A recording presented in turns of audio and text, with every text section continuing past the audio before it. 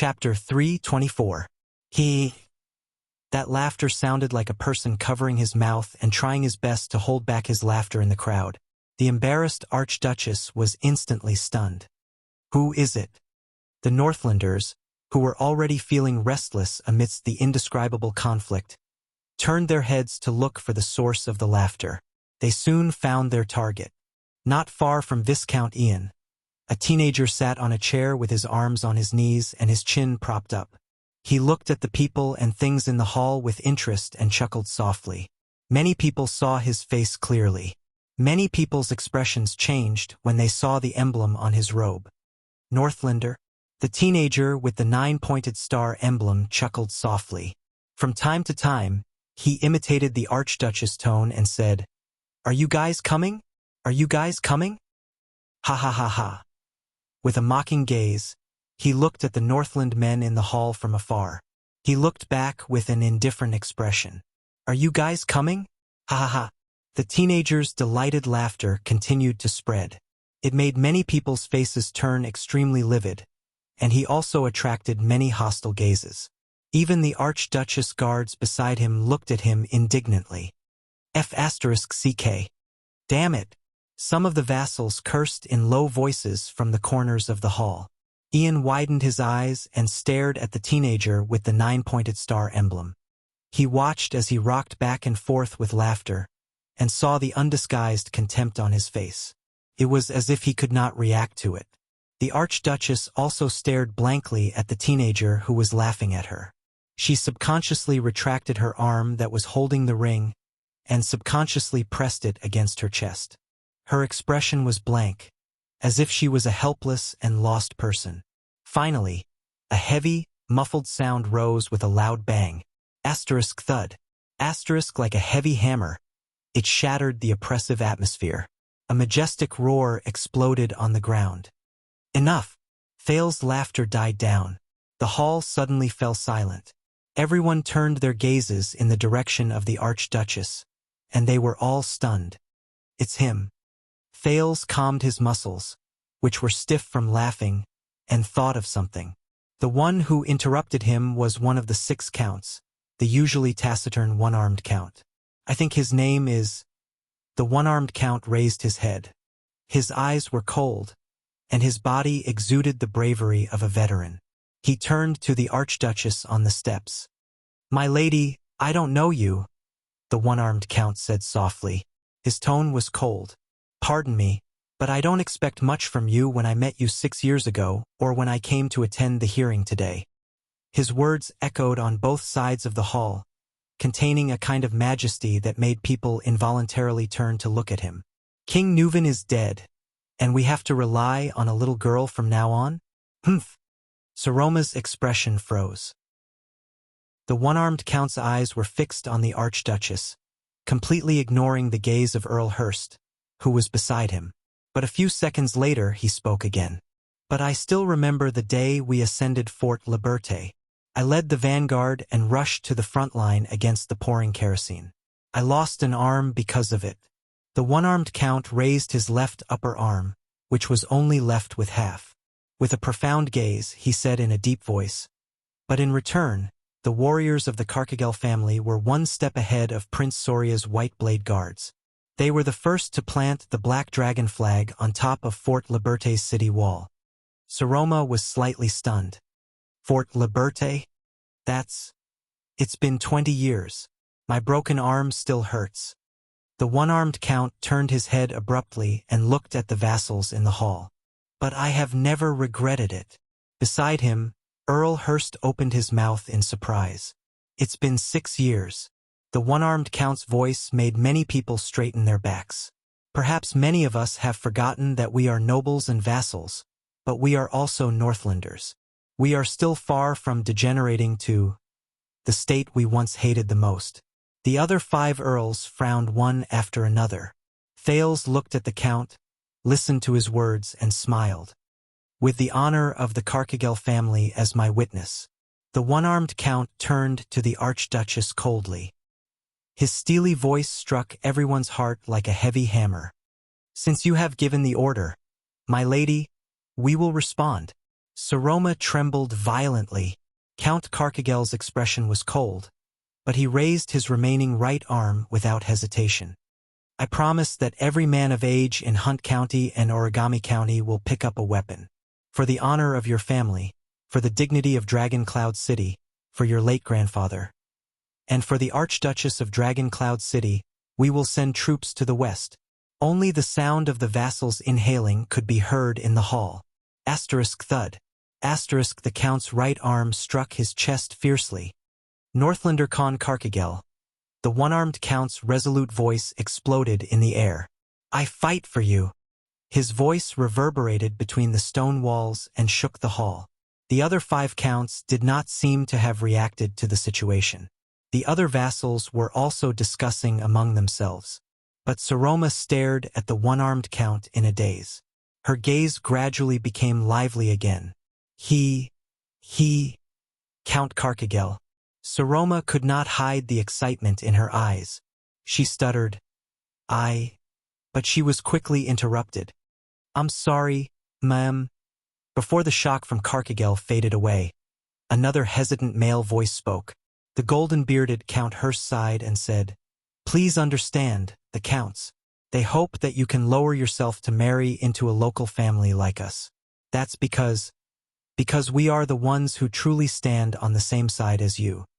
Hurst, who was in his 30s, was the youngest among the Counts. He raised his eyes and stared at Saroma with sincerity and slight pain. He stared at the Archduchess, who pressed the ring tightly against her chest. The people of Dragon Cloud City are the ones who truly care about you. Saroma moved slightly. My lady, I also want you to know. Hurst stared at his lady with a complicated expression. The people who can bring you glory are definitely not just outsiders from the city of faraway prayers. Saroma could not get over her shock. She stuttered. Hurst? Asterisk thud. Asterisk without waiting for her to speak. Hurst thumped his chest with a resolute expression. The entire Flatiron County will respond to your call, Count Hurst said loudly with a solemn expression. Your Grace, the Hurst family will fight for you. Saroma stared blankly at the second Count who spoke. A few seconds later, she snapped out of her daze. Thank you, Count Hurst. Saroma tried hard to hide her excited expression. I will remember this. Hurst did not speak. He only bowed deeply with a resolute expression. Beside him, Count Cotterson coughed softly. What you said was very reasonable, my lady. Dragon Cloud City's glory and victory can only be defended and won by us. Count Cotterson stared at Ian in disdain. So, let this conceited clown from the city of faraway prayers go to hell. He sneered and said, Prepare the place and supplies. We, Dragon Cloud City, are going to save you whether you King want to or not. Ian blinked and revealed a helpless, embarrassed expression. Cotterson turned his head and looked at Saroma expressionlessly. Count Cotterson's voice was flat, but there was no hesitation. So, Phelan Castle will follow your orders and go to war. We will fight for you, my lady. Saroma calmed down. She smiled and nodded slightly. Count Cotterson. Thales looked at Saroma from afar and exhaled. If that's the case. Accident. I've pretty much ruled it out. Humph. Count Liner cut in. His words were as unpleasant and harsh as ever. You know, my lady, there's no need to make the atmosphere so solemn and tragic. It feels like we're going to hold your funeral in the next second. Ian snickered without any sense of propriety. It's the same for Wild Woodland. The Liner family will fight for you. Count Liner's eyes flashed. He glanced at the insensible air of the city of faraway prayers and said coldly, That's all. Saroma smiled awkwardly. Thank you, Count Liner. After the 4 counts, the vassals turned their gazes to the last 2 people who were also the most important ones. As usual, the Leasban family will stand beside the Walton family. Regent Leasban was as gentle and polite as ever. Wherever you look, we will follow. Saroma put on her usual trusting expression. Seal. At this moment, ha ha ha ha ha. Across from Leasban, Count Nazir did not bother to hide his exaggerated laughter. He slammed his chair so hard that it creaked. I see. The Archduchess and the Count stared at him, puzzled and nervous. But Nazir's laughter soon died down. The old Count stared at Saroma quietly. For the first time, recognition appeared in his eyes. Well done, my lady. Nazir nodded slowly and looked at Ian with a profound gaze. Not a bad move, young Lord Rockney from the city of faraway prayers. I just realized it now. Saroma was slightly stunned. Ha! Ian sat back on his chair indifferently. His expression was still that hateful disdain. The observant Thales sighed. This old man. He probably saw through it a long time ago. Nazir sighed. I showed you the cruel side of the world, my lady, and you immediately returned the favor. Saroma was a little surprised. She anxiously replied, Count Nazir, I didn't. Nazir raised his hand and cut her off. That's enough, my lady. You have indeed exceeded my expectations. The old Count sighed and looked at his old colleague. Isn't that right, Seal? I guess you didn't expect it either? Leespan only cast a cold glance at his old acquaintance. Humph. Old man full of nonsense. The regent displayed a rare indifference. Just shut up and send your troops. Nazir opened his mouth and laughed loudly again. Ha ha ha. The old Count spread his hands and looked at the Archduchess with a rather sentimental expression. Then, the Nazir family of Rubble Hill and Harding County will also respond to your summons and follow your flag to the west. Holt Nazir, he said with a smile. Fight for you. As he said this, the Archduchess suppressed the last bit of nervousness in her heart. Thank you, Count Nazir. Be careful, Saroma. Nazir put away his smile and sighed. The road ahead of you is full of traps, and we, Dragon Cloud City, are your best weapon and final reliance. Saroma stared at the old Count in a daze. She pursed her lips, as if she had understood something. Thank you for your reminder, Count Nazir. Nazir fixed his gaze on Saroma. But I will still pay attention to your marriage. The old Count curled up the corners of his lips. Don't think of me as a good person so quickly, my lady. Saroma snickered. But what made Thales shudder was that when no one was paying attention, Count Nazir actually glanced at him, intentionally or otherwise. It made the prince anxious. Soon, as the 6 counts expressed their stance one by one, the other 17 vassals also reacted. Their expressions gradually changed from puzzlement to determination. As they whispered to each other, their opinions slowly came to a consensus. Finally, the vassals raised their heads in unison and thumped their chests. The Banner family will respond to your summons and head to the Alliance of Freedom. My lady, the Hudson family of Sunset Snow River will fight for Dragon Cloud City. The declaration of the 6 vassals was like the first wave. What followed was another wave. The vassals on both sides of the hall expressed their stance one by one. They would respond to the summons and head to the Alliance of Freedom. The Still family will immediately start mobilizing. 1,000 soldiers of the Dillion family will be on standby. The Hudson family of Spear City will be loyal to you. Saroma sat back in her seat. After her nervousness and excitement, her small face was flushed red. Thales looked at her quietly. He let go of the stone in his heart and smiled. Very good. Saroma, you succeeded. We succeeded. The voices rose and fell in the hall. Thales and Ian looked at each other and sighed in relief. All right, Dragon Cloud City will send troops to the city of faraway prayers, Thales said in a low voice. With this powerful reinforcement, you can end the war against the Alliance of Freedom in a short time. And at least before the war ends and we decide who is stronger in our fight against the king, your little girlfriend won't have to worry about being forced into marriage or being kicked off the throne halfway. Ian patted his chest. He looked like he had just seen a ghost after a big battle. How about it? My plan is not bad, right? A part of it is due to the Northlanders' sense of honor. Thales released his palm, which had fingernail marks on it. But a bigger part of it is probably due to their disgust towards you, suitor from outside. Of course, there was also a part of it. It stemmed from the fear that Dragon Cloud City might be controlled by an outsider, and the power in their hands might be interfered with by outsiders. Thank you for the compliment. Ian smiled smugly. Yes, it's actually not that complicated. Thales sighed. It was just like the so-called self-defeating lesson they had in the Old Crow a few weeks ago. At the beginning of the kingdom's establishment, Constellation's northern invasion brought the divided and warring Extet together, which facilitated the unification of the strongest country in the Western Peninsula. During the Bloody Year, Extet's large-scale invasion to the south caused the tottering Constellation to fight desperately. Amid suspicion and blood, they re-established their royal family and continued the kingdom. Thales looked at the vassals in the hall and said quietly, "One of the ways to bring divided groups and forces of power together is to stimulate them strongly from the outside." For example, when he thought of this, Thales glanced at Ian Rockney, the heir of the city of faraway prayers. "Anyway, I'm here to be a bad guy. I don't expect to get a wife." The Viscount flashed a mischievous smile, which immediately turned into a sympathetic one. He patted Thales' shoulder. "You, on the other hand, TSK. So pitiful."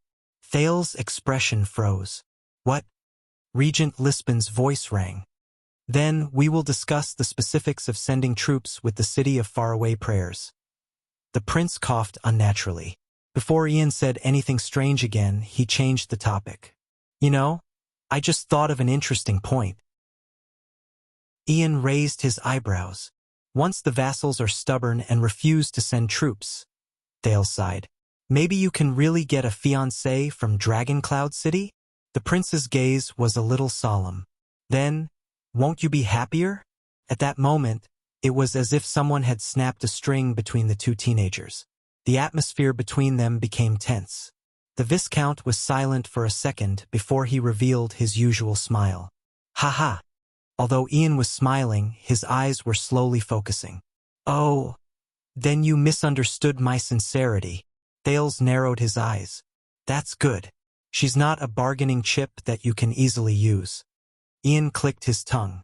"But I'm also very curious. If the plan doesn't succeed, and the conflict between the Archduchess and the vassals can't be resolved, what will you do? Elope with her?" This time it was Thales who raised his eyebrows. "Hey, about that." The prince shrugged. "You know, a long time ago, a friend from Camus Union told me that even if it's a business deal that's in the bag, you must leave a backup plan." Ian furrowed his brows. Thales exhaled.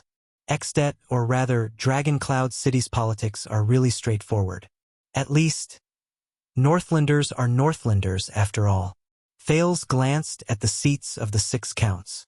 Everyone put their bargaining chips and attitudes on the table, which made things much simpler. Unlike, at this moment, the side door of the Hall of Heroes suddenly opened. A noble dressed in the city of faraway prayers walked in with an anxious expression. Many of the vassals, who were quietly listening to Regent Lisbon's arrangements, noticed this. The noble walked to the seats of the diplomat group from the city of faraway prayers, took out a letter, and handed it to the knight sitting at the first seat, the Raven of Death, Nate Monty.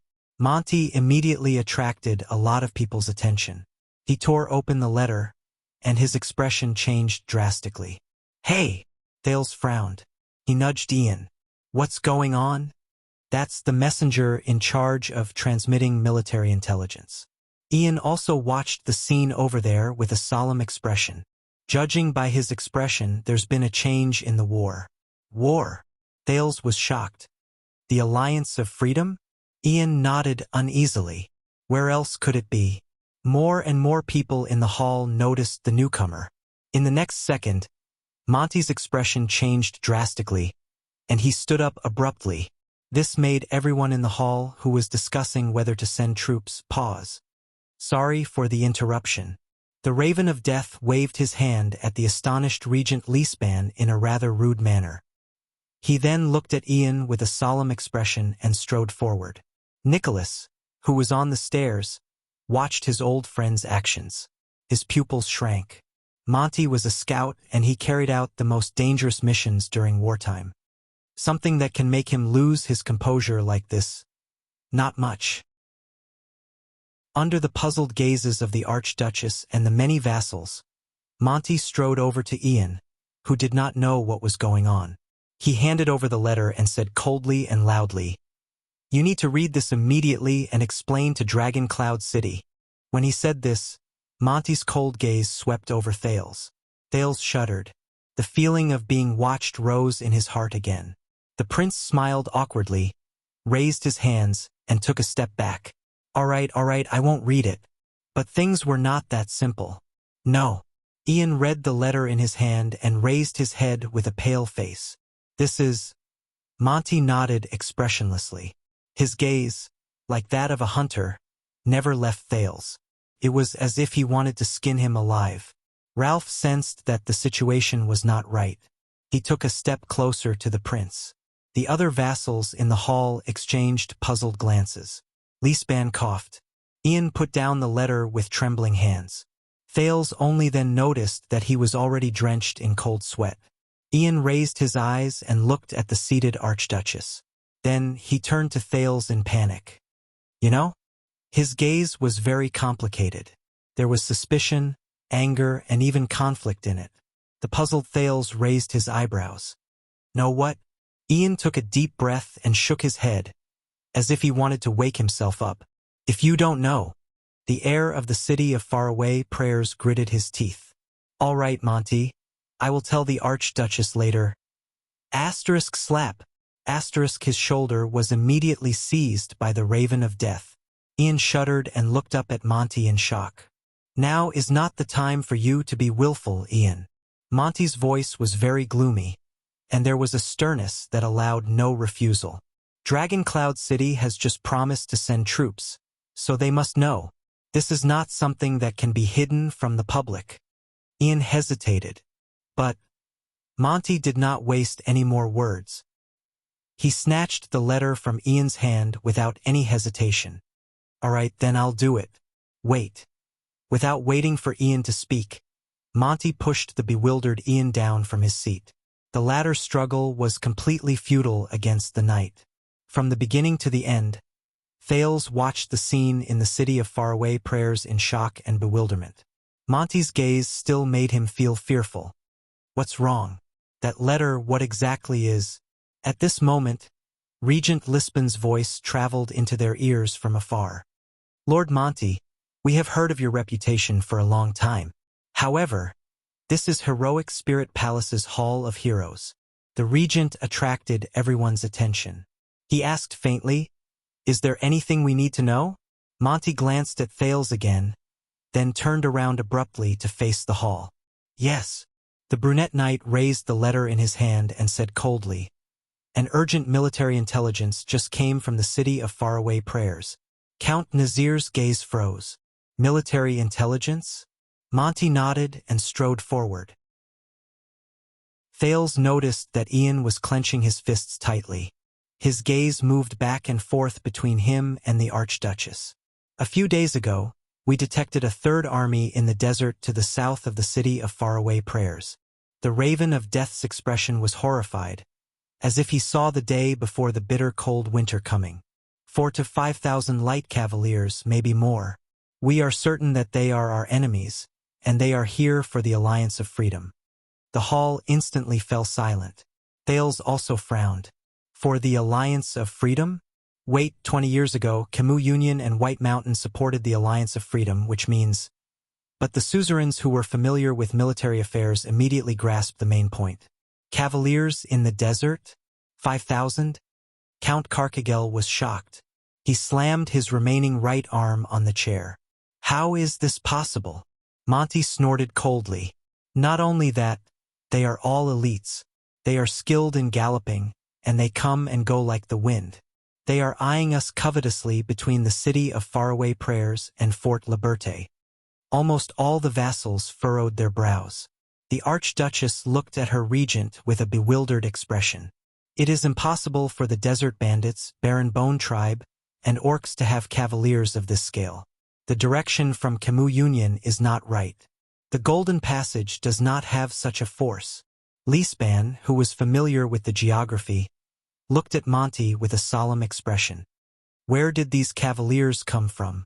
The Raven of Death exhaled and clenched his teeth. His expression was ferocious. This is what I want to say.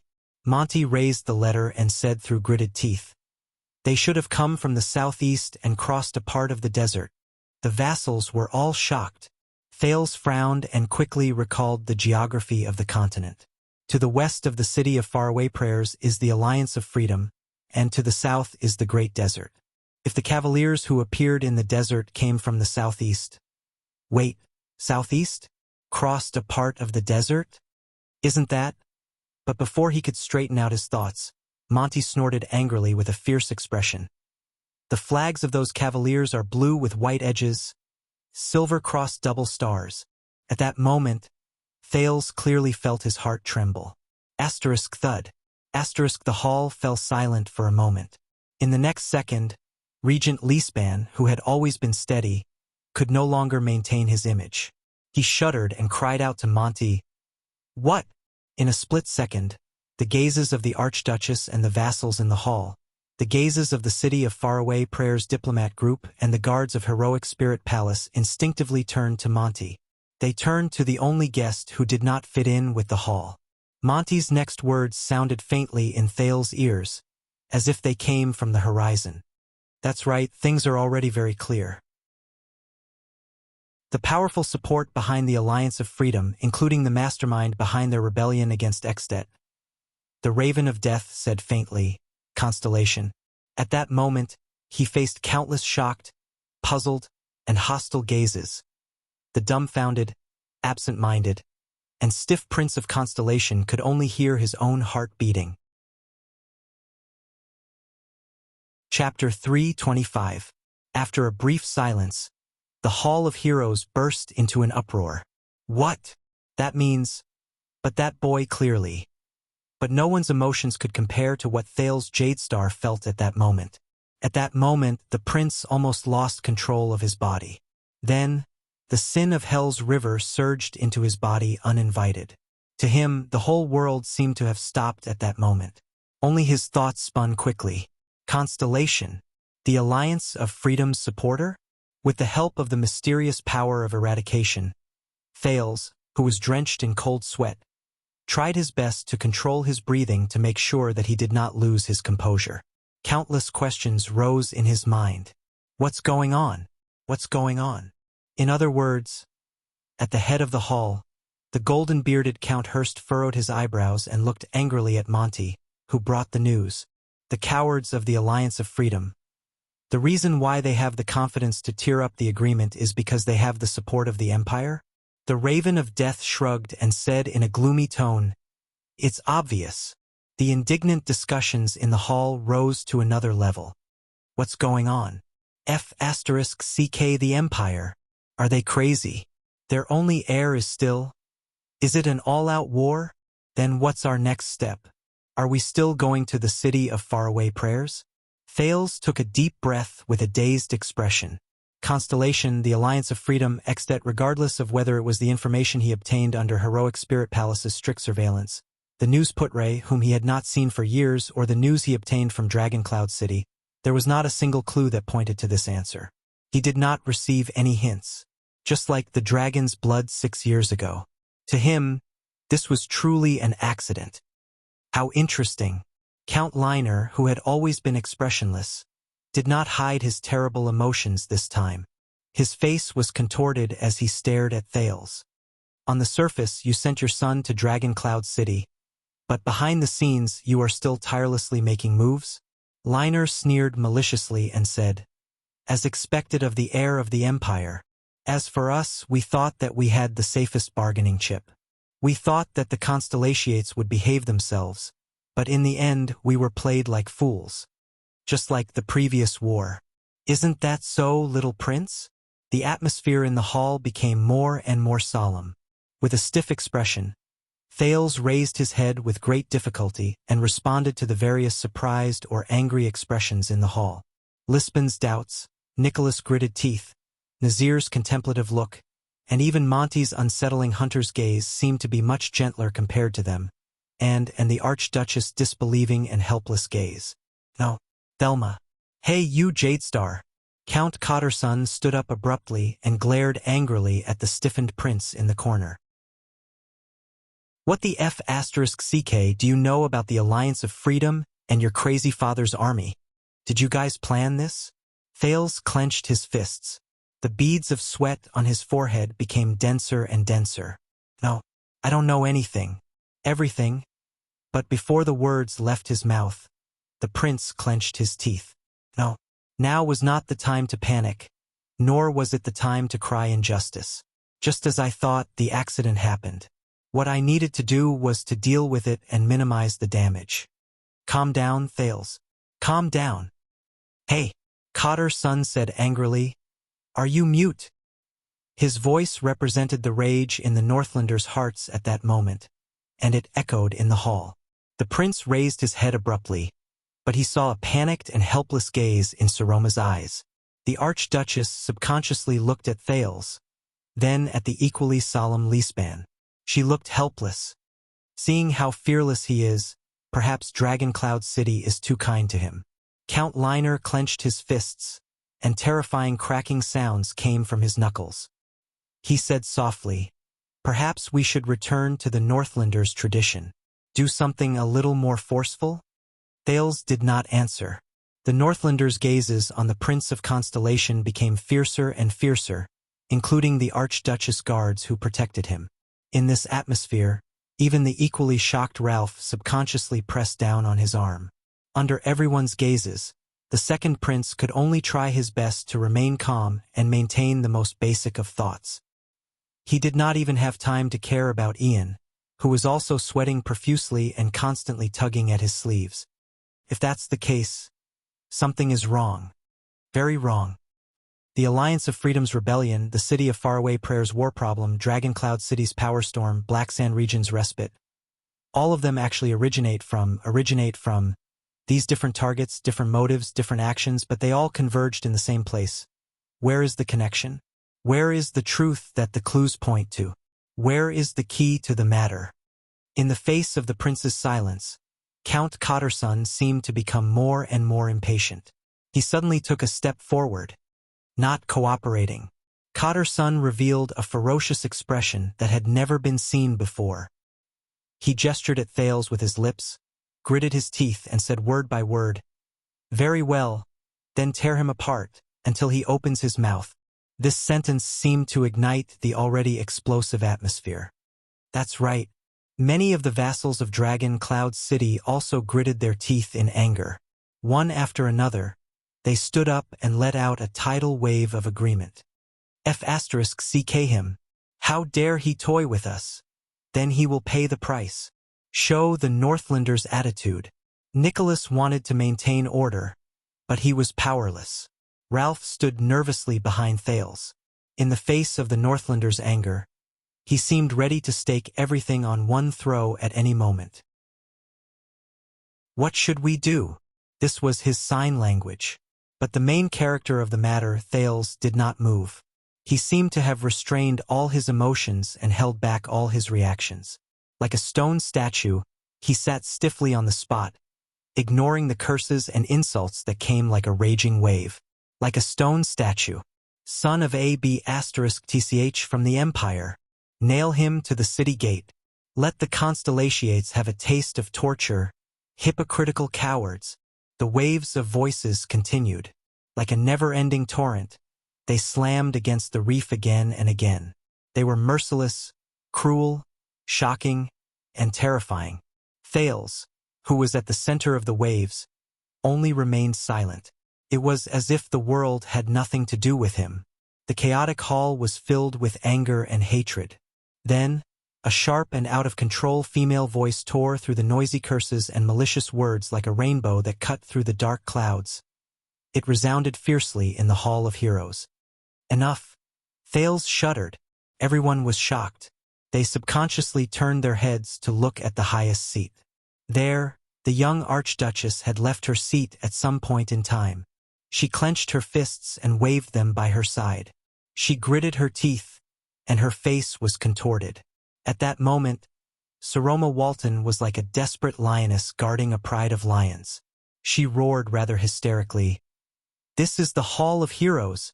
All of you, shut the *CK up. Shut up." The Archduchess' voice echoed among the pillars. The vassals' curses instantly subsided. The hall returned to silence.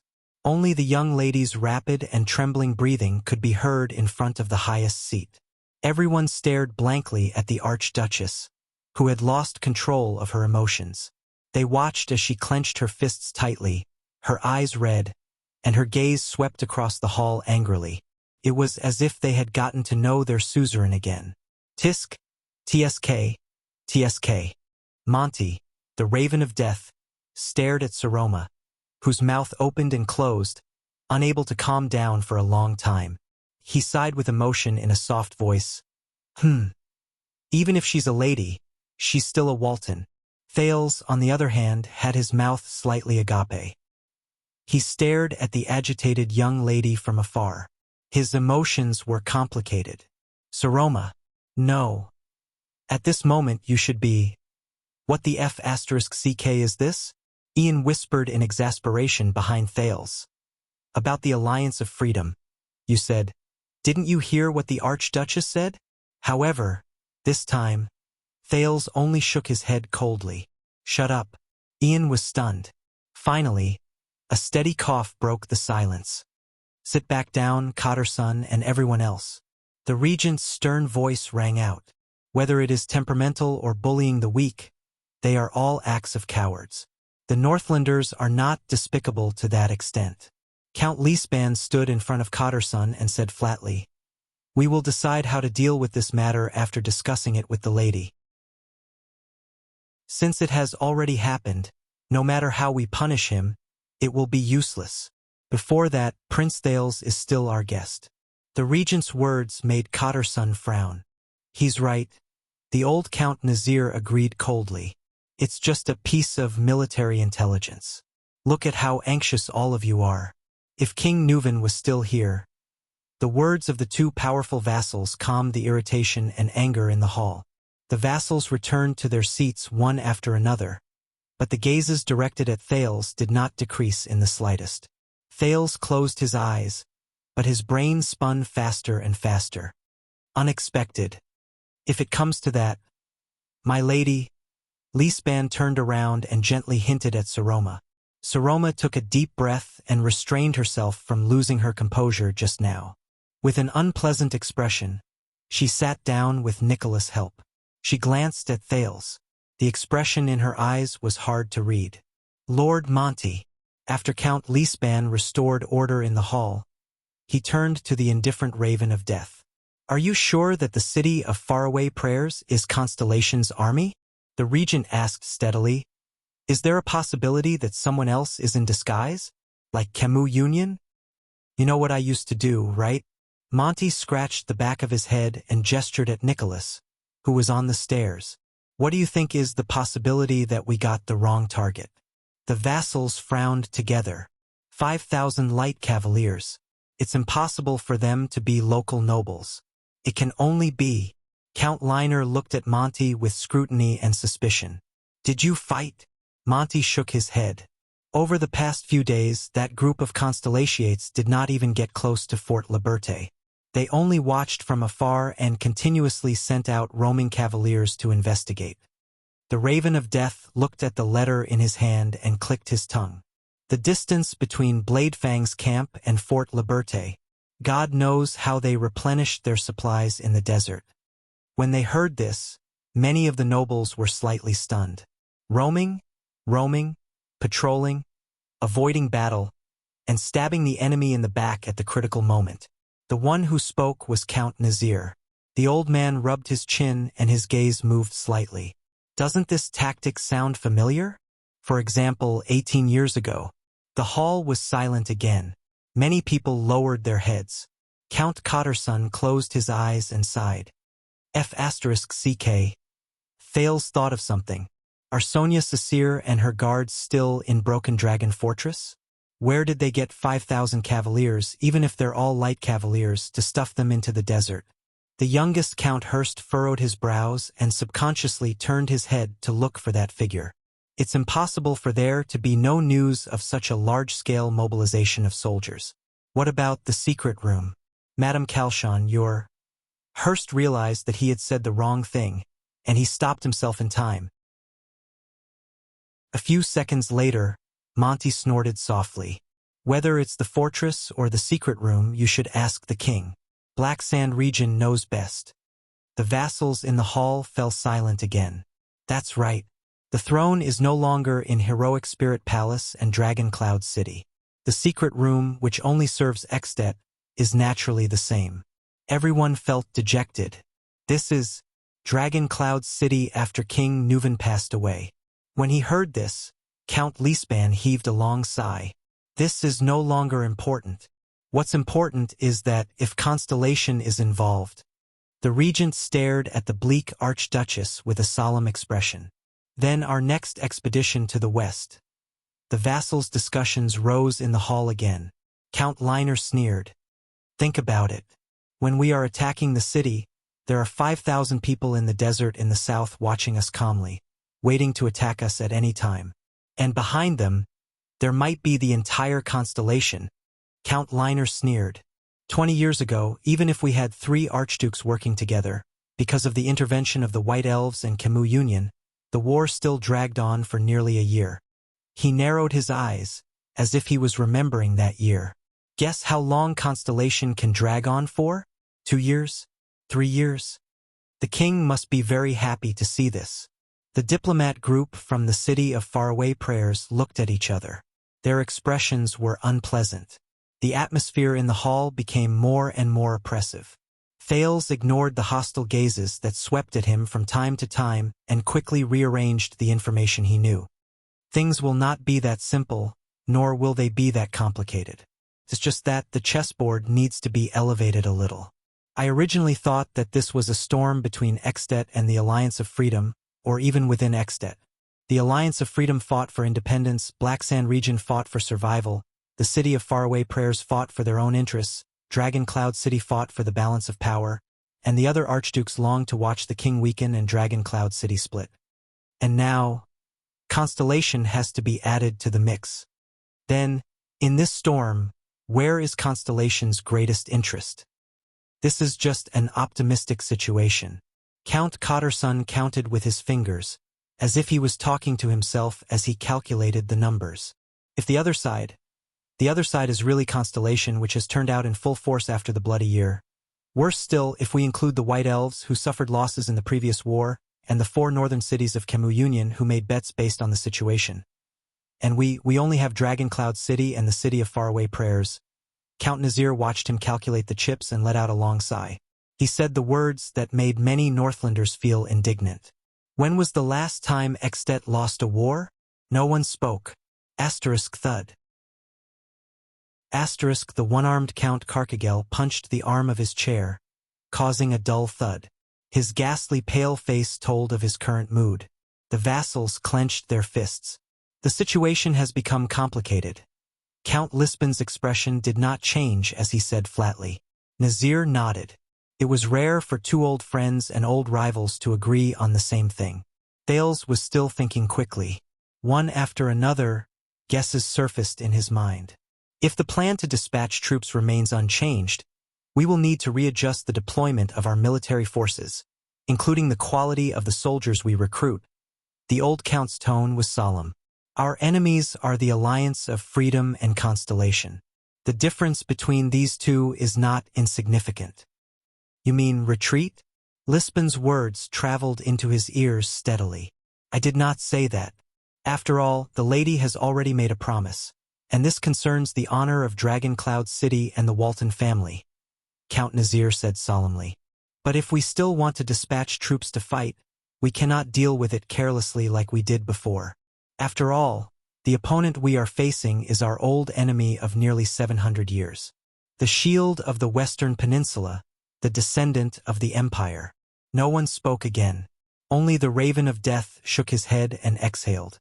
The heir of the city of faraway prayers, Ian Rockney, widened his eyes in disbelief. He looked at Thales, then at Saroma on the stairs. How can this be? On the Archduchess' seat, Saroma looked stunned. At this moment, no. Count Liner raised his head and attracted the attention of the entire hall. The problem is actually very simple. The Count, whose expression was cold and whose words were as sharp as knives, looked at Thales again and said profoundly, We do not need to send more troops, nor do we need to hesitate. Thales's scalp tensed. It's here. This is what I'm most worried about after everything happened. Many people moved slightly. Constellation has an army that is here to stir up trouble. And we have their heir. Count Liner said coldly. Prince Thales Jadestar, right? A name that has never appeared in the Jadestar family tree. At that moment, Thales felt the gazes on him become even colder. Count Hurst was stunned. You mean, Count Liner sighed. Chop off one of his hands and send it to Eternal Star City. Tell his crazy father to retreat immediately. Problem solved. At that moment, the Archduchess turned her head abruptly and stared at Thales in disbelief. But Thales was still unmoved. So the Archduchess anxiously looked at her regent. But Count Leespan only shook his head slightly, signaling for her to calm down. The Northlanders quietened down and looked at Thales with increasingly strange gazes. Among them, Monty, the Raven of Death, flashed him a strange smile. He still looked like a hunter looking at his prey. Thales sighed. Hey, enough is enough. Finally, Count Hurst could not help but say, this is not in line with the Northlanders' way of doing things. The ignorant era where the Iron Blood King dug out his heart and drank wine has passed for more than 3,000 years. Count Liner shook his head. This is his use. Thank the gods, after wasting 6 years of food, this precious hostage is finally put to use. Thales clenched his fists. Wait a minute, that's the Iron Hand King who executed 300 nobles in one night. It is said that the lunatic watched the entire execution without blinking. Count Cotterson snorted coldly and disrespectfully. If he really has a heart of stone like the rumors, and refuses to retreat even after this, Count Liner laughed. Enough, all of you. Count Hurst snorted impatiently. Release him in exchange for a retreat, or just kill him to show our attitude. We are dissatisfied with the Constellations.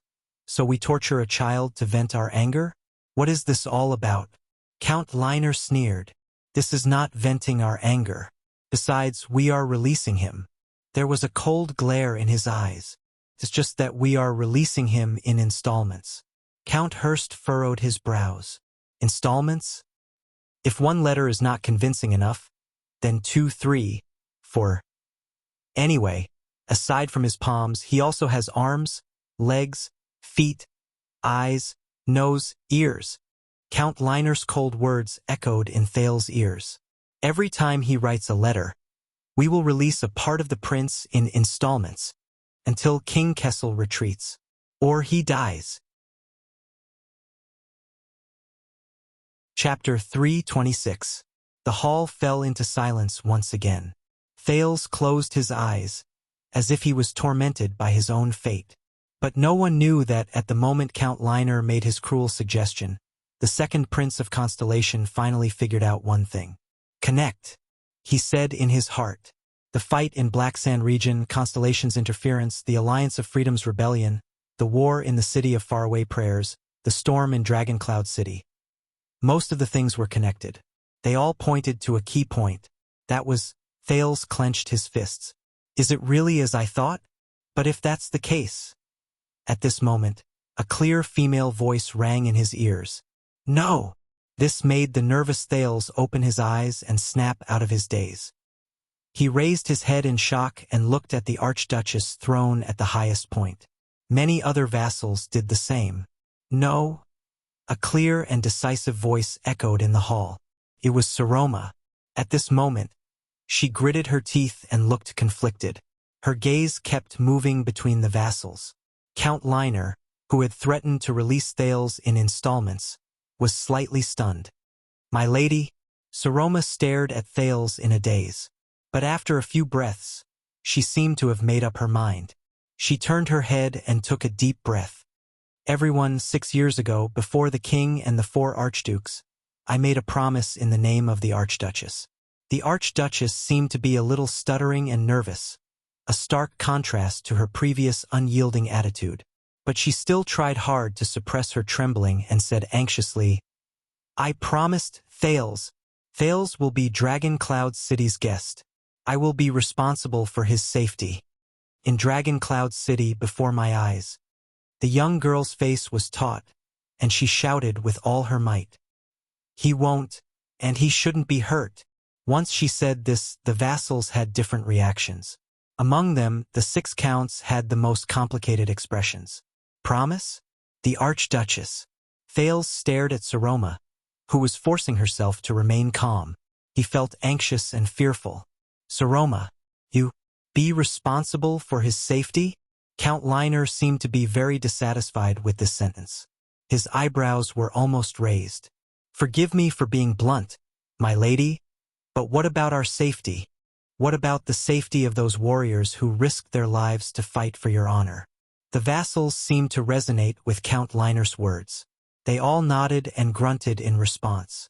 Count Nazir looked at the Archduchess with a strange expression. He seemed to be hesitating about something. Count Liner said in an overbearing manner, "That's right. And where do you put these?" Saroma's face turned pale. "Don't tell me that in your heart. This Prince of Constellation is more." Leesband saw that the situation was not right and decisively reprimanded. "Liner!" Liner snorted angrily. He turned his head around and looked at Thales with hostility again. The atmosphere in the hall suddenly became very awkward. No one wanted to speak. Beside Thales, Ian looked at the situation in the hall and exhaled heavily. The Viscount knocked on the seat of his chair in dissatisfaction, venting his dissatisfaction with the unexpected situation. Damn it! This was probably the only time he looked like a Northlander. Thales only lowered his head and listened quietly. He did not pay attention to the argument in the hall. After a few seconds, the embarrassed Archduchess seemed to have adjusted her emotions. "I will negotiate with Constellation," she said softly. "But before that, my guests will not be harmed in any way. But before that, my guests will not be harmed in any way." The Archduchess raised her head and gritted her teeth. "This is our bottom line." The vassals frowned. Thales sighed. "This is bad." Saroma, "No. If you insist on this, negotiate." This time, the person who spoke was Monty from the City of Faraway Prayers. "It will take about a month to travel from Dragon Cloud City to Eternal Star City." Monty crossed his arms and stood in the middle of the hall. He ignored the strange expressions of the nobles on both sides and said coldly, "And the military situation is urgent. And the military situation is urgent. You can wait, but my subordinates and comrades can't. Moreover, we cannot turn this war that we must win into a permanent burden and let the real enemy succeed." He did not clearly state who the real enemy was. Saroma was instantly speechless.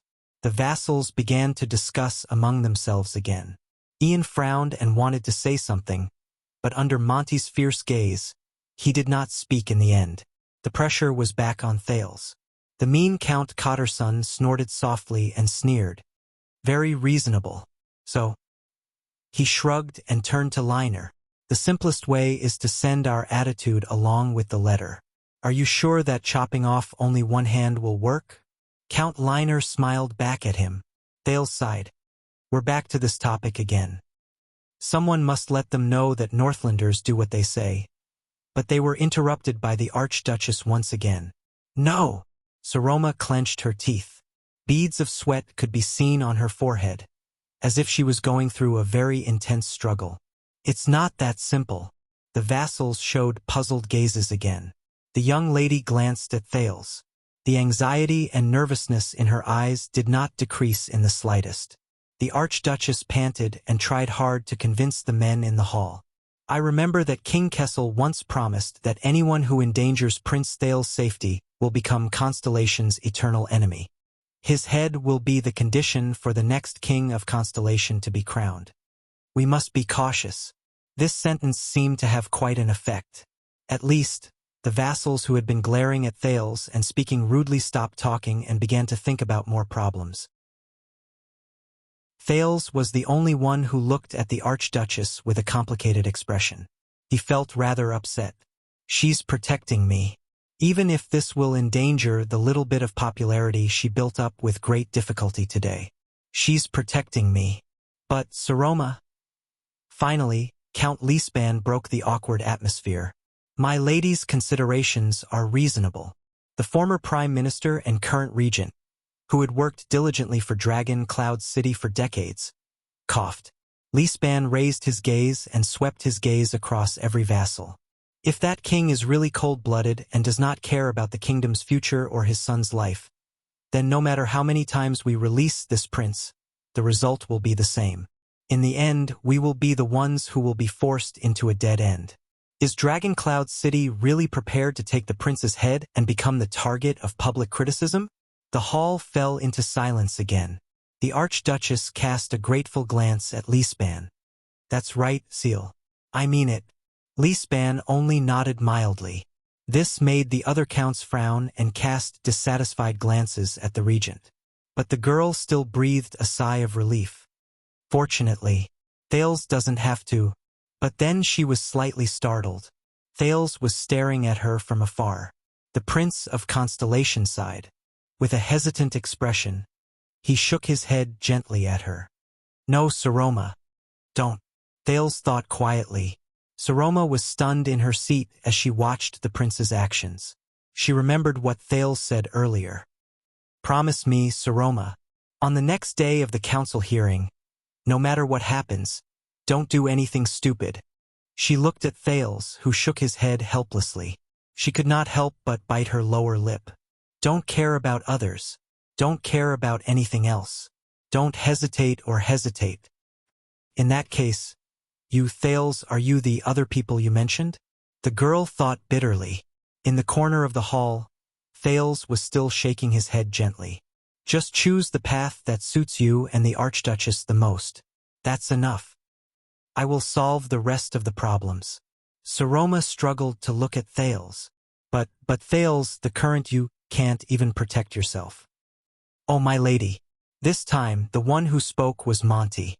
The vanguard of the City of Faraway Prayers diplomat group deliberately raised his eyebrows. But didn't you summon the vassals to Dragon Cloud City precisely to restore your father's glory and boldness, and to prove that you are a qualified ruler? The Raven of Death clicked his tongue and said, and now, in the face of the Empire's empty threats, you are backing down and afraid. Were all those words about protecting the family's honor just for fun? Dissatisfied discussions immediately rose in the hall. The vassals' expressions became much more unpleasant. Saroma clenched her teeth again. Her face was tense. Show some respect, Raven of Death. The golden-bearded Count Hurst reprimanded in displeasure. You once served in the White Blade Guards and received King Nuven's kindness. There is no reason for you to make things difficult for his granddaughter. Speaking of this, you must know that I left the White Blade Guards and Dragon Cloud City for more than 10 years. Monty shook his head at the Archduchess with a mocking expression. He did not hide his disdainful tone at all. Compared to the past, all of you are really old and much more sentimental. I even suspect. Nicholas' expression changed while he stood beside the Archduchess. He said in a deep and unquestionable tone, "Shut up, Monty." When he heard his old superior's words, Monty immediately stopped talking. He snorted softly and did not speak again.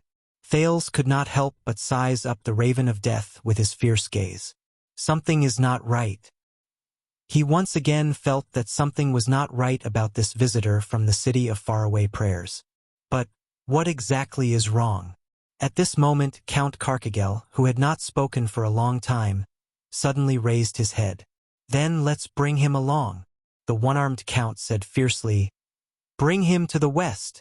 Everyone in the hall, including the Archduchess, Thales, and Ian, was shocked. The surprise lasted for a few seconds. Count Leespan frowned and said, Bring him along? Do you mean? The one-armed count nodded and said coldly, We will march with this prince to solve the problem of the Alliance of Freedom. We will bring him along to attack the city. Bring him along to fight, bring him along to kill the enemy. We will leave the problem to the Constellations opposite Fort Liberté, who are holding the double cross-shaped stars flag.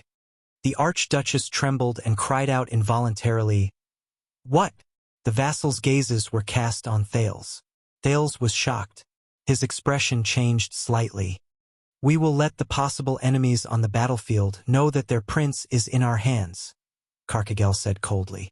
If they do not want to see any tragedies or accidents happen, then it is best for them to know their place. Wait for us to get rid of those cowards in Fort Liberté. The moment he finished speaking, it was as if the hall was covered with a layer of ice. Ha! Monty laughed out loud. I like this idea. Things that cannot be solved at the negotiation table, of course, must be solved on the battlefield. Saroma revealed a look of disbelief. She subconsciously glanced at Thales, then at Carcagel. Lisban and Nazir glanced at each other, each deep in thought. Perhaps this is a good idea, the old Count Nazir said faintly a few seconds later. Indeed, my lady, your promise back then is very important. It is also best for Prince Thales' safety not to be destroyed in our hands. Compared to an awkward negotiation that involves all parties and the outcome is unknown, bringing the prince to the front line as a bargaining chip is more effective. Count Lisban, who was listening by the side, sighed. On the other side, Count Liner's expression was still calm, but his words were sharp. He looked at Saroma's panicked expression and chuckled. Very reasonable. If Prince Thales were to meet with an accident because of his battle with the Constellations, what would happen to him? The responsibility will not be on our side. Thales closed his eyes again and exhaled. When the vassals agreed to send troops, there was a moment when he thought that they had already won. However, accidents always come suddenly. The Archduchess widened her eyes and subconsciously shook her head. How are you going to deal with him? Upon hearing the Archduchess' words, the counts frowned. Carcagel's deep voice seemed to have some kind of power that made people shudder. If the other party restrains themselves, then we will act as usual. We will take him for a walk. The hall was silent for a moment. Saroma gulped. The Archduchess' voice rang again. What if the other party does not restrain themselves? Count Liner sneered, while Count Cotter's son shrugged. Then we will do what we should do, Carcagel said coldly. As long as we conquer Fort Liberté, everything will be over. What we should do. Thales lowered his head in silence and did not speak. What should I do? If I want to solve the current predicament, I must pay a corresponding price. The problem is, do I have to take that step? That is... Count Hurst stared at the Archduchess' expression. His golden beard trembled and he frowned. I think it is feasible. Saroma clenched her teeth. Seal, she said to the last count with great difficulty. Do you agree as well? My lady. Regent Lisban looked at the young girl with a serious expression. This is the best method for now. Countless people will rush to the battlefield for you, so you must consider their lives for the sake of the war. No problem. Ian appeared at this moment. His eyes brightened. He coughed softly and smiled again. The city of faraway prayers will welcome your highness' presence. Thales clenched his fists. He raised his head and looked at Saroma nervously, waiting for her response. Saroma also looked back at him hesitantly. Their gazes met in the air. Thales sighed and shook his head gently. No, Saroma. Don't do this because of... A few seconds later, the Archduchess' expression became firm again. She looked at Thales and shook her head too. Thales' heart trembled. He understood her response. No, no, no. The Archduchess raised her head abruptly. Thales, he must stay in Dragon Cloud City. Stay in Heroic Spirit Palace. Saroma's expression was firm as she said resolutely, and I promise that I will personally write a letter to King Kessel and remind him that his heir is still with us. I will use all means to ensure that Constellation will not pose a threat to our war. Thales closed his eyes. The vassals' expressions changed at the same time. They stared at their female ruler with unfamiliar and dissatisfied gazes. The atmosphere in the hall seemed to have returned to the time before Ian proposed. Thales heaved a long sigh. Saroma, if you do this will make our previous efforts. Hey. Thales opened his eyes gently. He gestured at Ralph behind him. Go. The Phantom Wind follower was slightly stunned. He nervously looked at the various hostile gazes in the hall, but still bowed slightly and left with his back against the wall. Thales exhaled. In the end, it still came to this. His fists were trembling. Well, my lady, your relationship with him and this Prince of Constellation is quite good. Monty sneered. Just like the rumors say. These words were like pouring oil on the fire, making the atmosphere in the hall even more solemn and solemn. Lisban saw that the atmosphere in the hall was becoming more and more off. He quickly coughed and interrupted the Raven of Death. My lady, I don't like to say this, but someone interrupted the regent even faster. For the sake of the gods, you have said no many times about this matter. Across from Lisban, Count Nazir frowned and spoke slowly. As the ruler, my lady, of course you have the right to say no and force us to carry out your will. The old count enunciated each word, as though he cherished every word in his words. But please remember, every time you say it you have to pay a price. It's just that some of the prices are visible and visible while some are invisible. Under the Archduchess' shocked gaze, Count Nazir said flatly, unless you have the ability to fool your people again and again, otherwise, if you pay too many of these prices, one day, they will accumulate into a huge debt that even someone as noble as you cannot repay. Saroma gathered her hands under her sleeves. Her expression was unpleasant. Count Nazir. Nazir did not give the young girl a chance to speak. Instead, he spoke his words one by one. Among the 6 counts, Nazir's words were not as soothing as Lisban's, not as gentle and polite as Count Hurst's, not as ear-piercing as Count Liner's, not as harsh and unpleasant as Cotterson's, and not as shocking and powerful as Carcagel's, but they seemed to contain a special power that could not be rejected. They could not help but be moved. And those we are talking about, my lady, those are the soldiers of Dragon Cloud City, Nazir said softly. The decision we make here concerns their lives. Do you really understand the price of saying no here? Saroma was stunned. Those are the sons of countless mothers, the husbands of countless wives, and the fathers of countless daughters. The old count spoke very slowly, but every word he said made the vassals consciously listen to him quietly. These Northlanders, all left their homeland in response to your summons and rushed to other places.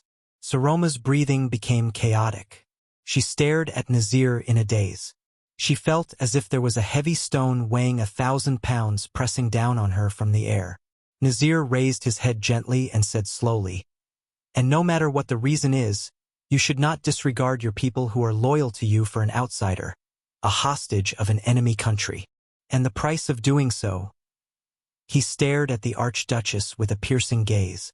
Perhaps it will make your people and all those who are willing to fight for you bitterly disappointed. Then they will disregard you and their ruler.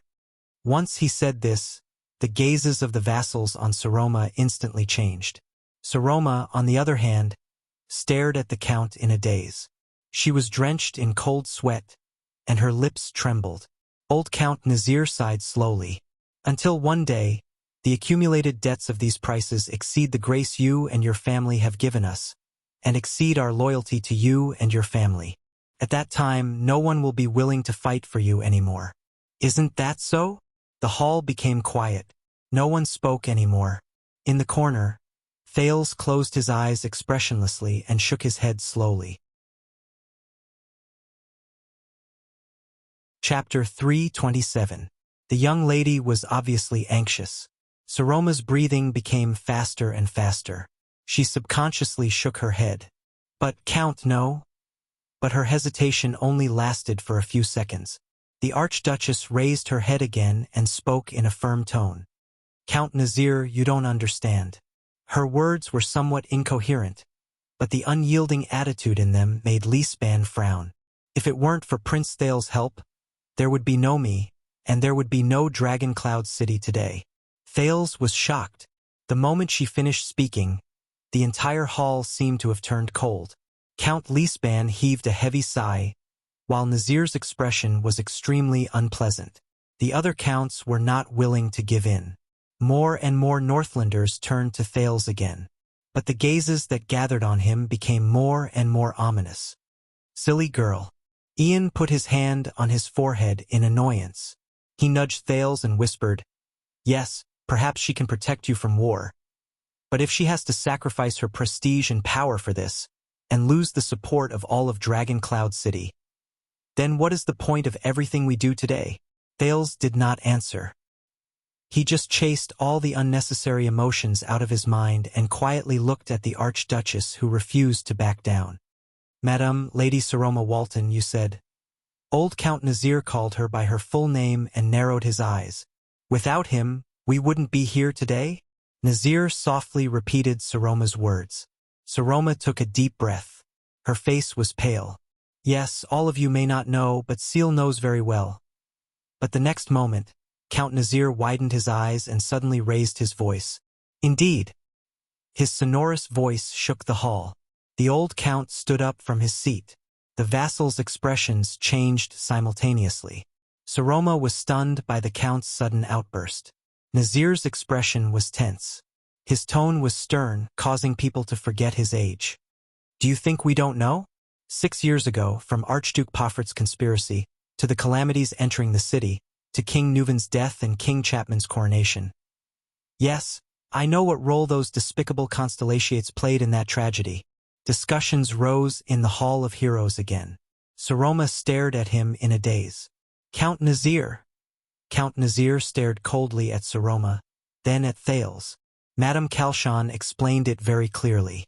What came with the Prince of Constellation was the disaster that caused Dragon Cloud City to collapse and the earth to shatter. It is us who are in such dire straits today. Leespan was about to say something to soothe his cheeks, but when he heard this, he could not help but be stunned. "Kalshan," the regent sighed, "it seems like you are not as contemptuous of Black Sand Region's hand as you said." "Old friend." Nazir snorted coldly. The old count cast a sharp gaze that did not match his age, sending a chill through the hearts of those who came into contact with it. "It's been 6 years, and the disasters brought about by this ominous prince have never stopped." Nazir paced around slowly and said to the slightly panicked Archduchess, "It's been 6 years. As a so-called hostage, he can't be easily touched, used, or harmed, but he's still in Heroic Spirit Palace, living and eating with you." Saroma was speechless. "But that's not important anymore. I don't care how many pieces that prince will be chopped into. Because what I can't stand the most is not those unpleasant rumors. Nor is it the prince's misdeeds in Dragon Cloud City." Nazir stared at the Archduchess sharply, then at Thales. His expression was extremely solemn. "It's what I saw today. You, the dignified Archduchess of Dragon Cloud City, actually allowed him to so easily influence your decision, and allowed him to be so deeply involved in Dragon Cloud City's internal affairs?" In the hall, the sounds of discussions among the vassals rose again. Quite a number of people cast their gazes on Thales again, and the prince only lowered his head gently, ignoring Ian's quiet grumbles beside him. "This makes me very uncomfortable. Even Lisbon's autocracy did not make me so angry." Leespan stared at his old friend with a steely expression. "I hate saying this, but—" Nazir gritted his teeth, and there was a hint of resentment in his words that was not there before. "Dragon Cloud City has had enough. Whether it's the disaster that year, or the current predicament.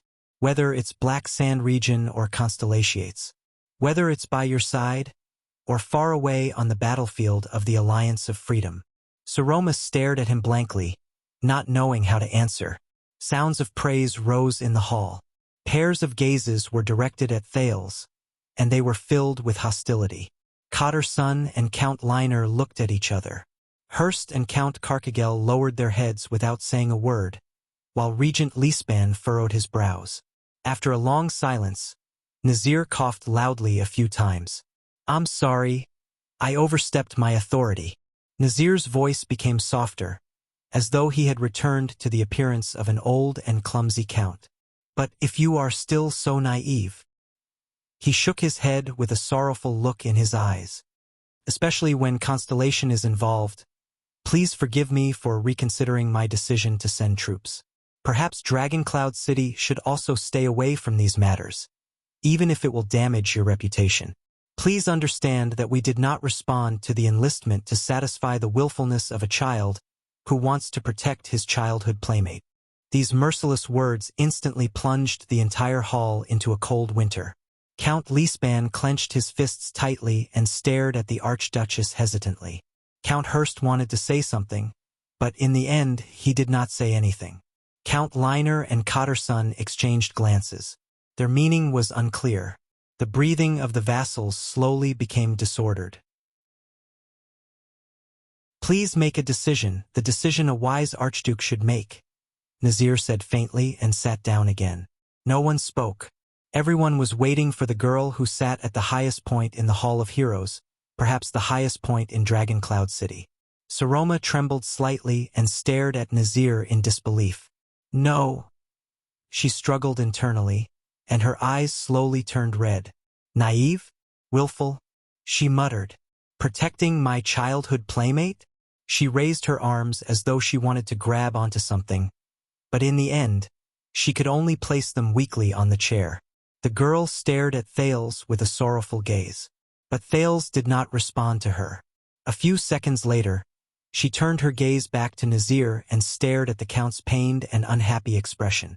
The decision a wise archduke should make? Her expression slowly turned into one of anger. It's easy for you to say, Count Nazir.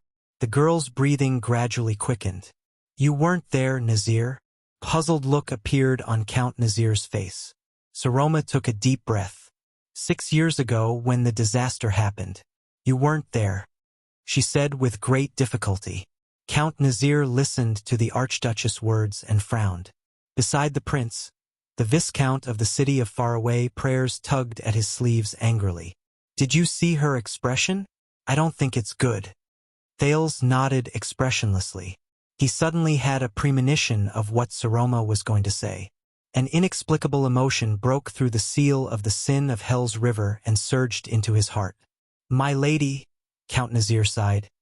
You are now King Neuven. Saroma raised her head and interrupted him loudly. When King Neuven unfortunately passed away, this name made many of the vassals' hearts clench. Many of them thought of His Majesty and lowered their heads. That blood calamity when Shield District was destroyed. When the Queen of the Sky descended.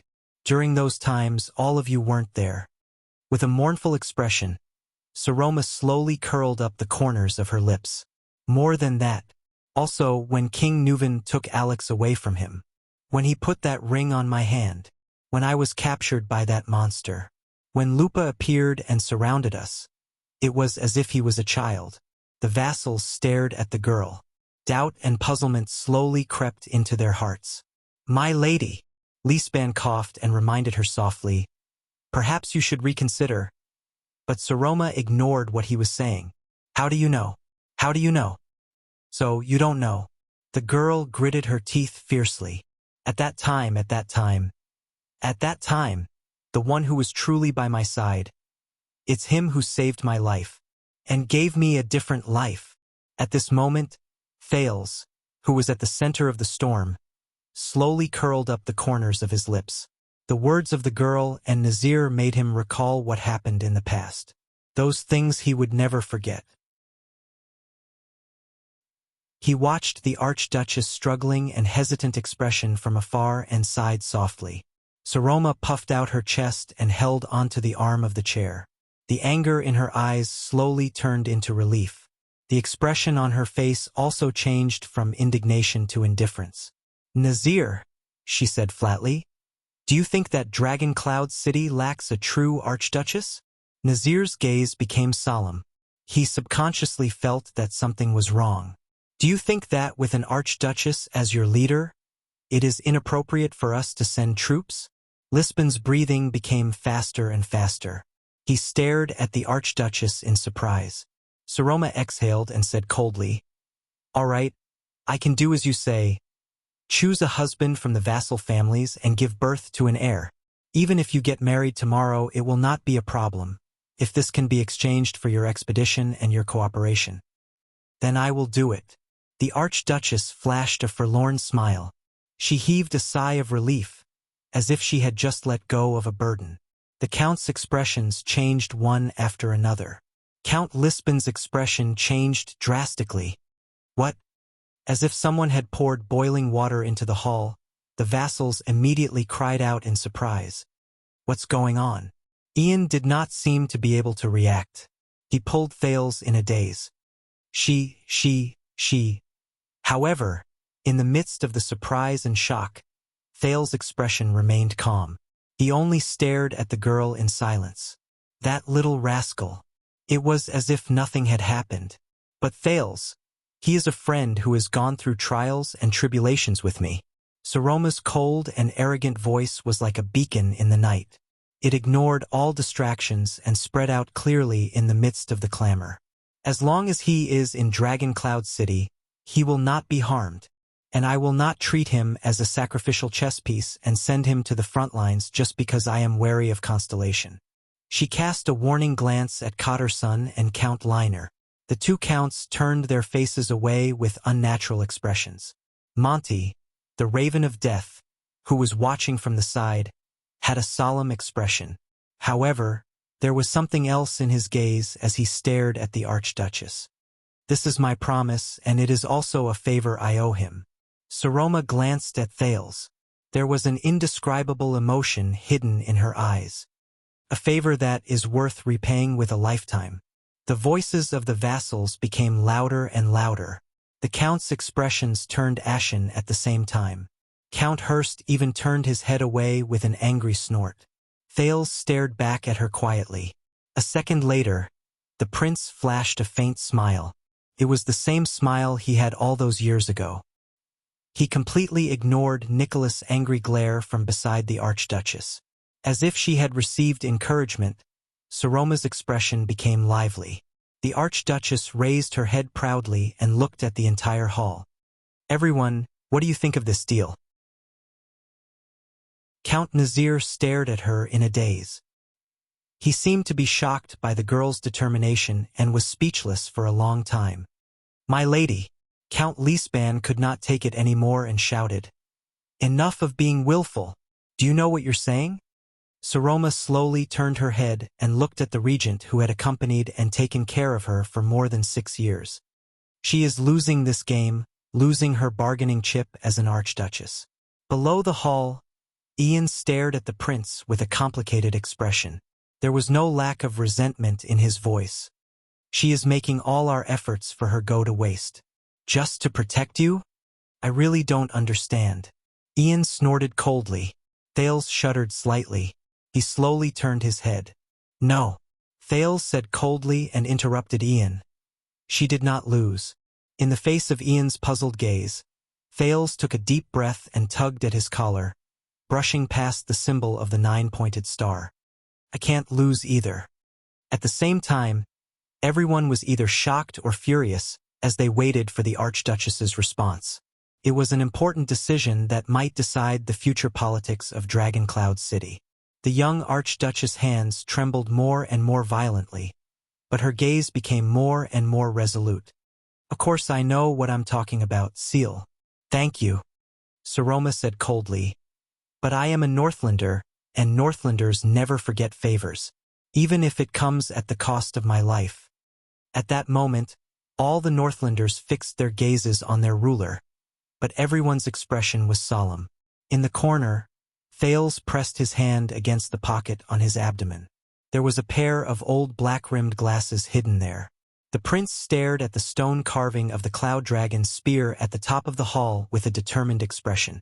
At least, with me around, she won't lose, he said flatly to Ian, who was beside him. Ian was dumbfounded. What do you mean? Ian seemed to have figured something out. He became nervous.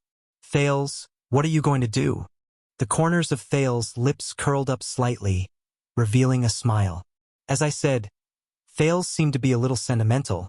He chuckled and said, a backup plan.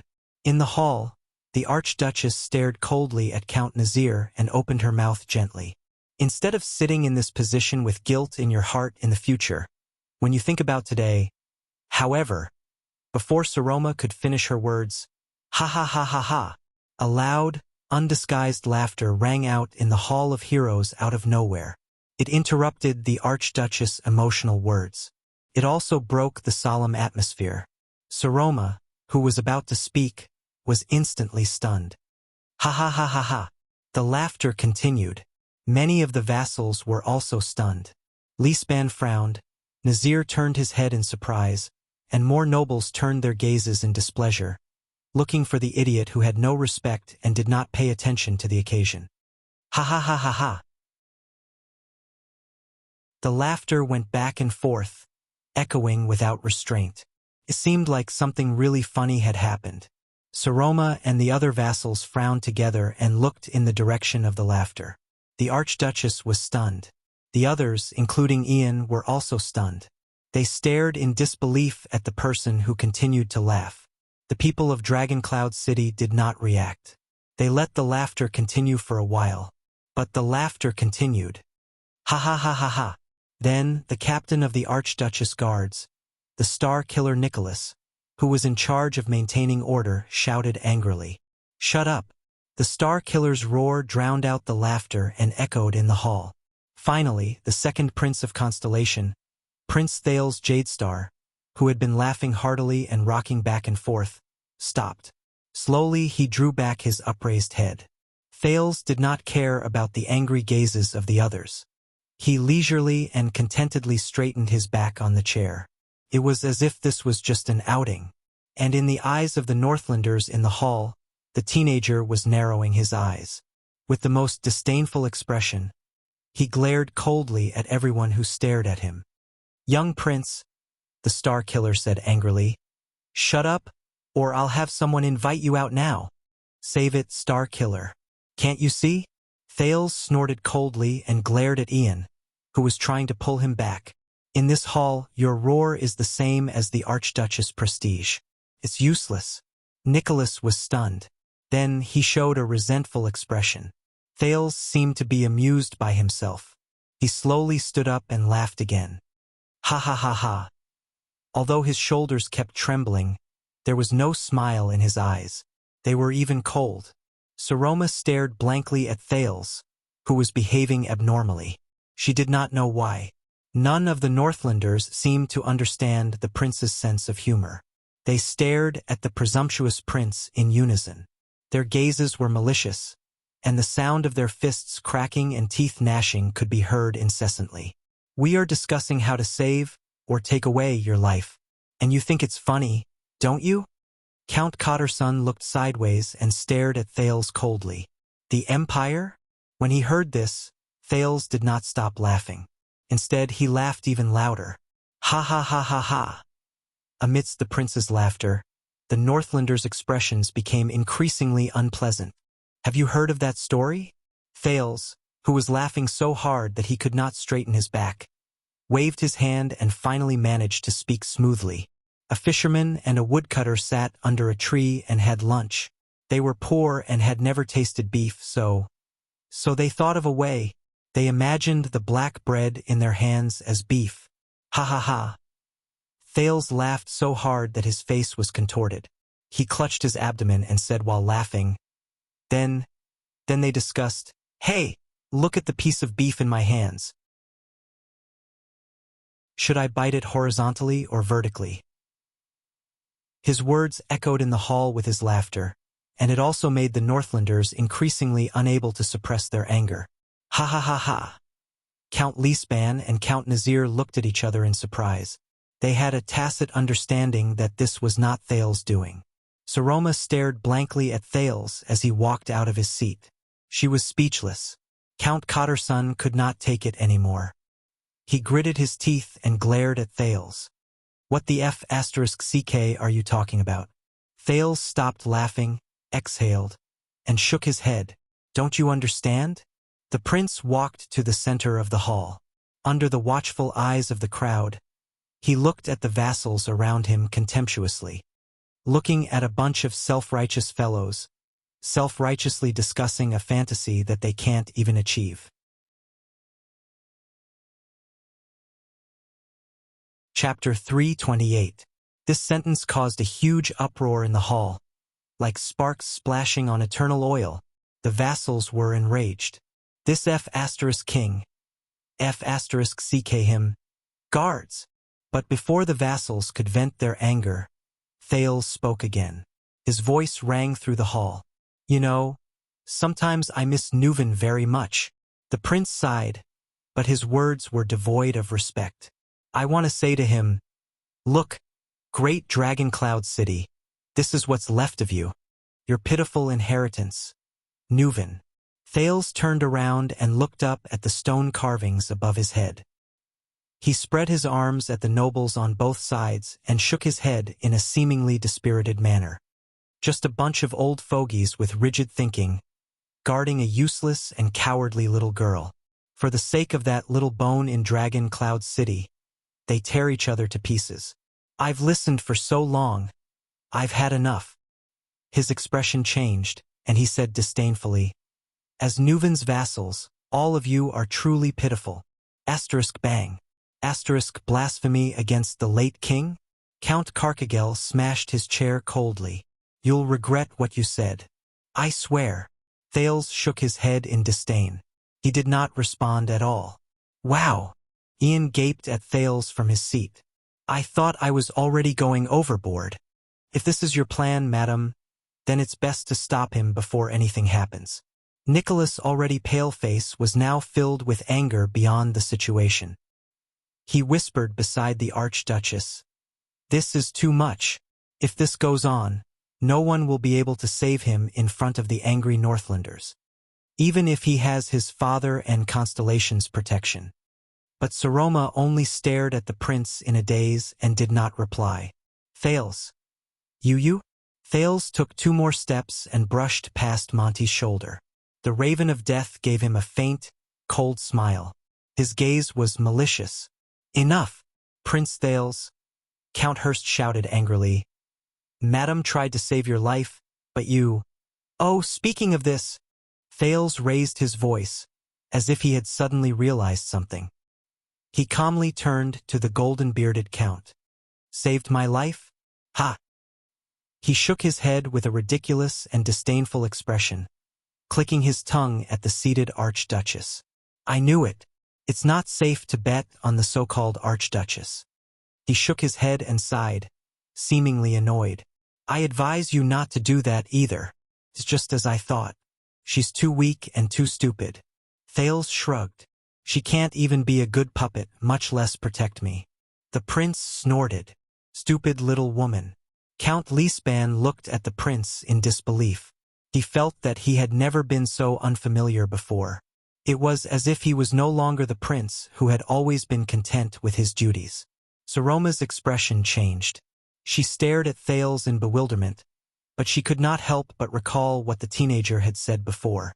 Don't care about others. Don't care about anything else. Don't hesitate or hesitate. I'll take care of the rest.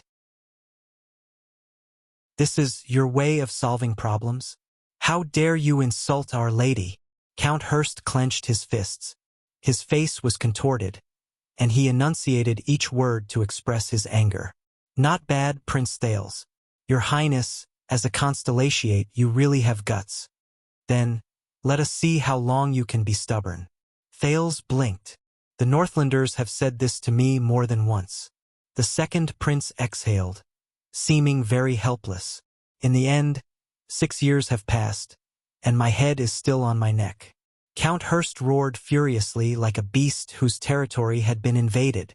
The Northlanders burst into deafening curses. The Archduchess guards even held down 2 vassals who could not help but step forward. This is really interesting.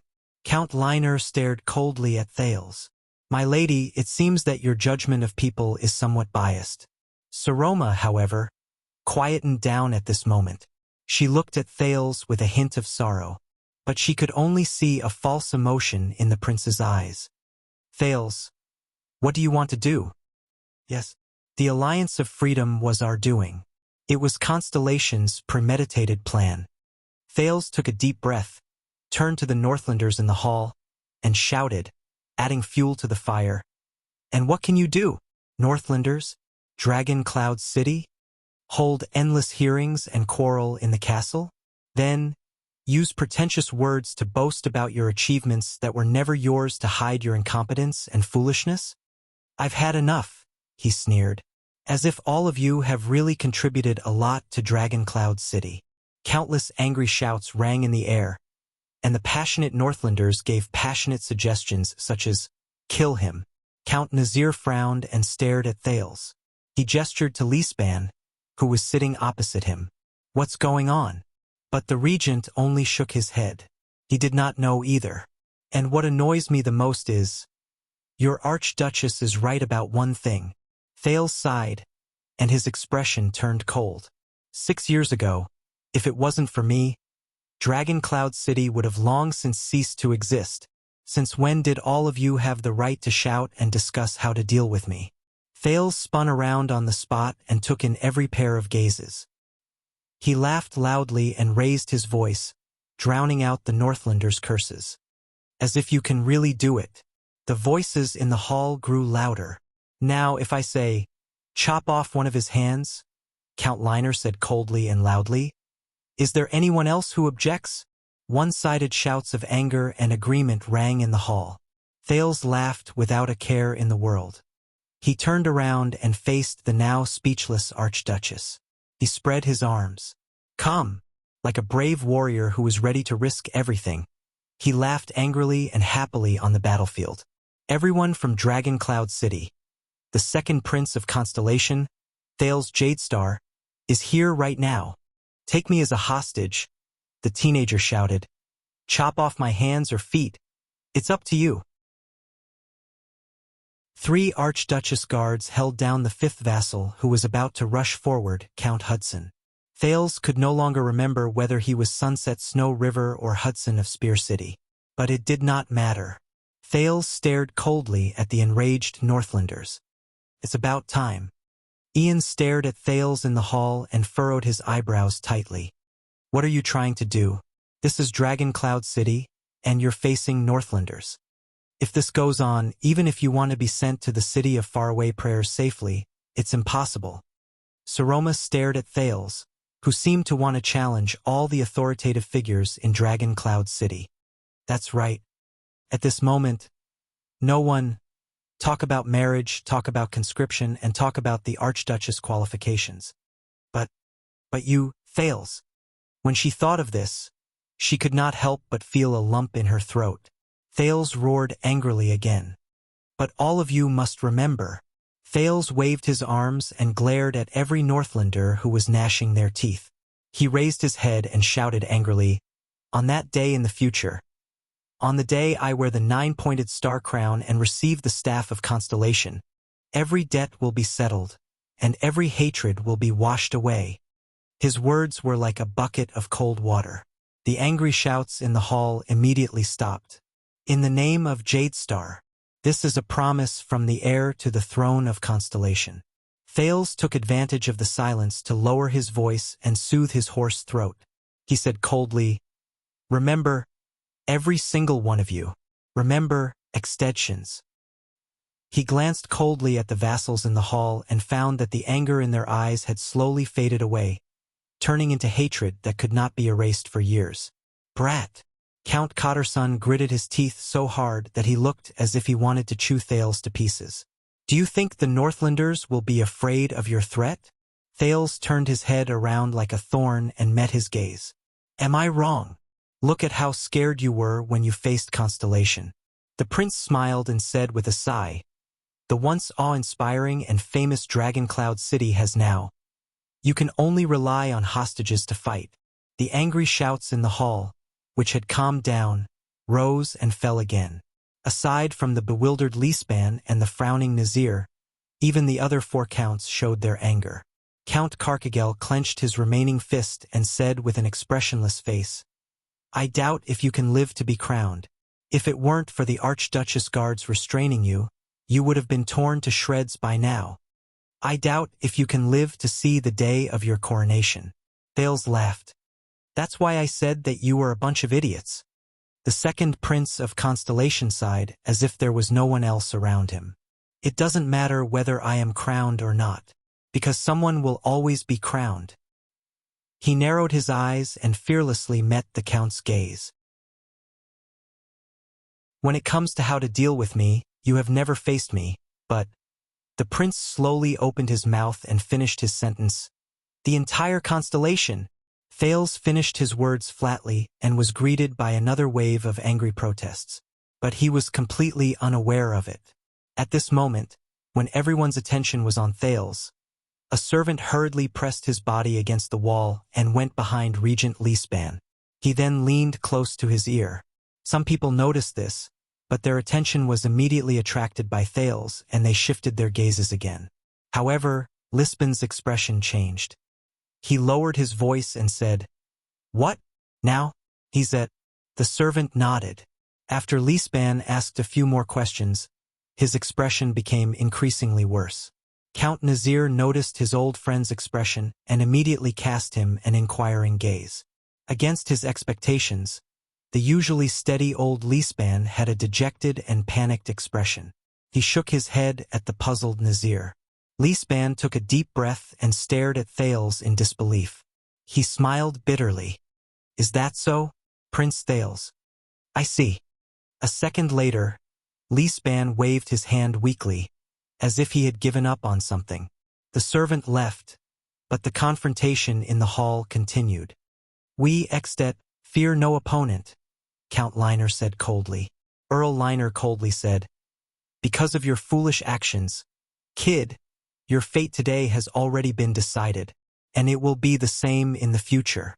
Do you think that you will be able to rest easy after you return to Constellation's tall city walls in the future? Perhaps you have forgotten, 18 years ago, we—" Thales cut him off mercilessly. "Oh, you have no right to represent Extet. Don't talk about Extet, and we all the time." Thales chuckled.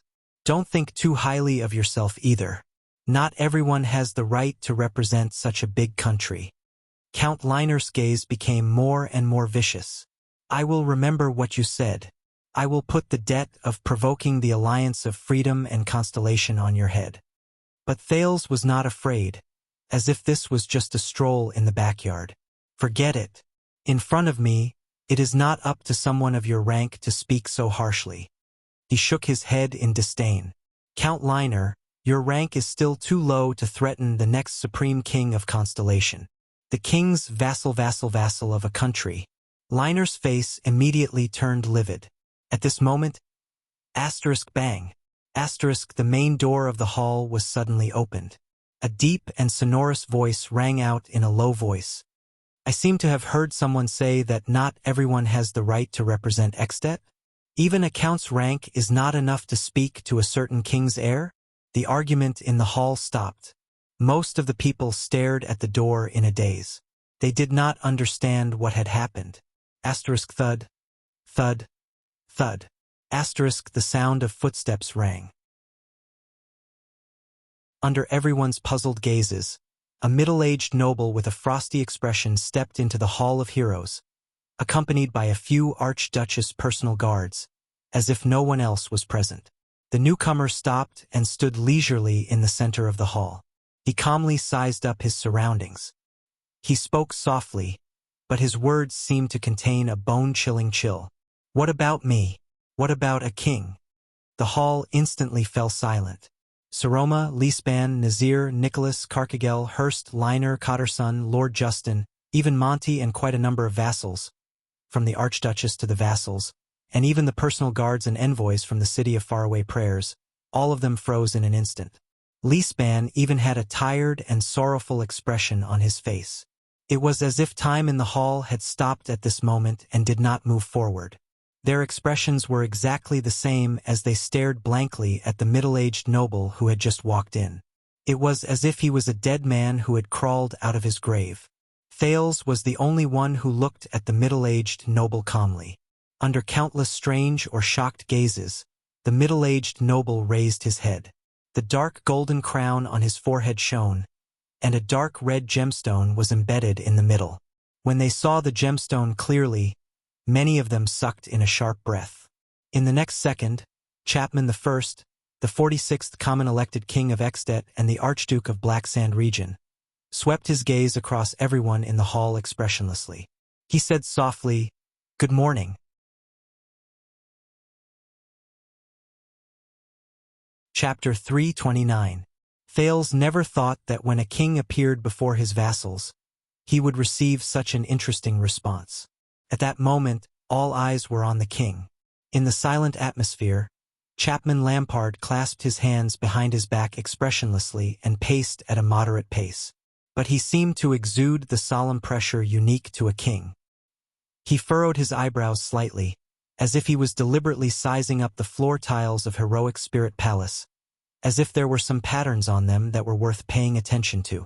Behind the king, Viscount Kentvita and Croce stood on his left and right with indifferent expressions. Not everyone recognized King Chapman, so aside from Thales, there were only two kinds of expressions left in the hall. Their faces were solemn, and they were confused. There were also those who were both, such as Lisban and Nazir, and the Archduchess. Extet. Viscount Kentvita stepped forward solemnly. With a sonorous voice and the short, powerful, and gruff tone unique to Northlanders, he announced to the entire hall, "Salute your king!" Kentvita's voice echoed in the hall. In the next second, as if a storm had suddenly descended, the originally puzzled nobles instantly erupted into an uncontrollable uproar. What's going on? The Kinslayer is actually in Dragon Cloud City? How did he get in? Could it have been arranged beforehand? No, look carefully at that prince. There were those who were doubtful, those who were shocked, those who were solemn, those who were terrified, and those who were gnashing their teeth in anger. But the Archduchess and the 6 counts sank into a strange silence. Saroma's face was pale. Lisban closed his eyes and said nothing. Nazir could not hide the strange look on his face as he looked at the king, then frowned and looked at the indifferent Thales. Carcagel's eyes burned, and his breathing quickened.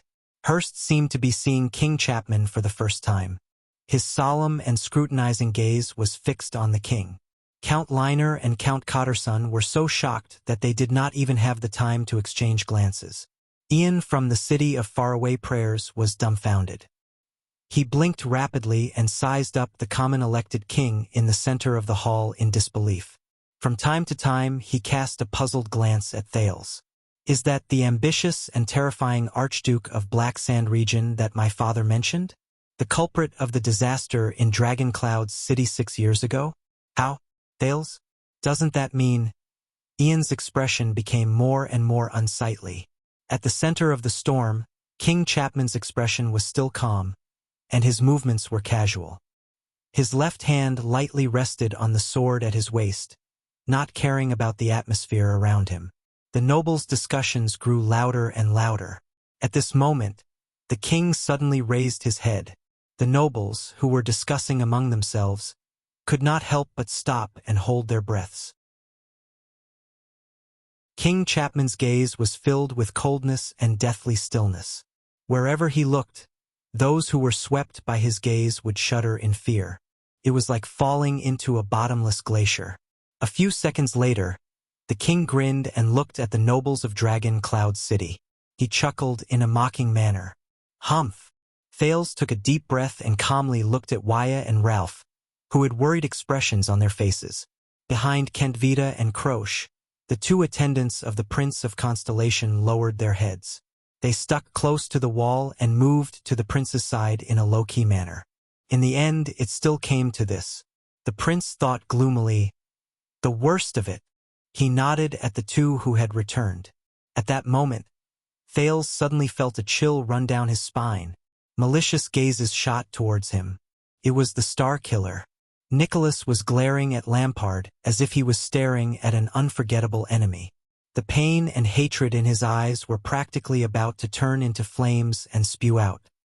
He then looked at Thales, his gaze filled with anger and dissatisfaction.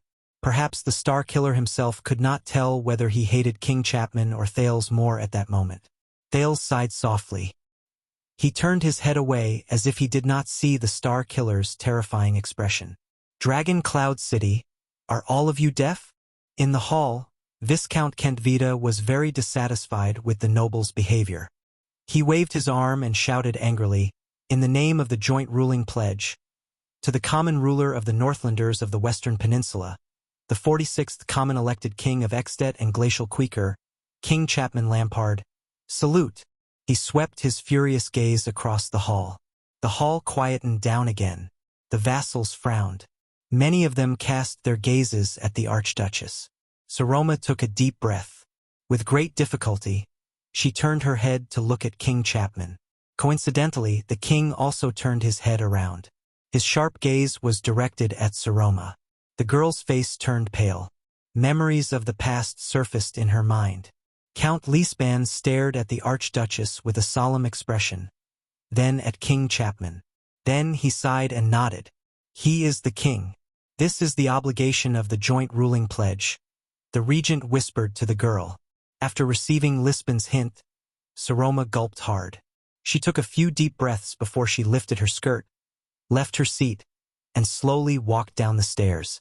She walked towards the supreme ruler of Extet. Your Majesty Chapman. She came before King Chapman, pressed her hand on her chest, bowed slightly, and said respectfully, Welcome to Dragon Cloud City. I'm very surprised that you've come. As the Archduchess moved, countless sighs rose in the hall. King Chapman looked down at Saroma from above.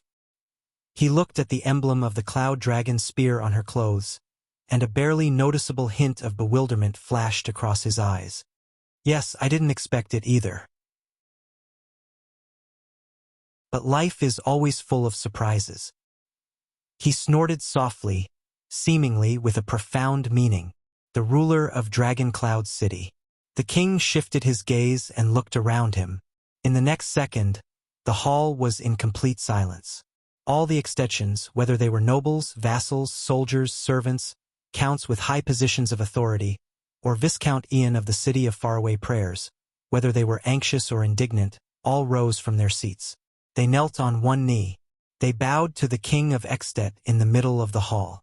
Thales watched everything quietly. He felt as if he had returned to the day King Chapman was crowned 6 years ago. Seeing the vassals' actions, Kent Vida and Croce exchanged glances before they nodded in satisfaction and knelt down as well. However, Kent Vida immediately frowned. Not everyone has knelt down. Mute, stand back a little. Wyatt pulled Ralph back and whispered in dissatisfaction. We're the only ones standing. It's a little too eye-catching. Ralph shrugged and pointed at a person in the hall. He frowned and gestured. We're not the only ones. Without waiting for Wyatt to react, Viscount Kentvida's displeased voice rose again. Count Cotterson, you're still standing. You didn't bow? Everyone's gaze turned to him at the same time. One of the 6 most powerful counts in Dragon Cloud City, Count Shalon Cotterson of Phelan Castle, stood on the spot with an indignant expression. Compared to the vassals around him who were kneeling on one knee, he stood out. I still remember when we were young and fooled around together in Dragon Cloud City. At that time, you respected and feared King Nuven. Count Cotterson said coldly. And now, you come back to Dragon Cloud City to show off your might. Chapman? King Chapman's eyebrows twitched slightly. He snorted through his nose. He seemed to find this very interesting. Listen up, Chapman. We are the vassals of the Archduchess of Dragon Cloud City. Cotterson did not show any weakness. He withstood the king's gaze and said in a gruff voice, We are also her vassals. We only salute her. Saroma stared in astonishment at Cotterson, who had been on bad terms with her before this. It was as if this was the first time he had met this earl who spoke harshly. All the people in the hall quietly watched the confrontation between Cotterson and King Chapman. But the king ignored him and looked away. He seemed to be indifferent. In this hall, only the Prince of Constellation does not have to salute the king, Count Cotterson, Kentvita said flatly. This Viscount Kentvita is probably still holding a grudge for the embarrassment from the last time we met. A malicious glint shone in the Viscount of the City of Halting Light's eyes. Why, are you also a Constellatiate? The moment he said this, Count Cotterson's face immediately turned livid. Many people furrowed their eyebrows. Kneel down and show your loyalty to the king, Kentvita said coldly. Count Cotterson took a deep breath. He stared at the king in disdain. then at Kent Vida. He was about to open his mouth to retort, but someone grabbed his shoulder. Cotterson turned his head in surprise. Count Liner was holding his shoulder. His expression was unpleasant. "Kneel down. He is the king after all. Etiquette is secondary. But if you do not want to be labeled as a disloyal, because you violated the joint ruling pledge the next day, and if you do not want to become the enemy between Dragoncloud City and the king." There was a hint of warning in Count Liner's tone. "Kneel down, don't cause trouble." Cotterson raised his head indignantly and looked at the king. He thought of something, and his expression was one of struggle. King Chapman continued to stare back at him with a dark expression. A few seconds later, Cotterson gritted his teeth. In the end, he closed his eyes and knelt down on one knee. His hand, which was holding his knee, trembled slightly, as though this was a great humiliation. The king's cold laughter rang in the hall. "If you do not want to kneel down." King Chapman's expression became animated, as though he had suddenly come alive from a portrait. "Then do not kneel. A true Northlander does not lie to himself." He cast a scornful glance at Cotterson. "What do you say, Cotterson, my old acquaintance?" Count Cotterson, who had already knelt down, immediately had an extremely unpleasant expression on his face. "Get up and return to your seats, everyone. Especially you, young lady." King Chapman cast a cold glance at Saroma. The latter could not help but clench her teeth. She then looked around. "Do not let me ruin the atmosphere." The vassals in the hall slowly stood up. What followed was the sound of many people clenching their fists. Below the Archduke's seat, Count Nazir said in a low and solemn tone, "When did he arrive in Dragoncloud City? You did not know about it beforehand?" Opposite him, Leespan sighed. "At this point in time, is this important?" Nazir glanced at the king, who acted as though there was no one else around him, and snorted softly. "I thought you would stop him, be it outside the city or outside the palace, and not allow him to enter as though there is no one around, your grace." "I was thinking about it," Regent Leespan replied bluntly. "Perhaps we could even add a sideshow like, Dragoncloud City kills the assassin who broke into the palace." But Leespan's gaze then tensed up. If the news of the common-elected king's arrival at Heroic Spirit Palace had not spread throughout Dragoncloud City at the same time as his arrival, Nazir's gaze froze. "Spread throughout Dragoncloud City? Everyone knows that he is here." Leespan nodded cautiously and solemnly. "In another morning, I reckon that all of Extet will know." Nazir furrowed his brows and retracted his gaze from the king's head. "So, it is already impossible for us to seize the opportunity to attack him?" Leespan nodded. "They came prepared, so they have nothing to fear." The former prime minister's expression was stiff. "We can only face them head-on." Nazir snorted softly and cast his gaze on the special teenager. "It seems that we, all of Dragoncloud City, have been played a ruthless trick." Leespan did not speak, but like his old colleague, he also locked his gaze on Thales. Thales just stood quietly on the spot and did not move an inch. He did not seem to care about King Chapman, who was not far away. Beside him, Ian from the City of Faraway Prayers looked at Thales hesitantly, then at King Chapman, who had suddenly appeared. He subconsciously shook his head. In the hall, Saroma, who had returned to her seat, took a deep breath and cast a worried glance at Thales, who was as expressionless as the king. She then asked anxiously, "May I ask why you are here, your majesty? After all, this is the day of Dragoncloud City's state affairs hearing. If you don't mind, we can—" But the king interrupted her. "Of course." King Chapman did not hesitate. He strode forward and began to size up the 6 counts with different expressions. At the same time, he went straight to the point. "I'm here to help." The king's powerful voice echoed in the hall. The vassals frowned. "Help?" Saroma repeated, puzzled. "Yes." As Kent Vida whispered in his ear, King Chapman turned around and sighed. But before that, following the king's gaze, the vassals' gazes turned in puzzlement. In the end, they landed accurately on the heir of the City of Faraway Prayers. "Someone from the City of Faraway Prayers?" King Chapman enunciated each word clearly. He stared at Ian like a wild beast that had been lurking for a long time. What a surprise. Ian was shocked. His entire body stiffened, and an inexplicable anxiety rose in his heart. He never thought that he would have to face his worst opponent so early, so soon, and in such an embarrassing manner during his trip to Dragon Cloud City. In the face of the king's oppressive gaze, Ian instinctively said, "Your Majesty, this is the first time we meet. I've heard of you, Rockne's son." The king waved his hand and did not let him continue. "Are you here to propose to the Archduchess of Dragon Cloud City?" Ian was instantly rendered speechless. He had thought about the possible ways the king would open the conversation. Greetings, accusations, condemnation, probing. But it's actually this? This is a bad idea. King Chapman snorted coldly. "Your status is unworthy.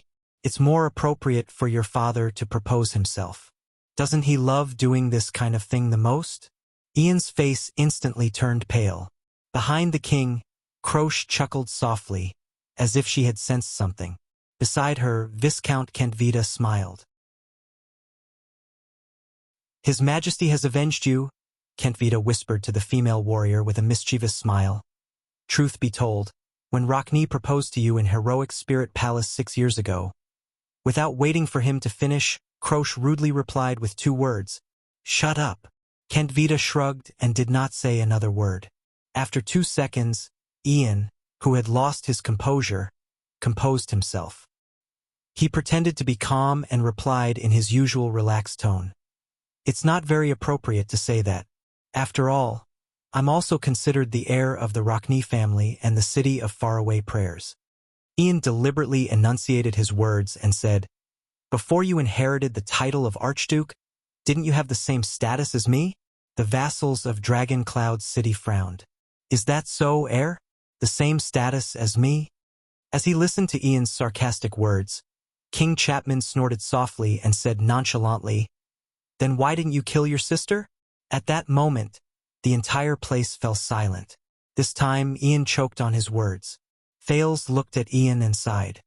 Yes, he knows this feeling. Everyone who crossed swords with Chapman Lampard would experience that kind of heavy pressure, the feeling of suffocation caused by his cold gaze and cold words corroding each other. And Lampard's attacks have always been about not moving. The king's voice rang again. "If your sister is not dead yet." The king began to pace slowly and said flatly, "Then what kind of heir are you?" In that second, Thales felt as if he could hear a heavy hammer pounding into Ian's heart along with King Chapman's words. On the other hand, it was as if a block of ice had cracked inch by inch in Ian's heart. The Viscount of Dual Wind City did not speak for a long time. The hall was silent as everyone listened to the king's words. Ian's previous actions had made him a lot of enemies in Dragon Cloud City, so no one wanted to help him. "No, there are." "Your Majesty," Saroma said indignantly, "perhaps you should return to the main topic." King Chapman raised his eyebrows. "Oh, of course. For example, the city of faraway prayers, which rules the western part of Extet, sends a viscount who doesn't even have the right of succession to ask Dragon Cloud City for a marriage alliance." These words made many people's faces turn stern. Ian, Monty, the Raven of Death reminded the absent-minded Ian in a low voice, "Do something." Under the reminder, Ian shuddered violently. He suddenly realized that King Chapman came for the city of faraway prayers. He could not back down. The young heir of the city of faraway prayers forced a smile and said, "You have misunderstood. In the city of faraway prayers, according to the Northlanders' tradition, my sister has no right of succession." When he heard this, Thales sighed and closed his eyes. He saw it very clearly. Chapman Lampard and Ian Rockne, just like the contest between the Prince of Constellation and the Star Killer. Whether it was a contest of swordsmanship or a battle of words, both sides did not. They were not on the same level. The king snorted coldly. At the same time, he cast a warning glance at Saroma, who had just interrupted him. "No right of succession? Why? Could it be that you are hinting at the Archduchess of Dragon Cloud City?" Saroma Walton, whom all the archdukes, including me and your father, acknowledge as a female, the Archduchess of Dragoncloud City, Saroma Walton. King Chapman spoke slowly in a normal tone, but his words caused the expressions of all the vassals of Dragoncloud City to change drastically. No right of succession? Sitting on the Archduchess' throne. Saroma's breathing quickened as she stared at King Chapman in a daze. Ian was stunned again. In the face of the king's gaze and words, he was tongue-tied. His chin trembled continuously, but he could not say a word for a long time. Ian, who usually did not bother about trifles, was rendered speechless at this moment. There was no time to rest. The king soon spoke again, breaking the uncomfortable silence in the hall. "Humph, don't take it seriously. It was just a joke.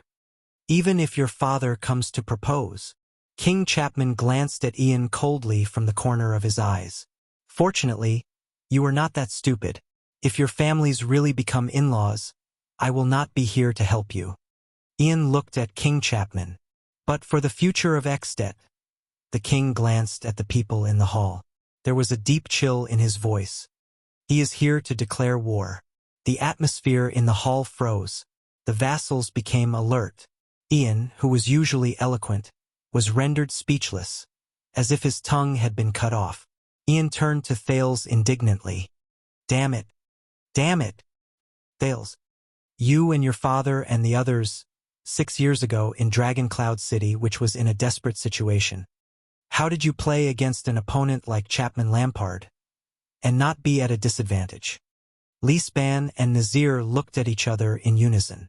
They saw the uneasiness and nervousness in each other's eyes. The city of faraway prayers can no longer be counted on. The situation is not good. Right? King Chapman raised his head again and sized up the decorations in the hall. He did not relax in the slightest when it came to Ian's question. "I heard that Archduke Rockney has been very close to some of my restless vassals recently?"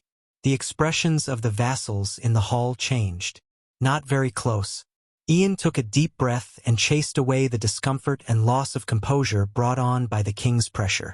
He tried his best to force a smile. "But under the joint ruling pledge, we pay attention to every noble of the kingdom, especially to ensure that their natural legitimate rights are not violated. Please forgive me." Thales closed his eyes gently. "No. Indeed, they were not very close. But the city of faraway prayers is the mastermind behind the scenes."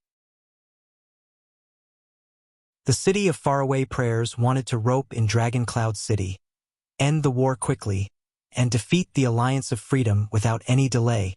It was also because they wanted to avoid falling into a quagmire, to ensure their influence over the vassals of Black Sand region, so that I can support them in defending their autonomy and fighting against King Chapman. The king's gaze was focused on the Soul Slayer pike behind the Archduchess. He seemed to be distracted and reminiscing about the past. He snorted softly in response, whether intentionally or not. But Thales knew that King Chapman was definitely not daydreaming. "Is that so?" Chapman the First seemed to have just snapped out of his daze. He said faintly, "Yes, I almost forgot. Your father, Kulgan, is such a generous and upright man." Ian furrowed his brows.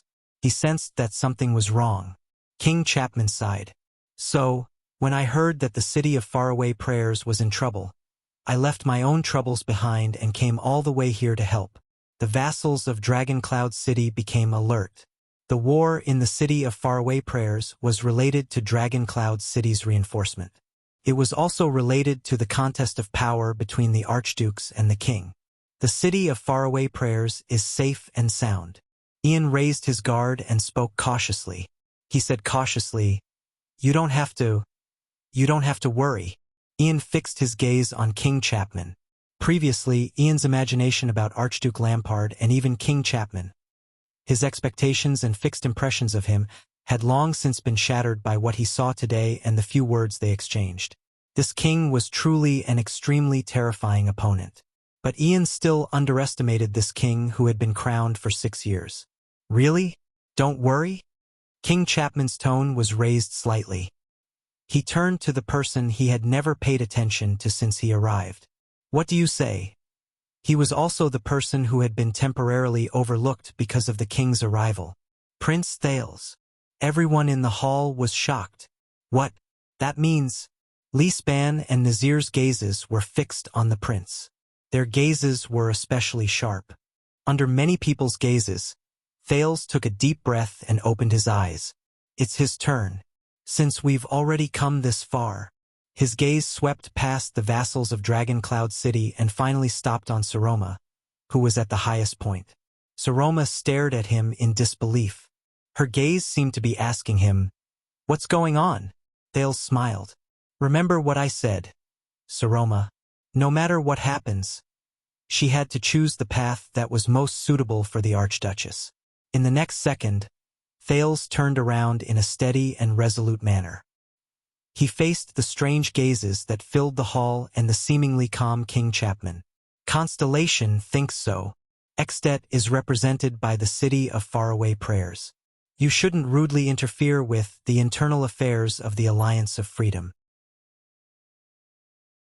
So, we sent an army to observe the relationship between the Alliance of Freedom and the city of faraway prayers. Thales used the shortest and most appropriate words to share the information with King Chapman, who had just arrived. And regardless of whether it's the city of faraway prayers or Dragon Cloud City, everyone here seems to be... I'm not very satisfied. After Thales finished speaking, he pursed his lips tightly. However, this sentence was like a powerful knock that echoed in the hearts of everyone who knew the truth.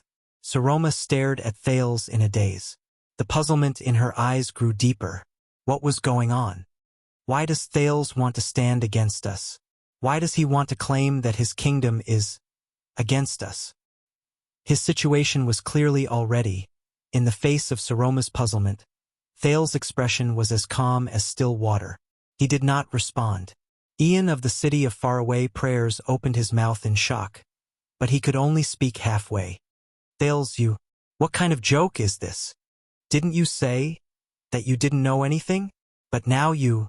In the face of Ian's questioning, Thales' expression was calm, as if he did not hear anything. On the other side, the Star Killer, Nicholas, stared at Thales with an increasingly dark gaze. There was even hatred in his eyes. Young Prince, are you in cahoots with him? In the face of the Star Killer's angry gaze, Thales' gaze froze. He did not move an inch. Regent Lisban stared at Thales in shock. He furrowed his eyebrows tightly as he recalled the prince's previous deeds. Could it be that this prince and King Chapman... Thales' words also stirred up the anger of the vassals of Dragon Cloud City again. Waves of condemnation surged forth and drowned him. Count Cotter, son of Dragon Cloud City, gritted his teeth and said, "Hey, you little rascal!" But he was interrupted. Count Nazir held him down with a solemn expression and shook his head. "Your Highness, is this your plan?" Wuxia, who came to listen to the council hearing for the first time, immediately whispered nervously into the prince's ear.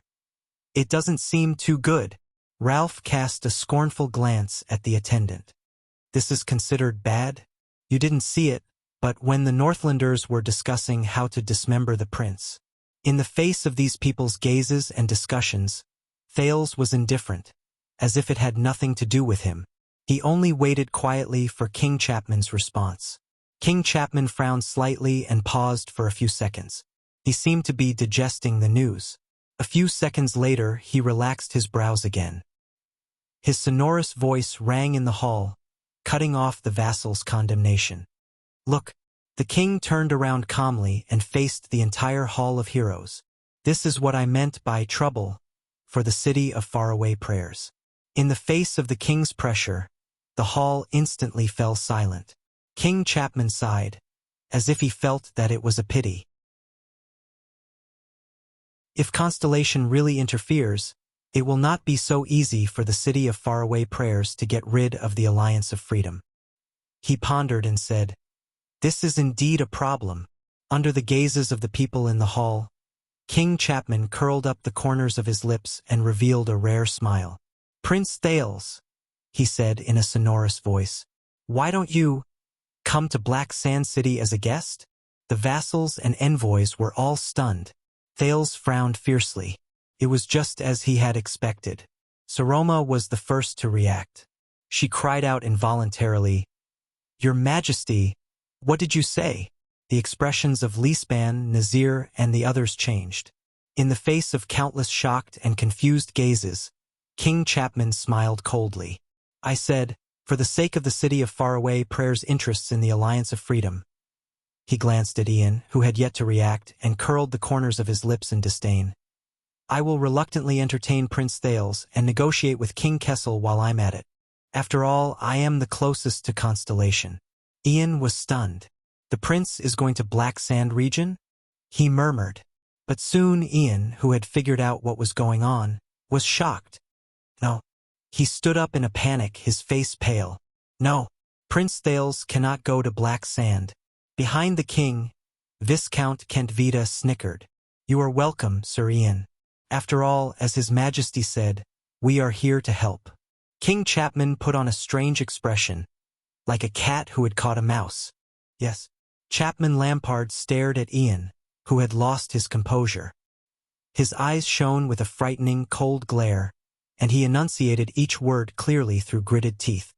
"Kulgan Rockney is so enthusiastic that he doesn't forget to care about the vassals of Black Sand region, even though he is far away at the borders."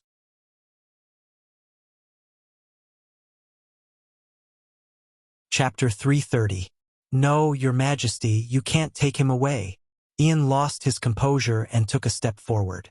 He had even forgotten how terrifying Chapman Lampard was. He was completely unaware that the man before him was the supreme ruler of the entire kingdom. "You can't take Prince Thales away." Count Nazir frowned slightly and whispered to Lisban, who was beside him, "Strange." "Yes." Regent Lisban also revealed a solemn and puzzled expression. "Once the hostage prince falls into the king's hands, the situation will be reversed. But Lampard is shrewd and ruthless. Why does he think that Dragon Cloud City will obediently bow to the king's might and obediently hand over the hostage?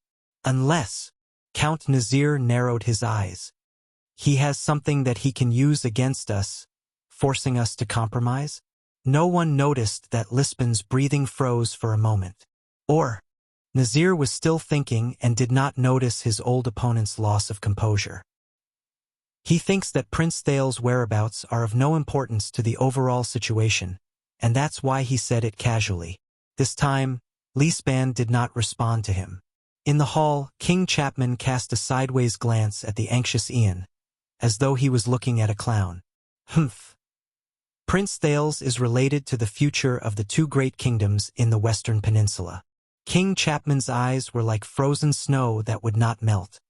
"If we want to use him as a bargaining chip to negotiate with Renaissance Palace directly, the king of the kingdom should step forward." The king turned around and faced the entire hall. His voice was loud and clear. "Don't you think so?" Ian took a deep breath and adjusted himself. No one made a sound. Everyone stared at King Chapman with solemn expressions. Thales' thoughts raced as he sorted out the clues in his mind. The prince knew that the storm he was facing, whether it was the envoy from the city of faraway prayers or the Archduchess marriage, seemed to be happening in Dragon Cloud City. But the actual key was actually focused on Black Sand region in the south, the fight between King Chapman and his vassals. Just as Putray said, everything started with King Chapman's new enfeoffment decree for the nobles. The Archduke of Black Sand region's ambition caused his vassals to retaliate. While King Chapman was in a terrible predicament, he also revealed his biggest weakness. The city of faraway prayers seized the opportunity to attack him while he was down. Both sides of the chessboard had entered the game and began to gradually increase their stakes. In the first round, the external forces led by the city of faraway prayers made the first move. With Rockney as an example, the Archduke supported and instigated the vassals under the Lampard family from behind the scenes, giving them the confidence to continue fighting against the king's decree. They attempted to send the already infamous king of kinslayers into the abyss of complete disgrace and desertion. The second round began with Black Sand region's counterattack. The Alliance of Freedom's strange accident had caused the Rockney family's backyard to be on fire, causing the families of Black Sand region, who had vowed to oppose tyranny, to lose their confidence. Who would dare to count on Archduke Rockney, who was trapped in a long-term war, to fulfill his promise and send troops to support them at the most crucial moment. In the third round of this game, the City of Faraway Prayers revealed its next card in response to King Chapman. Under Ian Rockney's mediation, Dragon Cloud City, which was the most important city in the kingdom but had been weakened for 6 years due to internal discord, finally reached an agreement. The vassals of Dragon Cloud City gathered under the Archduchess banner and promised to use their powerful military force to launch an expedition to the west to solve the City of Faraway Prayers' worries. They also used this as a gesture to join the list of those who would fight against the king, ensuring that the vassals of Black Sand region would continue fighting. After Dragon Cloud City expressed its stance, the balance returned to the side of the City of Faraway Prayers. Thales, Saroma, and Ian's plan was at this step. Thales silently looked at the king, who was facing the hall. He looked at the silent vassals in the hall and felt that the king's power was increasing day by day, just like King Nuvan in the past. "Your Majesty." Ian was, after all, a viscount of a city. He adjusted his emotions and spoke resolutely and firmly. "We will complete the negotiations with Constellation ourselves." The annoying viscount, who had just arrived in Dragon Cloud City but was already famous outside, said coldly. "The same goes for the war with the Alliance of Freedom. We don't need Black Sand Region's help. We don't need the king's concern either." King Chapman did not answer. He did not even turn around to look at Ian. For the first time, Count Cotterson, who hated Ian the most, spoke rudely at this moment, as if he was echoing Ian's words. Cotterson mocked him fiercely.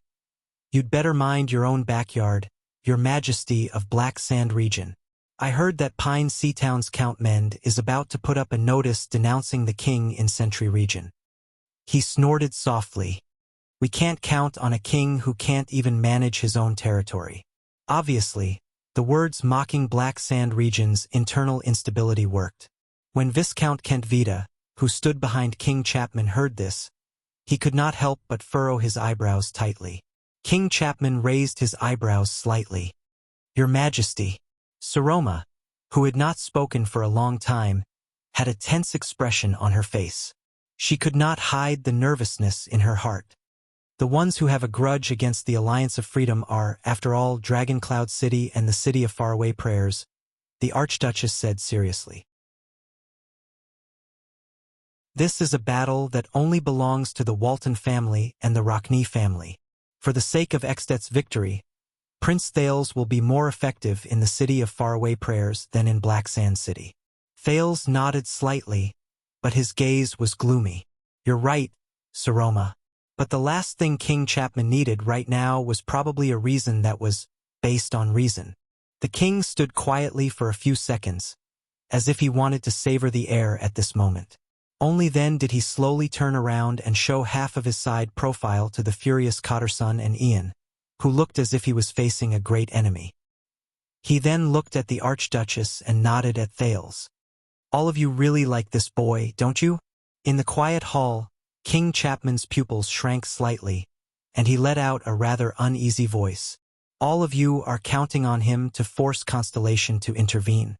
In the face of the king's retort, Ian had no choice but to bite the bullet and reply, "This is the City of Faraway Prayers' internal affairs.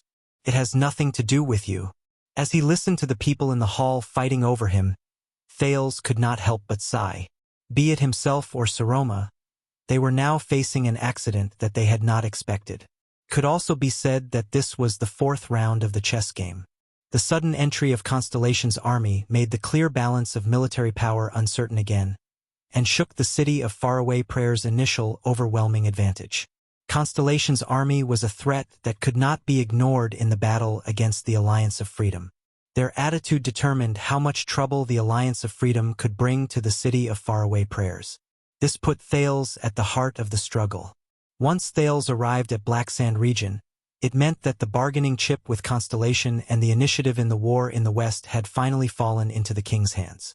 He could make Constellation retreat and end the war as soon as possible or prolong the war.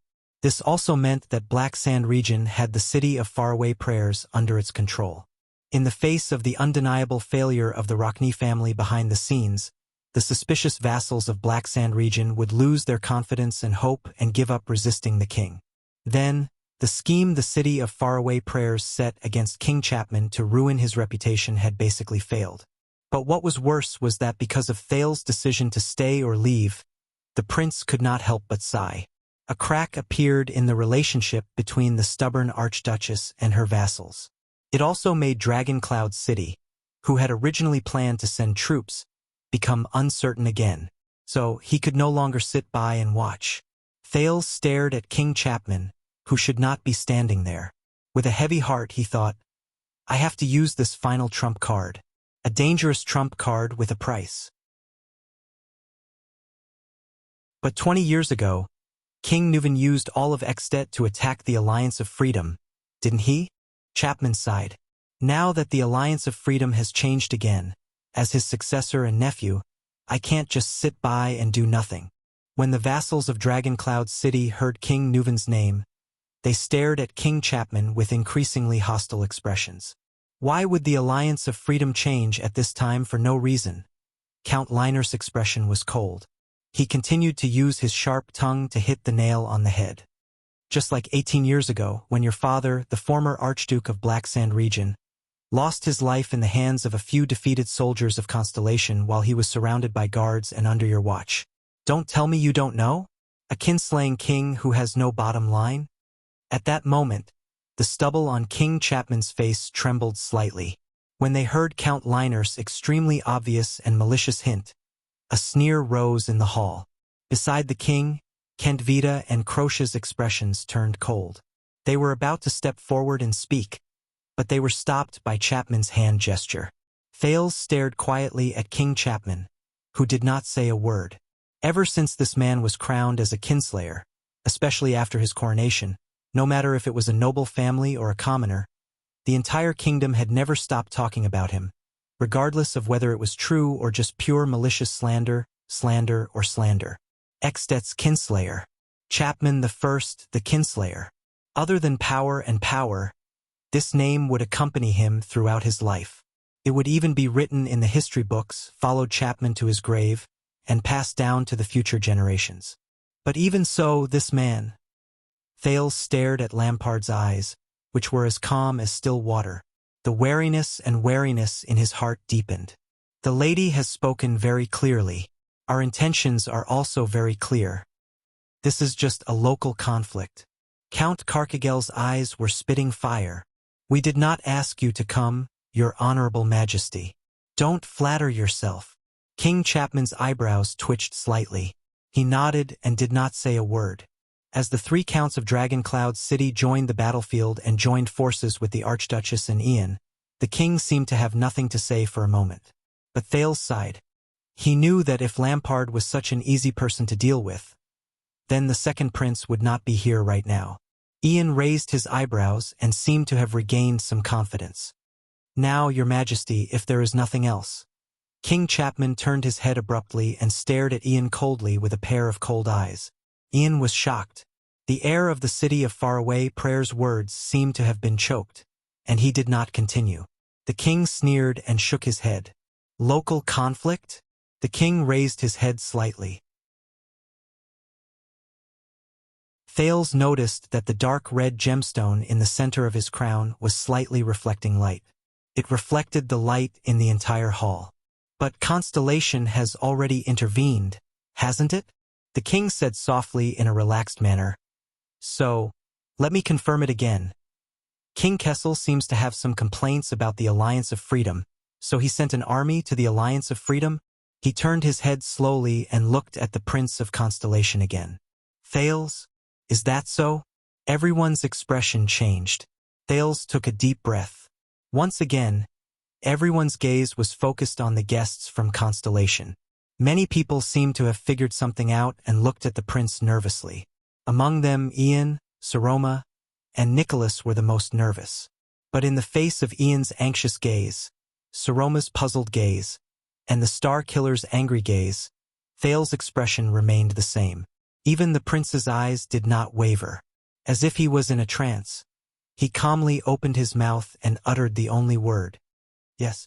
When he said that, Ian's expression was the first to change. Thales, the Viscount of Dual Wind City of the city of faraway prayers, breathing quickened, and he said in disbelief, "Are you really on his side?" Ian stared at the Prince of Constellation with anguish and anxiety. How is this possible? Thales did not speak. Ian seemed to be very indignant. His facial muscles twitched violently a few times. In the next second, Ian suddenly pounced forward and grabbed Thales by the lapel. Wuxia and Ralph, who were already prepared, rushed forward and stood in front of Thales to block him. Ian wanted to go forward, but Monty, who was behind him, only swung his hand and grabbed Ian's shoulder firmly. "Calm down, Ian," the Raven of Death said coldly. Ian, who could not take another step forward, took a few deep breaths and calmed down. He rudely flung Monty's hand away, gritted his teeth, and said indignantly, "Answer me, Thales." Thales closed his eyes and sighed.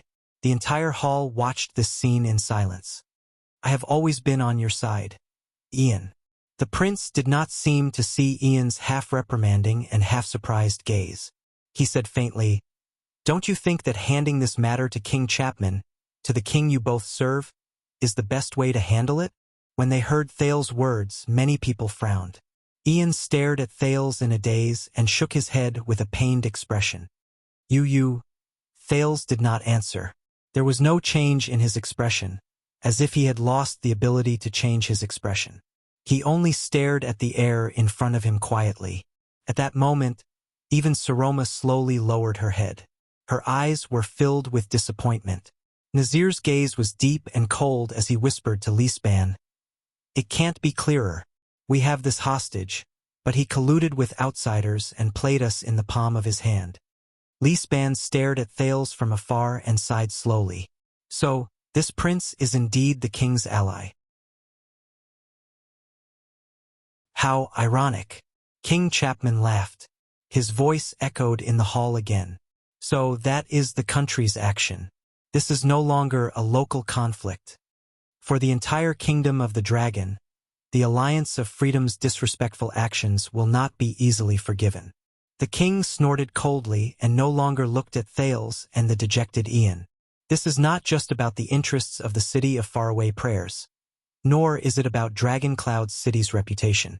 With an imposing and sarcastic smile on his face, like a general who already had victory in his grasp, he waved his arms grandly at the nobles in the hall who had unpleasant expressions on their faces.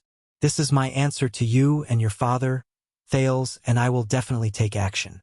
King Chapman's voice was soft, but it carried a lot of weight. Thales closed his eyes and quickly opened them again. There was still not a hint of emotion in them. Very good. It was as though Chapman was not talking about the country behind him. King Chapman smiled again. He was usually stingy with his smiles, but it was as if he was going to use half of his smiles on this day. He paced towards the Archduchess and said slowly, "I'm not sure. Then, as the common elected king of all of Exdet, I hereby declare." His words made many nobles nervous again. What was he going to do? And the king did not let the people down. For the sake of stabilizing the situation in the Alliance of Freedom, intimidating our potential enemies, and for the sake of the everlasting friendship between the Lampard family and the Rockney family, King Chapman said loudly with delight and confidence, "Black Sand region will send reinforcements to the city of faraway prayers to deal with the Alliance of Freedom." As soon as he finished speaking, cries of surprise immediately rose in the hall. Saroma looked at her regent in confusion, but Lisban only had a bitter expression on his face and tightened his lips. Many of the vassals looked at each other in confusion. They discussed among themselves, but none of them understood King Chapman's actions. Reinforcements? From Black Sand region to the city of faraway prayers? Ian muttered.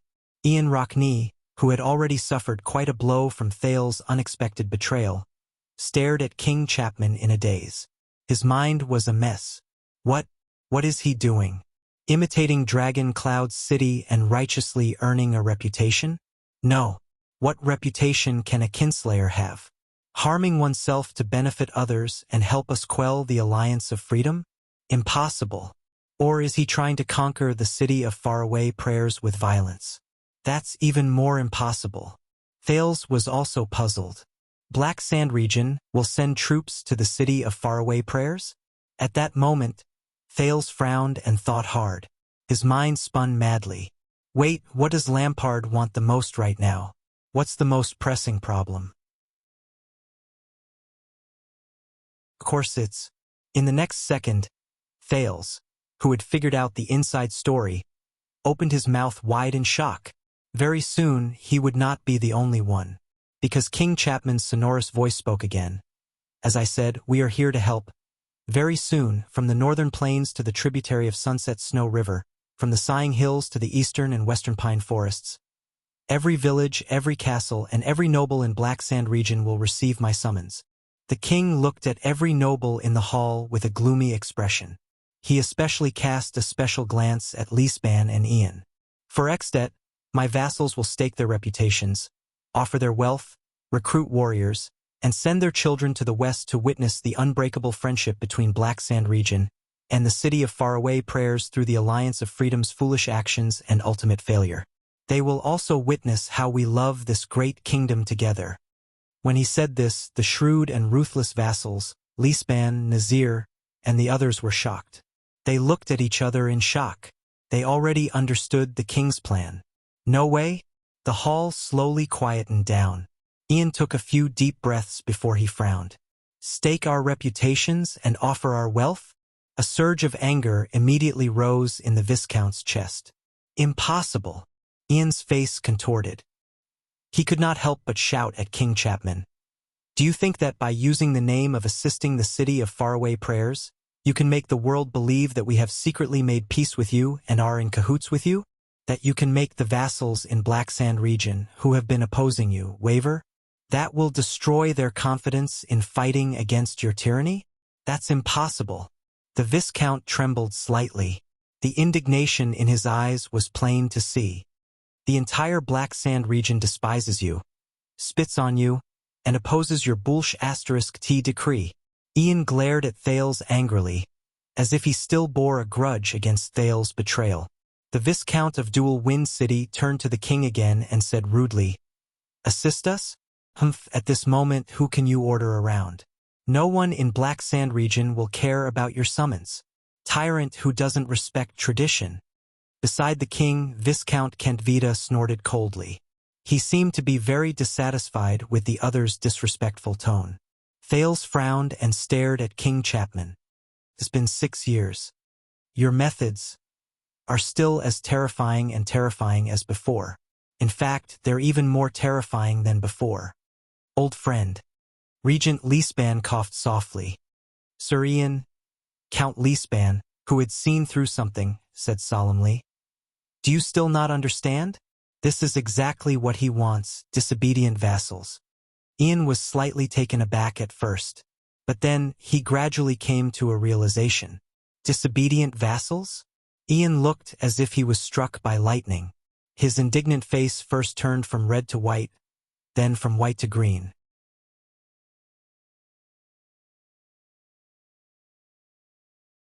Chapter 331. Asterisk clap, clap, clap, clap. Asterisk a lonely but ear-piercing clap rang in the hall. The nobles frowned and turned their heads. The king was relaxed. He raised his hands calmly and clapped softly. It was as if he was enjoying a theatrical performance. Thales felt a wave of discomfort in his heart. He remembered the bloody dawn 6 years ago. At that time, Lampard was the same. He clapped softly, walked out of the murderous army, and walked towards Thales and Little Rascal with victory in his grasp. Indeed. Thank you for reminding me, Ian Rockney, King Chapman said flatly as he clapped. My vassals have been a little restless lately. Many people have nowhere to vent their energy. The king inhaled and exhaled slowly. His gaze was cold. So, this is the best opportunity, isn't it? I will provide them, who can't suppress their passion, with a chance to serve the country. This is the right time. Behind the king, Kentvita crossed his arms and chuckled. Ian slowly came to his senses and stared at the king in a daze. He seemed to have expected it, but he still refused to believe the facts he deduced. What do you mean? King Chapman did not speak. He only curled the corners of his lips and revealed a vulture-like cruel smile. Viscount Kentvita, the second assistant advisor of Extet's Imperial Conference, stepped forward gently. Just as His Majesty said, from the moment the Prince of Constellation opened his mouth to confirm, no, it should be from the moment the Constellation Army appeared, this was no longer a local conflict. In fact, it's no longer about who the Alliance of Freedom who broke the treaty is loyal to. It's no longer as simple as a dispute between Extet and its tiny affiliated kingdom. He grinned and revealed a bright and relaxed smile, but his words contained a message that made the nobles frown. What the city of Faraway Prayers is facing is the honor and humiliation of all of Extet.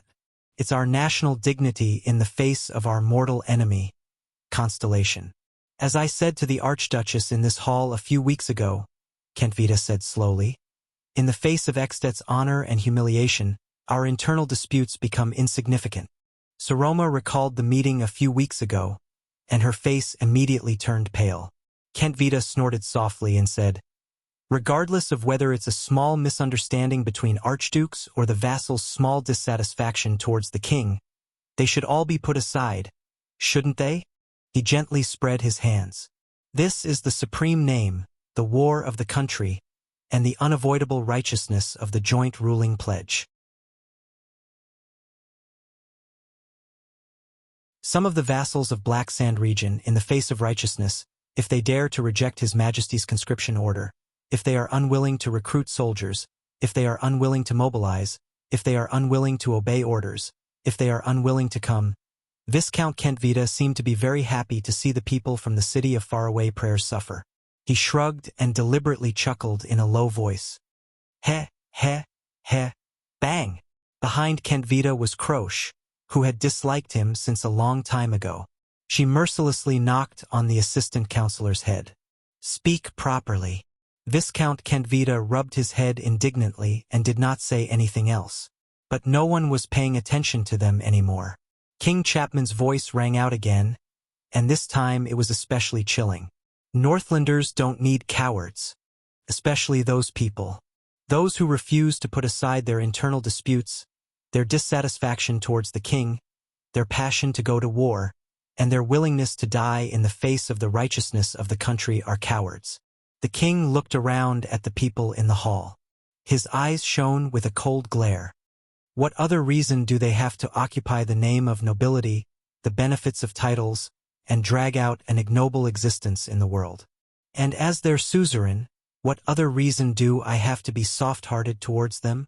Sighs rose and fell in the hall, along with exhales of indignation.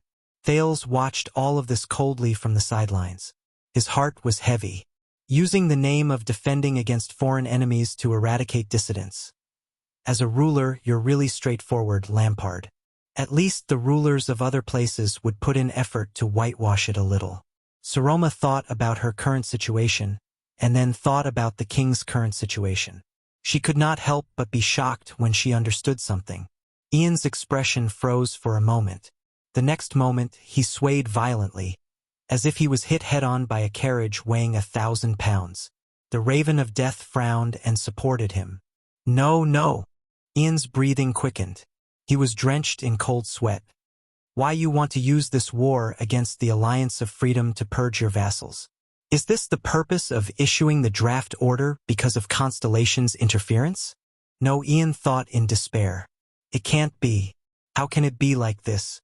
At the other end of the hall, the diplomat group from the city of Faraway Prayers was immersed in sorrow. The 6 counts of Dragon Cloud City stared at King Chapman. The cautiousness and wariness in their eyes had never been seen before. But in the next second, Ian suddenly raised his head. His eyes were filled with anger. Do you think you will succeed, Lampard? Your vassals, they are all nobles, elites among men. It is because of their support and loyalty that the Lampard family can sit firmly in the Archduke's position. He gritted his teeth so hard that he almost crushed them. He did not even care about how he addressed the king. But now you want to attack them. Do you think they will sit quietly and wait for the Lampard family's army to storm their castles? rob them of their wealth, and strip them of their titles? Do you think the warriors who are loyal to you can really handle the entire Black Sand region? However, what interrupted him was the king's faint sneer. Ha ha ha ha.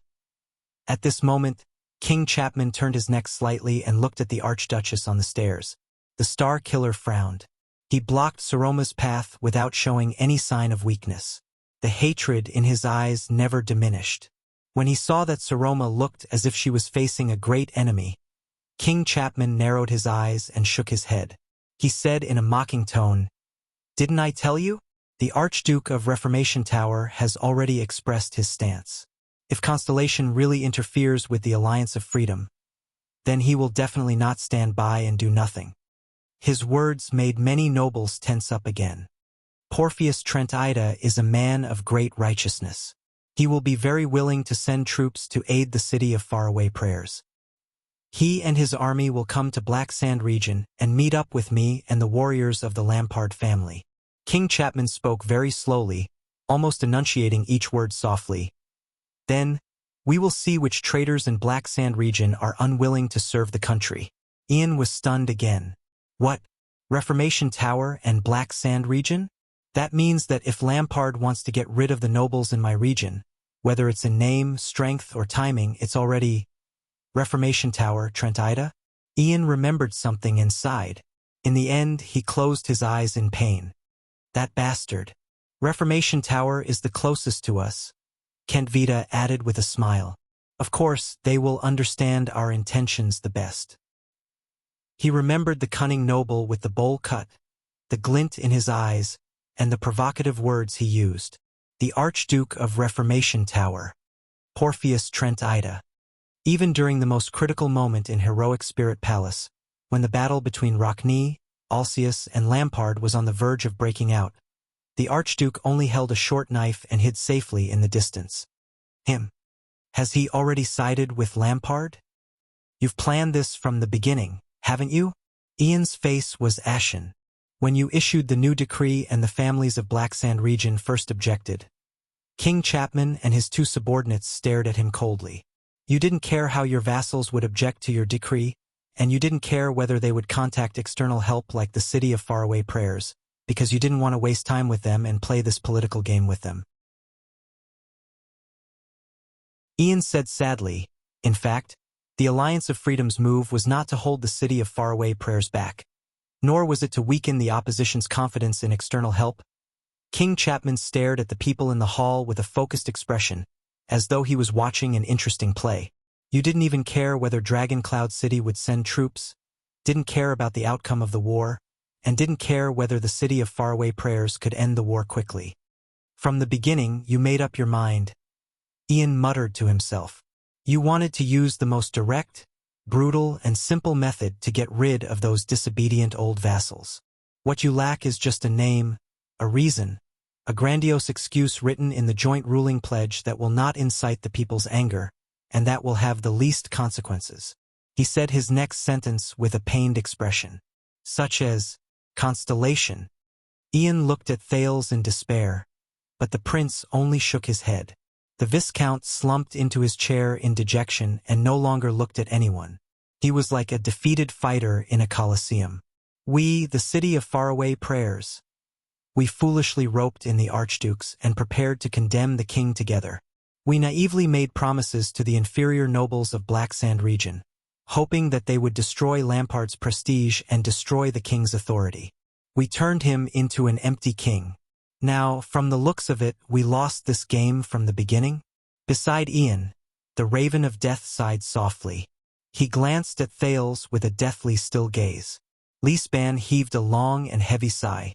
So, if your vassals were to accept the conscription, it would mean a huge expenditure and countless manpower. And the expedition to the west would mean handing over the population, combat power, heirs, supplies, and rear to you. These nobles' lifelines would be handed over to you. Perhaps by the time they return, their territories will have been turned upside down. Perhaps they will never be able to return. Don't make it sound so bad, Viscount Kentvita said, as if he was having a headache. At the end of the day, His Majesty is only conscripting the army in his territory to go to the Alliance of Freedom to regain his dignity. Li Span shook his head. However, if His Majesty's vassals refuse to be conscripted, you have the right and reason to use the combined might and military power of the Lampard family and Reformation Tower to deprive them of their titles and even purge their families in the name that no one can object to. You will truly turn Black Sand region into your own territory. The regent sighed in a low voice. Isn't that right, Your Majesty? Thales looked at Ian's absent-minded expression and at Lisbon's face, which seemed to have aged a few years in an instant. He felt dejected. Yes, I know this feeling. I have experienced it before, and I will never forget it. The argument earlier was just an appetizer for Chapman Lampard. But the truly terrifying thing about the Kinslayer was his methods.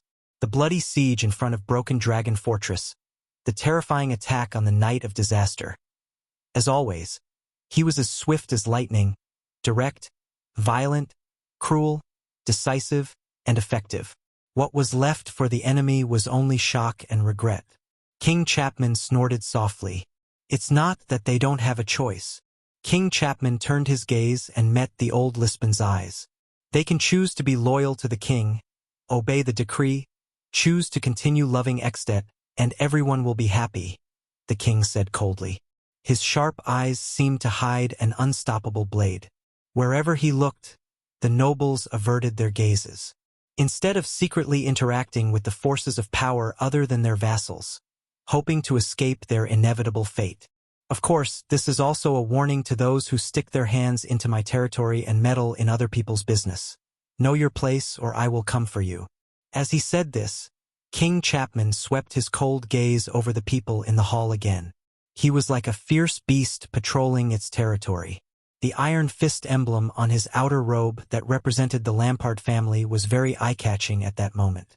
Aside from the nobles' indistinct breathing that varied in speed, the hall was silent. Thales quietly watched the dejected Ian, and a chill rose in his heart. Regent Lisban sighed softly before he said with a solemn expression, "You have no intention of holding back at all, and neither do you have the shame and bottom line of a noble, right?" Lisban, the former prime minister of the kingdom, faced the king's gaze, which was even more powerful than before, and called out his name without fear. "Chapman Lampard, in the face of those traditional families who oppose your expansion of power, you not only faced the difficulty head-on, but also counterattacked. Mend, Devinson, Pruno, IKA, these Northland families in Black Sand region that we are familiar with. These are illustrious surnames that have been loyal to the bloodline of the Rebellion King and the Lampard family since Raikaru's era.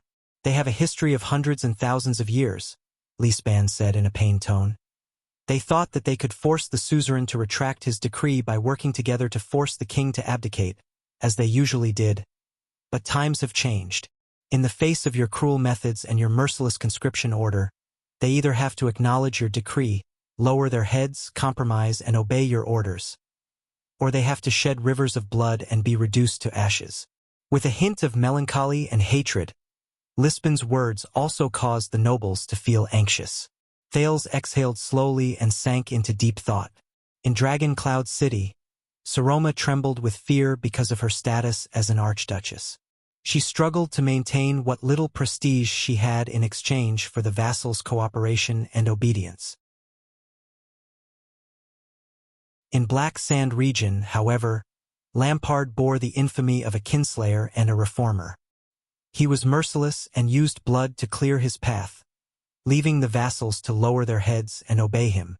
Which side is better? King Chapman's left hand pressed on his old saber and he sneered. There are many people who want to serve the country, and most of them do not have fiefs or titles. Even though it was midsummer, the king's voice seemed to be as cold as a cold wind. "My right-hand man, Lord Tolja, told me." He faced all the nobles in the hall and said something that made them shudder. In this world, there are still too many people who occupy high positions but do not do anything. It's not without reason. Lisban closed his eyes and did not answer. The hall was quiet for a long time. The counts of Dragon Cloud City had solemn expressions on their faces. Even in the face of the Archduchess' willfulness and recklessness, They did not show even a hint of it. "My God, what a king stands there," said the Earl of Hurst, pale. "And what a king it is, the worst kind." Count Liner clenched his fingers tightly. "The worst kind." "Humph." Cotterson shook his head in disdain, but his eyes were filled with wariness. "What a scum." Count Nazir stared at the king silently, but he would occasionally cast his gaze at Prince Thales in the corner with a contemplative look. Dragon Cloud City, do you understand now? King Chapman did not care about the people in Dragon Cloud City discussing his words. If the City of Faraway Prayers really prepared an open letter and asked all of you to sign it, instigating some unwise idiots in my territory to continue opposing me. The king raised his head and looked at the highest seat. The girl who had been staring at him quietly without saying a word for a long time. What a pity. The corners of King Chapman's lips curled up in delight. Because it's meaningless now. Ian lowered his head and stared at his knees. He did not seem to notice the gazes around him. King Chapman shook his head. I even want to suggest that there is no need for you to get involved in this war. Black Sand region has already taken over. There is no need for you to send troops. At that moment, the three people from Black Sand region stood proudly in the hall, as if this was their home field. The vassals of Dragon Cloud City clenched their fists again. Indignation burned in their hearts. Because no matter how long the Alliance of Freedom's war lasts, the king's expression was a little ferocious. The outcome on the chessboard has already been decided. Thales shook his head. So, as expected, you seized the opportunity, Lampard. You got what you wanted. Then, from this moment on, Thales fixed his gaze on King Chapman. Where is your reward? In the next second, King Chapman seemed to have sensed Thales' gaze. He turned his head and looked at the prince, who gradually became more cautious from his expressionless face. He frowned slightly. Thales still stared at him coldly. The king pursed his lips a little. King Chapman exhaled a long breath. As for this prince, don't bother sending him to the City of Faraway Prayers. Send him to Black Sand region. As the person who truly mediates with Constellation, it is only natural for me to entertain Prince Thales. Thales closed his eyes and heaved a sigh of relief in his heart. At that moment, even though he was in the Walton family's heroic spirit palace and Rikaru's Hall of Heroes, King Chapman acted like a true master and arrogantly spoke to the vassals in the hall. Is there anything else? No one answered. Are we really going to Black Sand region? Waya's expression changed drastically as he looked at Ralph. This?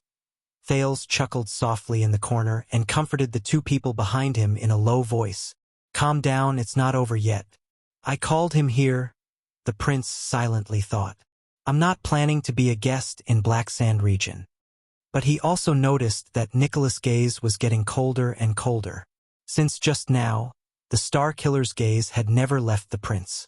It was as if he knew Thales' role in this. The hall was very quiet. No one spoke. In the chill brought by the king, everyone was thinking about the consequences of this sudden accident. The outcome of the game between the City of Faraway Prayers and Black Sand region seemed to be in sight. What should Dragon Cloud City do? Then, a clear and pleasant voice suddenly rose into the air. Yes. King Chapman's expression changed slightly. He turned towards the direction where he originally thought there would be no accidents.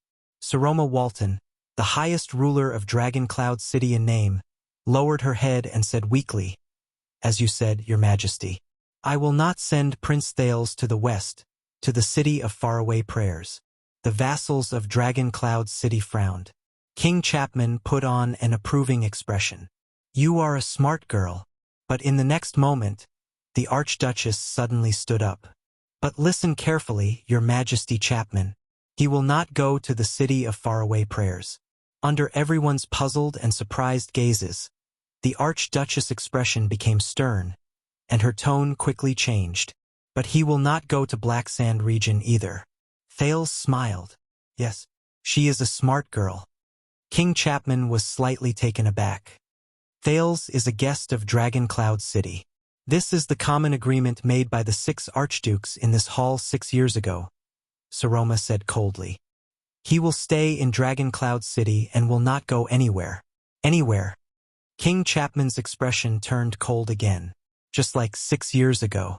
But against the king's expectations, the girl who still trembled under his gaze 6 years ago now had a steady expression and a determined gaze. In the silent confrontation, Viscount Kentvita furrowed his brows, but Croce smiled. The common agreement made by the 6 archdukes? King Chapman snorted softly.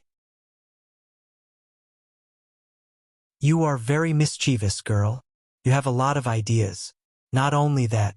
Saroma shook her head without showing any signs of weakness. You need to know one more thing. Regardless of the City of Faraway Prayer's attitude, regardless of your attitude, Dragon Cloud City will send troops to conquer the Alliance of Freedom, just like how my father and grandfather personally pacified the Alliance of Freedom 20 years ago. This is the responsibility of the Walton family, and it is the dignity of Dragon Cloud City. With a taut face, she said unyieldingly, it will not change because of one person, regardless of whether he is a king or a beggar. The atmosphere in the hall turned completely cold.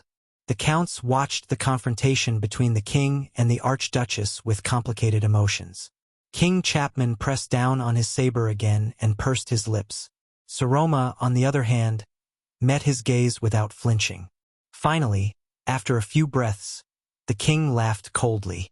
An unmarried little girl is going to shoulder the honor of the dragon spear? King Chapman looked around. Do your experienced and powerful vassals also agree to this? Saroma took a step forward. Her expression did not change. My vassals, every single one of them, support my decision. Under the king's gaze, the vassals of Dragon Cloud City frowned and looked at each other. At this moment, Regent Leespan took a step forward without hesitation. The Archduchess' will is our mission, Count Leespan said coldly. She said that Prince Thales will not go to Black Sand region. Then he won't go. His old colleague, Nazir, sighed softly. The problem is solved. Count Cotterson also snorted coldly.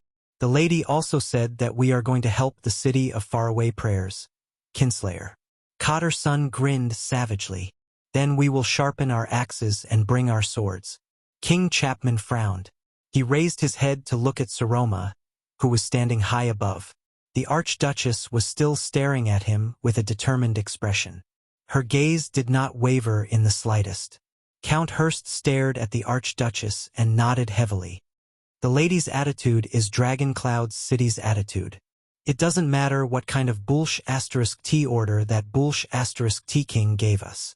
If that king has the guts, he can bring his army and his lackeys to Dragon Cloud City to deprive us of our titles. Count Liner said sarcastically. Who knows, maybe I will obediently hand it over. Carcagel's gaze was cold. His words were short and clear. Welcome to Dragon Cloud City, Your Majesty. As the Archduchess and the Count spoke, the vassals of Dragon Cloud City reached a consensus as they stared at each other. With the same cold and hostile gaze, they stared at the king. You heard what they said. Saroma still stared at King Chapman coldly. Do you have any questions, Your Majesty? For the first time, King Chapman looked at the young girl seriously. It was as if he was sizing up a weapon. Not bad at all, girl, he said softly. With a deep chill, King Chapman said softly, but regarding the agreement made by the 6 archdukes 6 years ago, you are still wrong about one thing, girl. In the next second, King Chapman turned to Thales and revealed a strange expression. Thales could not help but tense up. Saroma was stunned for a moment. What? King Chapman swung his arm, turned around abruptly, and faced the puzzled gazes of the entire hall. Why do I remember? The king's bone-chilling voice echoed between the pillars. 6 years ago, in this hall, the truly legitimate, reasonable, and legitimate archdukes. What if there are only 5? Saroma's expression froze. At that moment, Thales' cheeks stiffened. His pupils slowly shrank.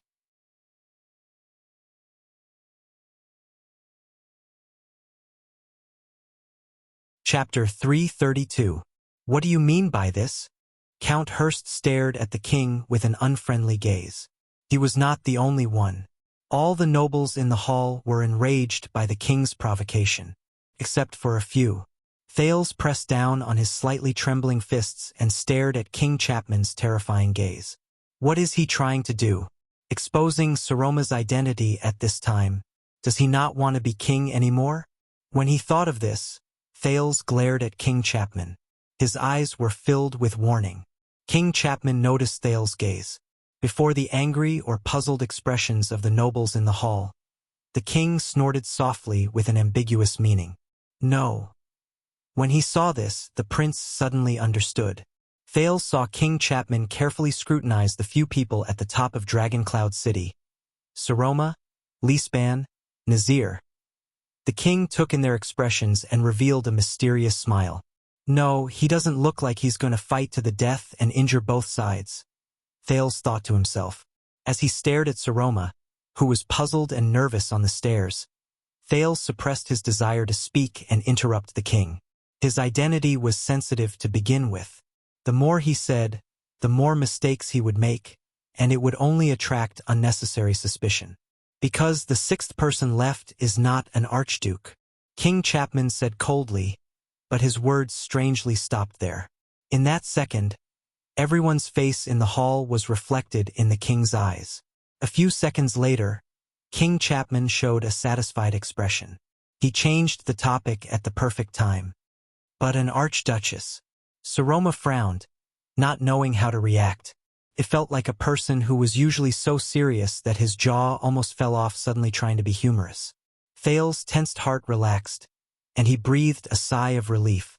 At that moment, the teenage prince swore that aside from himself, the sin of Hell's River had given him extraordinary hearing ability.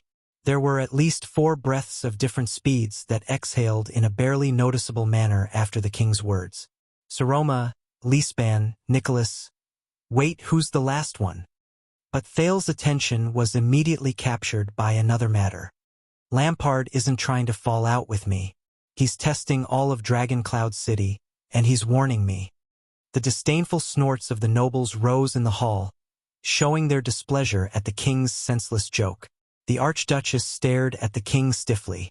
Her lips trembled slightly, but she eventually fell silent. Archduke and archduchess? This joke is not funny. Count Liner's expression was gloomy. It only shows that our king lacks respect for Rikuru's bloodline. Be careful, Chapman. Regent Lispan had been wearing a cold expression just now. As the most suitable person to speak at this moment, he retorted rudely, "If you make too many jokes, one day you will die because of one of them." King Chapman gently caressed the hilt of his sword by his side. He was clearly speaking to Saroma, but he cast a glance at Thales, whether intentionally or not. Girl, as the first female suzerain in the history of Northland, you are stepping on a path that has never been seen before. Every word, action, and every move you make will shock Northland and Extet. Ian, who was immersed in his failure, couldn't help but raise his head. Many people frowned. The king said faintly, "As the Archduchess of Dragon Cloud City, your marriage is different from that of an ordinary archduke's marriage. It involves the succession of many families and the balance of power in Extet." Thales looked at the king in puzzlement, but in just a few seconds he figured out the king's intention. The prince desperately hid his worry and tried his best to look at the archduchess with an indifferent expression. Under the gazes of countless people, the king said meaningfully, "For example, this time, the Viscount of the City of Faraway Prayers came all the way here to propose marriage. This makes me very worried. What if you marry someone you shouldn't? This is a major event that can shake Extet's foundation." The 6 counts of Dragon Cloud City looked at each other worriedly. Saroma inhaled slowly and spoke with a cold expression. "I have already declined Sir Ian's request," the Archduchess said coldly. "You can rest assured." King Chapman sneered disapprovingly. "I don't think you understand what I mean, girl.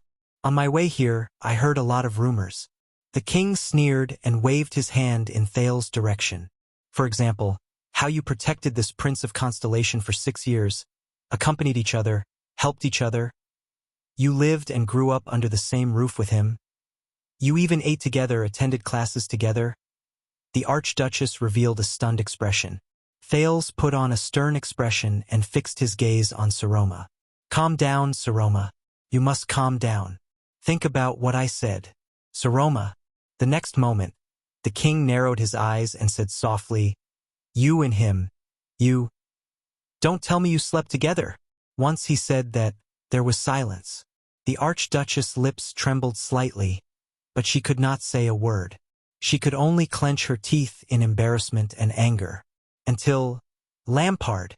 As everyone's expressions changed drastically, the first to react was the former commander of the White Blade Guards, who was in charge of protecting the Archduchess. Nicholas could no longer care about being addressed as king. He could no longer suppress his hatred for Lampard and lost his composure as he shouted angrily, "You shameless coward! Your impudence on the day of the state affairs hearing ends here. My brothers and I are very happy to." But he was stopped by Leespan, who had a cold expression on his face. "Calm down." The regent suppressed his anger. Any act of anger is meaningless. Not only that, the hall, which had been slightly quiet, exploded again. "What did you say?" "Duel with him, my lords." Bulsh *T. Can the king do whatever he wants? Under countless people's strange gazes, Thales tried his best to maintain an unchanging expression. His hands under his sleeves grabbed his knees tightly, his knuckles protruding. Among the suzerains of Dragon Cloud City, Count Hurst's golden beard trembled violently as he panted. He could no longer hold it in. "In the name of the Count of Flatiron County, Brookenhurst." Hurst leaped up from his chair in rage and stared at Lampard with eyes full of hatred. "For the honor of the ladies, Chapman Lampard, I issue you a sacred duel challenge." He swung his arm, pointed it at the king's nose, and cursed, "Let blood wash away the humiliation you have brought us, kinslayer." This sentence made the people in the hall, who were burning with anger, even more so. Lampard's words had probably angered the crowd. Even the Archduchess guards glared at him with hatred. They had no intention of protecting the king. Croce's expression froze. She dutifully pressed down on her weapon and stood in front of King Chapman. Viscount Kentvita also frowned and was about to step forward, but she pushed him back. But King Chapman only snorted loudly. It was as if there was nothing in front of him. The king simply swung his left arm and pointed it at the agitated Hurst from afar. It was as if he was going to answer the latter's challenge. The noisy crowd in the hall instantly fell silent. However, in the next second, the king gently retracted his arm, pushed Croce aside, and pushed her sword back into its sheath, which had been drawn a few inches. "In the name of the common elected King of Extet and Archduke of Black Sand Region, Chapman Lampard." The king stared coldly at the trembling Hurst. His tone was steady and unhurried. "With the power of the king, I reject your meaningless challenge, Hurst." Only then did he put down his arm and look at the Archduchess again without any nervousness.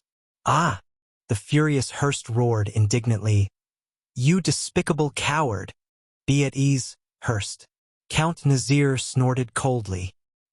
He patted Hurst's shoulder and pushed the livid Hurst back. "Your Majesty, because of your rude words and actions." The old Nazir also stared at the king in a hostile manner. "In the next year, Rubble Hill and Harding County will impose heavy taxes on the merchant groups and farmers heading towards Black Sand Region as a form of protest." King Chapman's relaxed attitude finally changed a little. The light in his eyes flickered. His gaze on Nazir clearly became hostile, and the slight curl of his upper lip indicated his current mood. Thales lowered his head and smiled at an angle that no one else could see. "Yes, I can feel it, even though the anger is directed at the king. But more doubts, worries, dissatisfaction, wariness, and hatred are directed at him. This so-called king is becoming more and more unscrupulous. Count Carcagel, your territory is the closest." Count Cotterson whispered to his colleague with a frosty expression. "I'm thinking, if the king were to meet with an accident on his way back from the city..." "Calm down." Although the one-armed count's eyes were filled with resentment, he still shook his head. If the king dies within the jurisdiction of Dragon Cloud City, no matter who did it, the unlucky ones will be Dragon Cloud City. Next to him, Count Liner nodded. Do you think the other archdukes will be filled with joy and gratitude for our righteous act? Count Liner stared at King Chapman. There was a deep chill in his eyes. I swear to you, they will mourn the king's misfortune while discussing how to seize the opportunity to slaughter Dragon Cloud City. After Black Sand region, it will be our turn. Li Span remained the calmest in the chaos in the hall. He patted Saroma's arm gently. My lady. The Archduchess took a deep breath and managed to suppress her emotions with great difficulty under the regent's cold gaze. Your words just now are enough to bring about generations of hatred between the Walton family and the Lampard family, Your Majesty. King Chapman shrugged. Look at your vassals' reactions. This is what I am worried about. Sometimes a marriage between two people is enough to destroy two countries. The king looked around and said slowly, some things have serious consequences, and they must be stopped before they happen. He turned around and his gaze became stern. Otherwise, with the age of all of you here, I am afraid that many years later, Dragon Cloud City, and even all of Extet, may not have the ability to stop a supreme king of Constellation from assuming the position of Dragon Cloud City's regent. These words made many of the vassals' breathing become heavier. Thales snorted coldly and rudely, attracting a few hostile gazes. This was the condition King Nuvan gave him back then. But now it was being used as a means and a bargaining chip by Lampard. Your vassals might be ashamed to speak up, but as an elder who personally watched you ascend to the Archduke's throne, I can no longer pretend to be refined and polite. King Chapman stared at Saroma, who was so angry that she could not speak. As a king, I must act while I still have some power, and my words still have some effect. Saroma was so angry that she could not even speak. Saroma took a deep breath. You mean, Saroma Walton? A fierce glare flashed in the king's eyes. In the name of the common elected king, I hereby order you to hand over Thales Jadestar to me, for Extet and for your Dragon Cloud City. The hall became silent again. Saroma stared at the king with widened eyes. King Chapman raised his head and said softly, So, what is your answer? My answer? The Archduchess sensed that everyone's gazes were directed at her. But unlike before, this time, their gazes were exceptionally different. Saroma furrowed her eyebrows tightly. She bit her lower lip and exchanged a few glances with Li Span. She could only feel the burning sensation on her face getting stronger. But she did not dare to meet the teenager's gaze. She did not dare. At this moment, a long sigh suddenly rose from the crowd. You're such a busybody, Chapman. Under everyone's gaze, Thales stood up slowly. With weariness and exhaustion, he yawned. You think I'll like this lady? He stared at the people in the hall with a disdainful expression and gestured rudely at the Archduchess with his chin. This immediately attracted a few Northlanders' passionate greetings to their Jadestar ancestors. The Archduchess was slightly startled when she saw Thales stand up. What is he going to do again? Don't you think things are messy enough, young prince? In a terrible mood, Nicholas clenched his fists in exasperation. Be a good boy and shut up. But Thales only gave him a nonchalant glance. This made the Star Killer even angrier. You like her? Not necessarily. King Chapman stared at Thales with interest. But if you like Dragon Cloud City and use her to your... Thales raised his eyebrows and put on an expression that suggested he did not know whether to laugh or cry. Ha ha ha ha. He laughed helplessly. Hey Saroma, if that's the case, you like me, don't you? Saroma stared at Thales' teasing expression in disbelief. She parted her lips, but did not know what to say.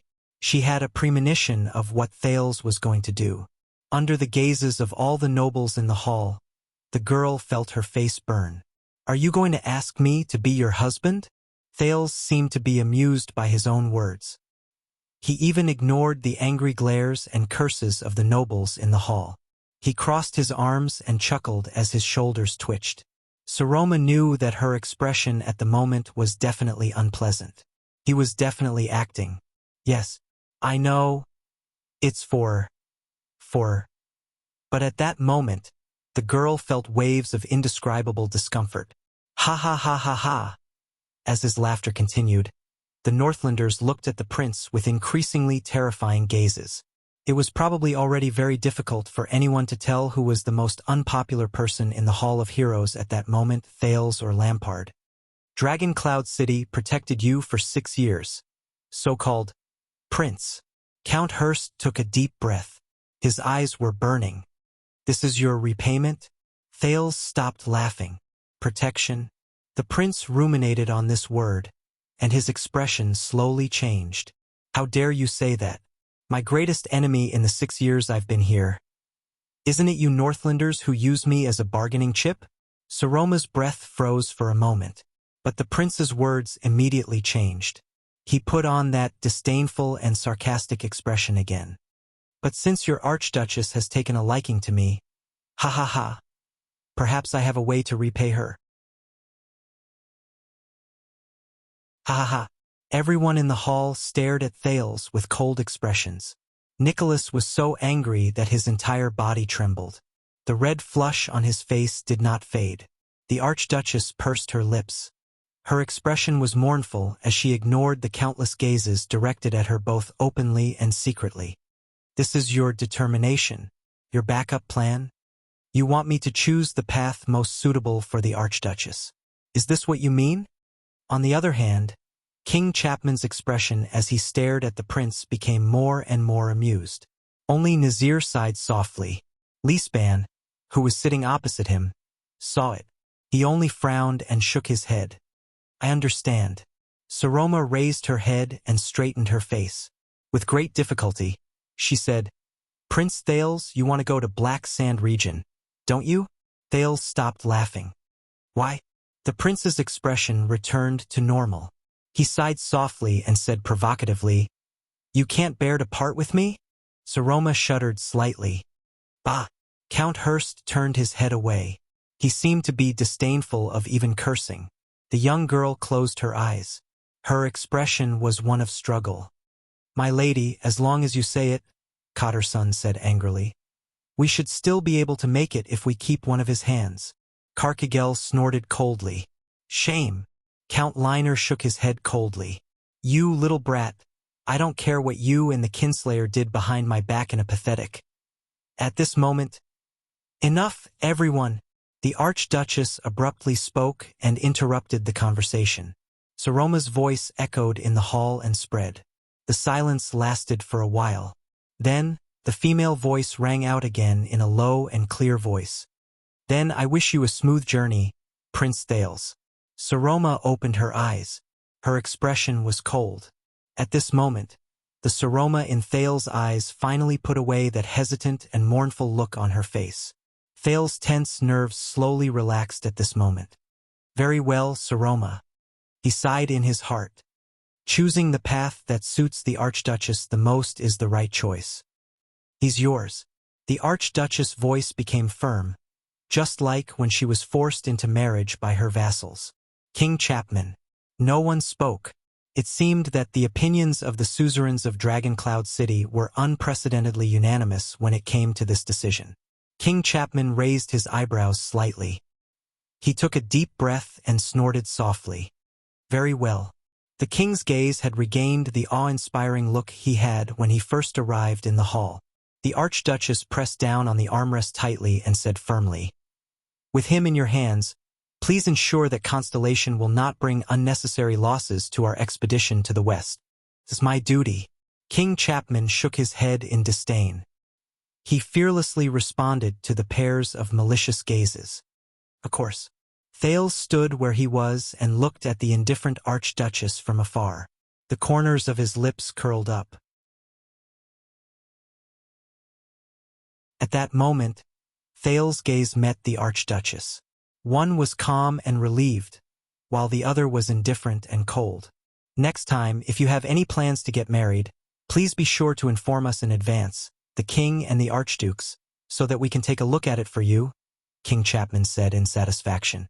After all, if your marriage is done hastily like this time, I can't guarantee what kind of chaotic abyss the kingdom will descend into because of this. Lisban said solemnly, Dragon Cloud City's own matters do not require Black Sand region to worry about it. The Archduke's attention is not up to you to decide. The king shook his head. If you still care about Dragon Cloud City, remember this. The Archduchess raised her head and glanced at him coldly. King Chapman frowned slightly. The state affairs hearing is almost over.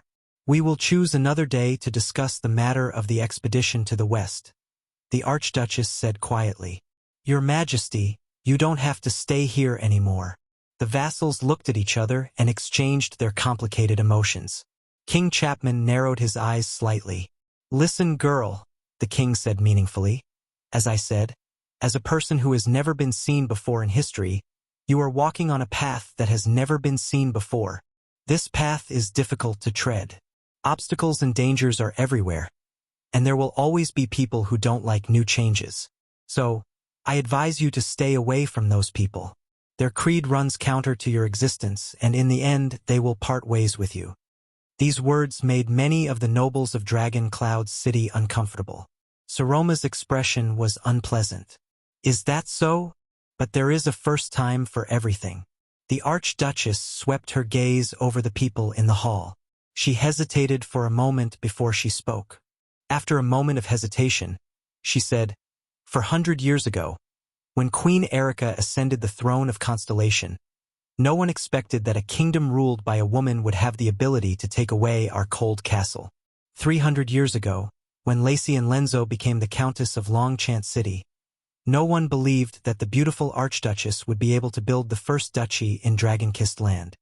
40 years ago, when Empress Dowager Yao Hua became regent of Suyi, no one could foresee that she would one day become King Yao.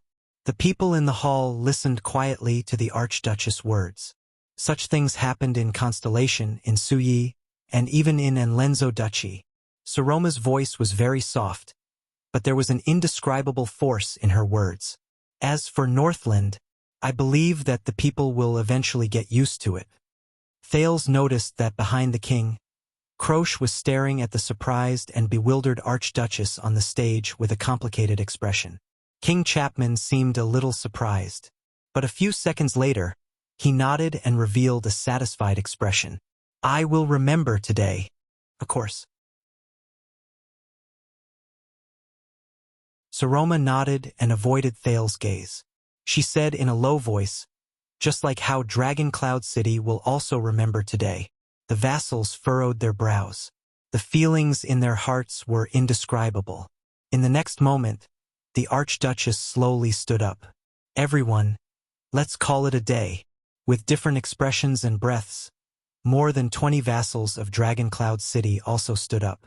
With complicated emotions, they looked at the Archduchess on the stage, then at King Chapman and Thales. Today, the Archduchess lowered her voice and sighed softly. Meeting adjourned. The vassals raised their right fists respectfully and hit their chests together. Asterisk thud. Asterisk, but this time, compared to the start of the meeting, this dull thud was unprecedentedly uniform, as if it was made by a single person. The door opened. The vassals bowed and left one after another. King Chapman, who stood in the middle of the hall, ignored the gazes the vassals cast on him before they left. Thales, on the other hand, lowered his head and looked at the floor, completely unbothered. It's over. At least, this round ended.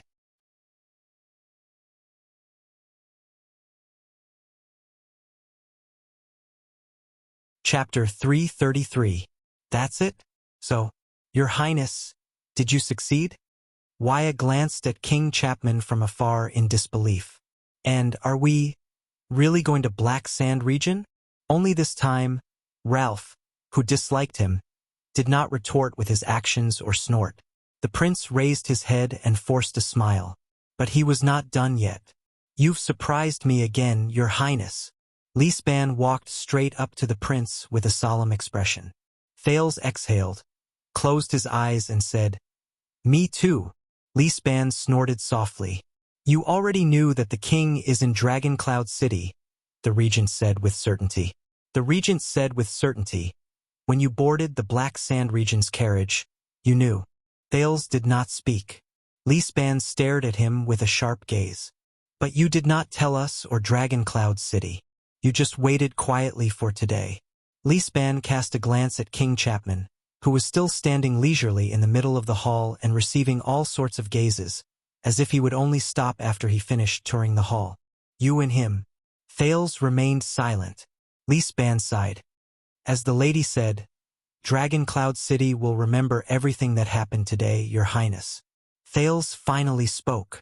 Yes, me too, the prince said in a low voice. I will remember and watch you, Your Highness. Leaspan gave him a profound look. In the end, the count did not say anything and turned to leave. He was not the only one. The acerbic Count Cotterson did not say anything. He only gave Thales a warning gesture of slitting his throat before he left, along with a hateful gaze. Thales responded with a faint smile. You have guts. You colluded with Black Sand Region and betrayed all of Dragon Cloud City? This was the cold Carcagel. You know, people with guts usually die faster. Congratulations, Your Highness. When Count Liner passed by, he said softly, Do you think Lampard is a good person? Bah, ungrateful and repeatedly treacherous. Count Hurst spat in disdain as he left. A coward of the Empire. Thales could only smile in the face of these gazes and words. It was as if he did not care. But another person's words were exceptionally different. Is she worth it? Thales was slightly startled. It was Count Nazir. The doddering count stood a step away from him and sighed. Is it worth your sacrifice? Thales furrowed his brows slightly. I do not understand you, Count. Humph, I'm old, but I'm not blind. Nazir smiled and shook his head. Perhaps what others saw was you colluding with Lampard, betraying Dragon Cloud City, and fleeing to Black Sand Region, but what I saw. He cast Thales a profound glance with an unclear meaning. You cooperated with the City of Faraway Prayers beforehand so that she would not be forced into marriage. You interrupted us 3 times during the meeting, but each time you saved the girl from her predicament. Thales' face stiffened. As for your collaboration with Black Sand Region, that girl. Nazir paused and said softly, Is she really worth it? Thales' face was livid. He did not speak. When Nazir saw this, he only sighed wordlessly. He patted Thales' shoulder gently and left slowly. Thales watched the old count's footsteps with complicated emotions. Was she worth it? At this moment, slap, Thales was shocked. His shoulder had already been unceremoniously grabbed by someone. It was Ian. Lampard is the backup you mentioned, isn't he? At that moment, the Viscount of Dual Wind City's eyes were bloodshot. He gritted his teeth and looked at Thales with resentment and anger.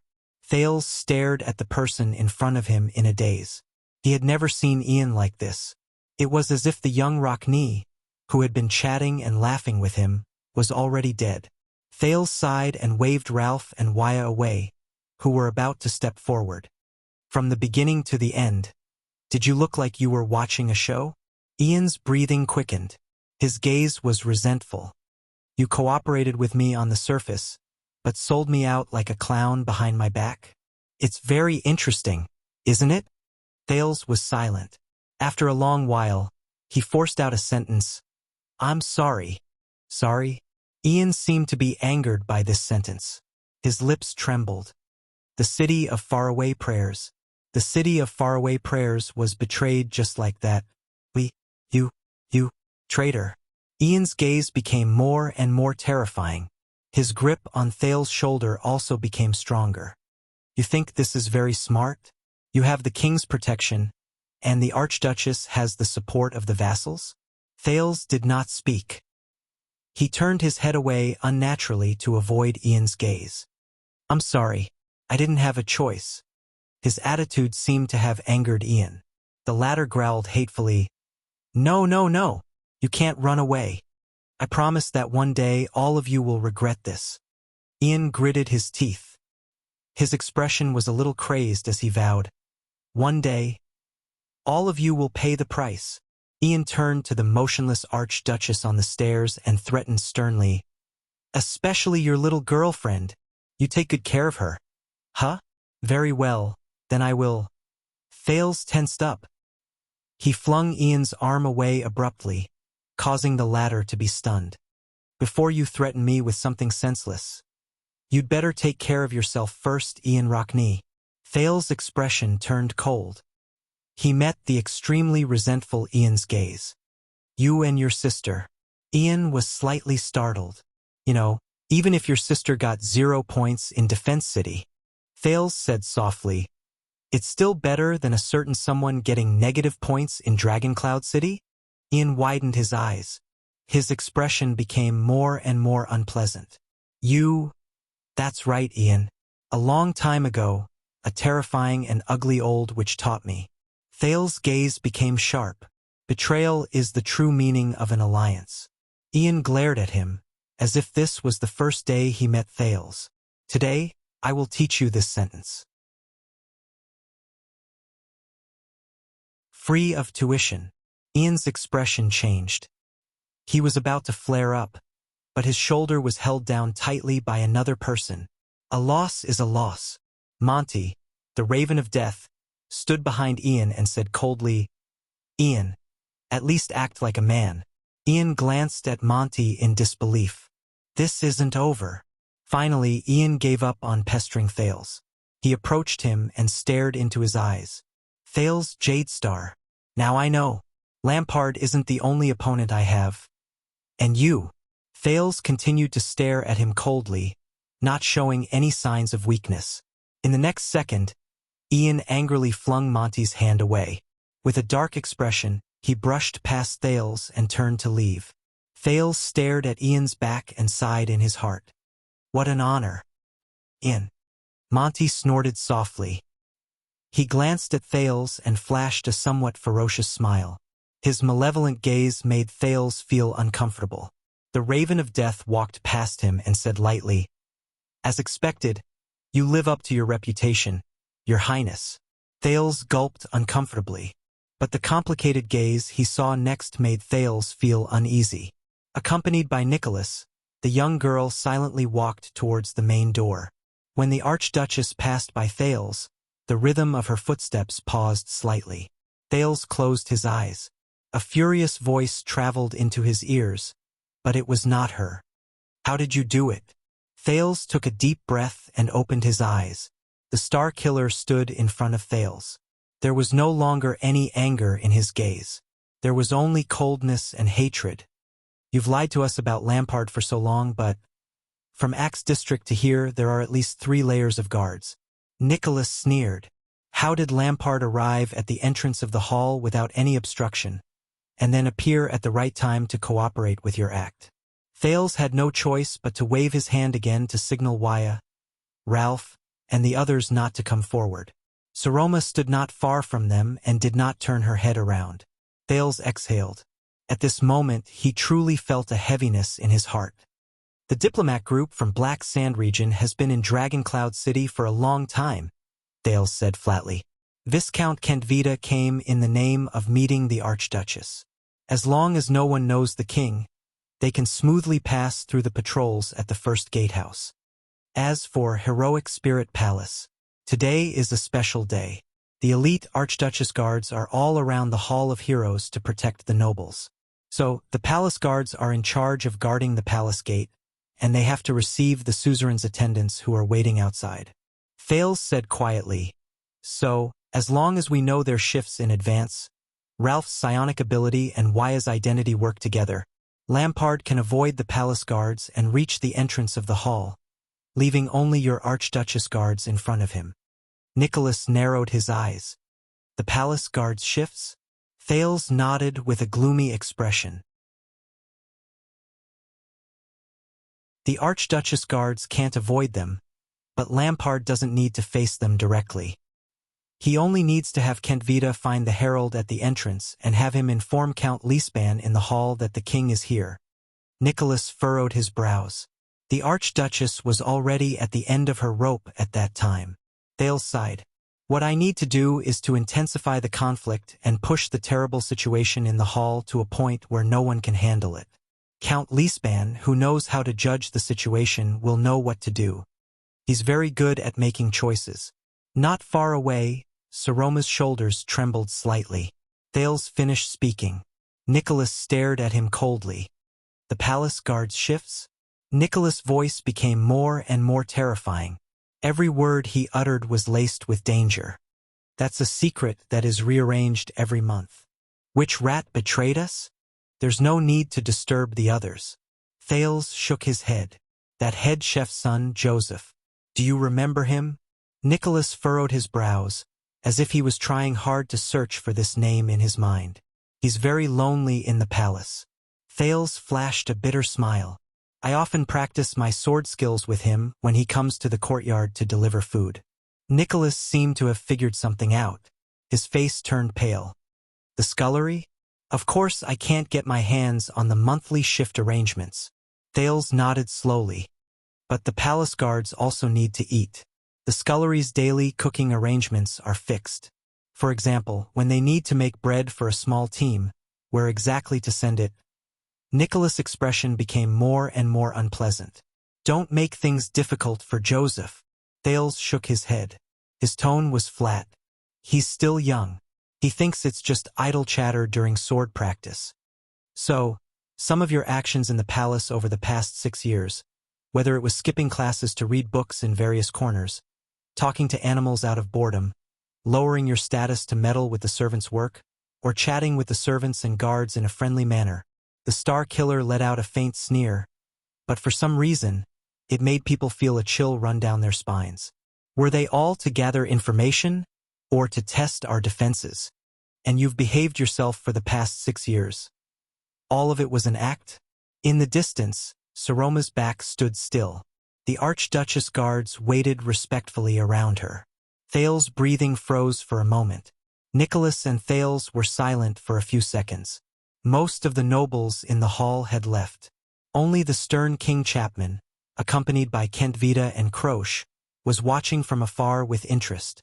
I talked to animals because I was really bored. As for the rest, the second prince inhaled and squeezed out a gloomy smile. I have no choice. No choice? Thales turned around and stared at the Soul Slayer pike on the shelf. He could not help but sigh as he reminisced. It's been 6 years in Dragon Cloud City. Every letter I wrote had to be opened and checked. Every destination I went to had to be searched beforehand. Every person who spoke to me had to be interrogated 3 times. Even the paper I used in class had to be inspected. Every book I touched had to be recorded by someone specially assigned to record it. If there was anything wrong with my daily schedule or actions, you, Lisban, or Madame Gings would interrogate me. Then I would be grounded. Saroma's back trembled slightly. Thales sighed and said, My every move was under your surveillance. If it weren't for the Archduchess' special permission, I wouldn't even be able to step out of Heroic Spirit Palace. As for Waya and Ida, every constellatiate who leaves the palace, not only do they have to be searched, but there are also scouts following them. Even if they throw a copper coin to a beggar, you will catch the beggar and lock him up for 2 months. Even the diplomatic groups from the kingdom who come to visit me are restricted and monitored. Nicholas still stared at him silently with a terrifying gaze. I know that you used King Chapman's name to lock me in this palace, cut off all contact with the outside world, cut off the normal education I should have received, and expect me to muddle through a meaningless life, to become a canary that can only cry in a cage. Nicholas was silent. Thales lowered his head and said dejectedly, Constellation, the Secret Intelligence Department, and I did bring you great trouble and even disaster 6 years ago, but at least we fought side by side. Is this necessary? This time, the silence lasted for a long time. Nicholas let out a cold laugh. Not only is it necessary, in my opinion, this is far from enough, he said resolutely. Justin is still too lenient with you. He should never have let you come into contact with the people from Black Sand region. That's why you got the chance to betray us. You betrayed all of us. Did you think that you would be safe after escaping to Black Sand region? Nicholas' gaze was cold. Remember this well, little prince of the empire. Thales furrowed his eyebrows slightly. With just you? Forget it. The prince shook his head slightly. Don't overestimate yourself just because someone calls you the Star Killer. Dead face. You and I were never on the same level. Nicholas' expression froze. Very well, the Star Killer said hatefully. Be careful, you better not fall into my hands.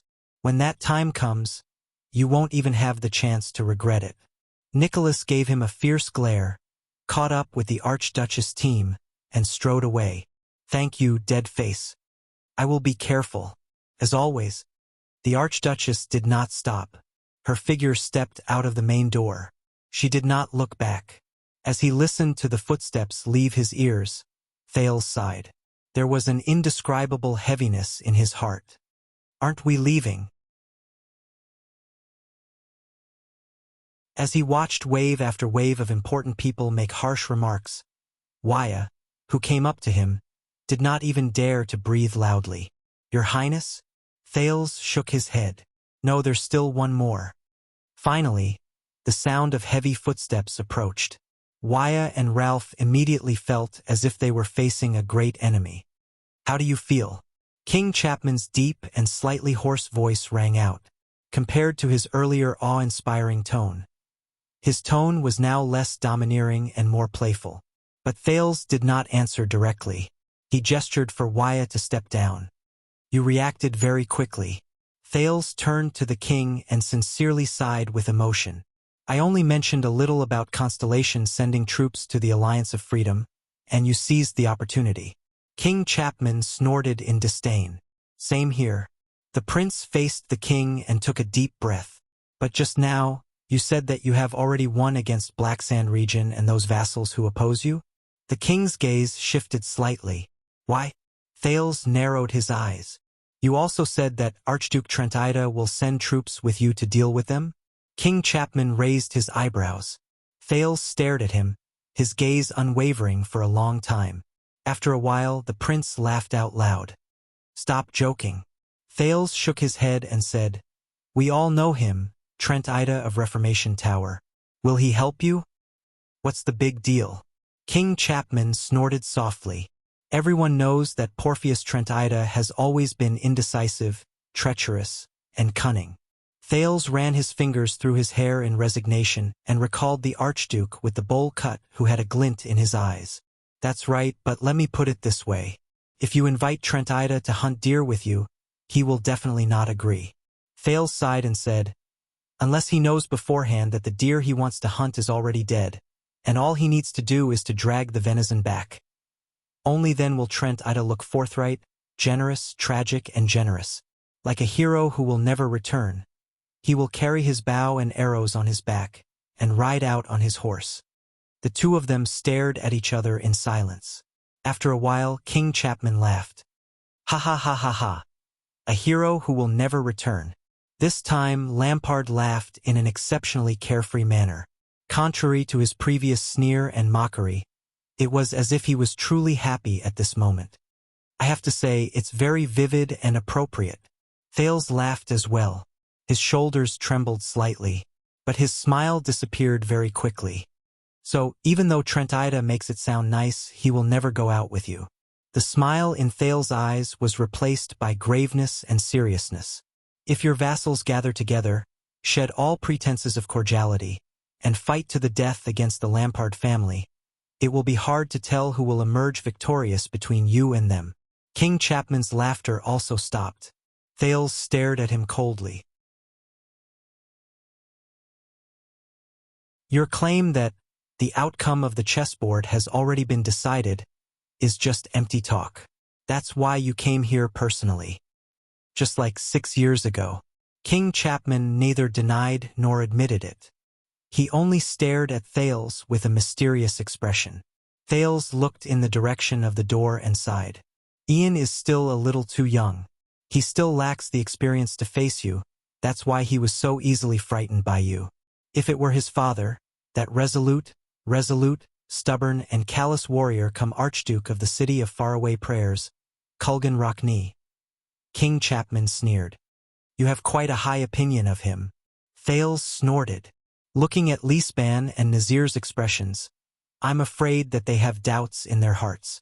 The prince exercised his aching shoulders and said softly, It's just that they're wary of your relationship with Constellation and don't have confidence in Trent Ida. They're afraid that you'll really promise him something he can't refuse. That's why they don't dare to bet with you. King Chapman shook his head in a seemingly casual manner. Not everyone has the wisdom to see through the bet and have the courage to make a bet with me. Thales shook his head and snorted softly. But very soon, everything that happened in this hall, whether it was the city of Faraway Prayer's great defeat in the confrontation with the king, or the news that Dragon Cloud City did not join the alliance to denounce the king and handed over the Prince of Constellation to the king in the end, will spread throughout Extet, especially to Black Sand region. Thales suddenly felt exhausted, as if the morning meeting had drained his energy. The moment the Archduchess agreed to hand me over, you truly won, he said, a little dispirited. What happened before was just a bluff. Are you satisfied now? The two of them stared at each other silently in the middle of the hall. Their delay also caused the Archduchess guards who were still guarding the hall to frown. But Kentvita's smiling face and Crocia's cold expression effectively stalled them. But you did not leave empty-handed, Thales. After a while, King Chapman said quietly, First of all, you yourself. Not only did you avoid the fate of being dragged into the war, you also broke free from Dragon Cloud City's evil clutches. Is that so? The prince yawned as if he did not care. Forgive my poor eyesight, but I can't tell what a good thing this is. But the king ignored him. He only said in a slightly cold tone, and according to the conditions we agreed upon, I also gave that girl a chance to cultivate her prestige so that her vassals would no longer be her enemies. This sentence instantly caused Thales' unfocused gaze to focus. Under the pressure of a certain terrifying king, the Archduchess of Dragon Cloud City will not lose their support, at least for the short term, and will not be forced to marry. Under external forces, they will instead be more united. Isn't this what you want?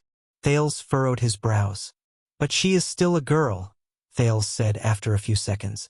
No matter what, her existence will make many people in Dragon Cloud City feel uneasy and indignant. King Chapman raised his eyebrows. Then I can't do anything, unless you turn her into a man? Thales looked up. So, the prince stared into King Chapman's profound eyes with certainty.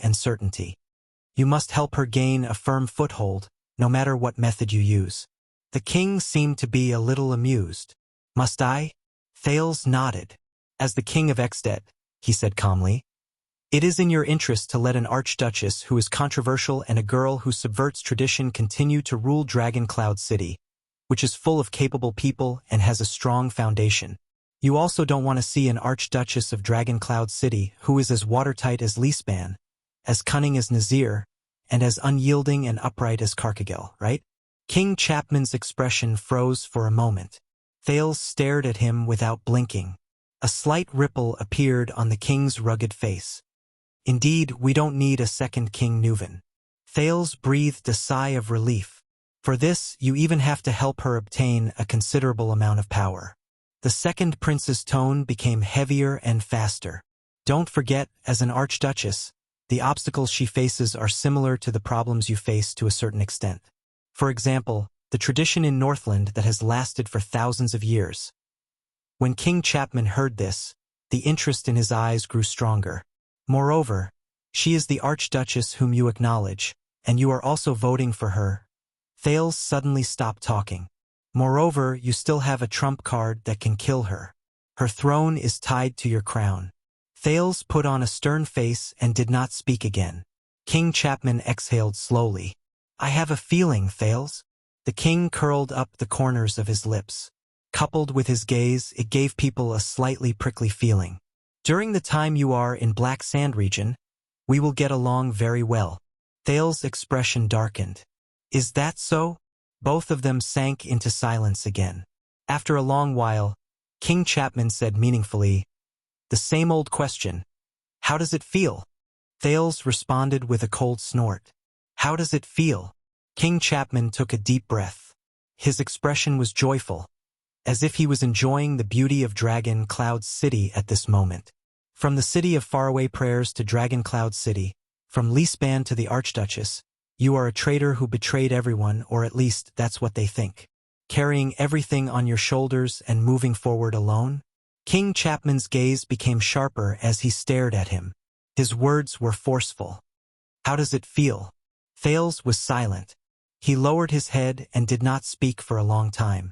The prince suddenly remembered how he sat in the carriage of the Marquis from Camus Union 6 years ago, when he angrily questioned the then Archduke of Black Sand region, who later became King Chapman. The other party's cold reply. Child, you don't know anything. Black Sand region and I are already beyond redemption. King Chapman stared at him and shook his head in what seemed to be disdain.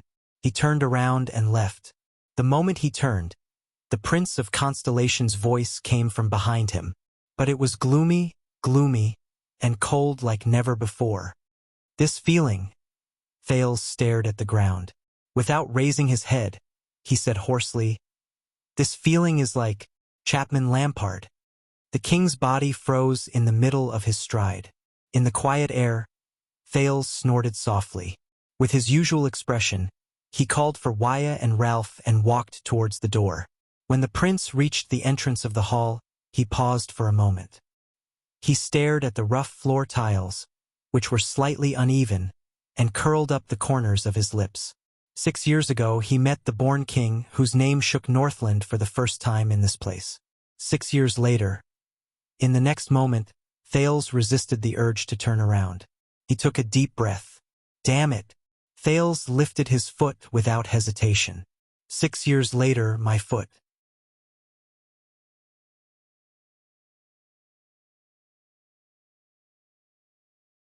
Chapter 334. Accompanied by his attendants and guards, Thales walked on the way to the stable. When the few palace guards standing guard at the palace gate saw the Prince of Constellation, they snorted in disdain. It's him. He worked with Lampard from the inside and outside. One of the guards looked at Thales from afar with a gloomy expression and whispered to his colleague. He caused him to lose his position and the right to join the personal guards. All because he did not notice the king at the palace gates. The guards cast hostile gazes at him. Thales inhaled and pretended not to see it. The prince and his group walked past the guards.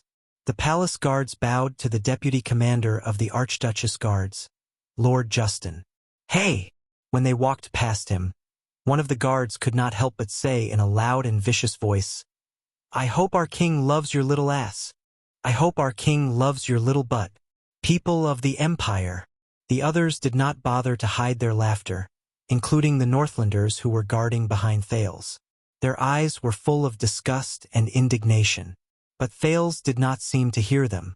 His expression did not change and he continued walking. Lord Justin pursed his lips and did not say anything. Hey, Northlander, are you not going to do anything? At the back of the group, Ida, who had been missing for a long time, tugged at her cloak and protested to Justin in front of her. My duty is to protect the prince's safety before His Majesty's White Blade Guards rush over to escort you out of Dragon Cloud City. Justin's tone was cold. When he mentioned the White Blade Guards, he raised his tone in a sarcastic manner.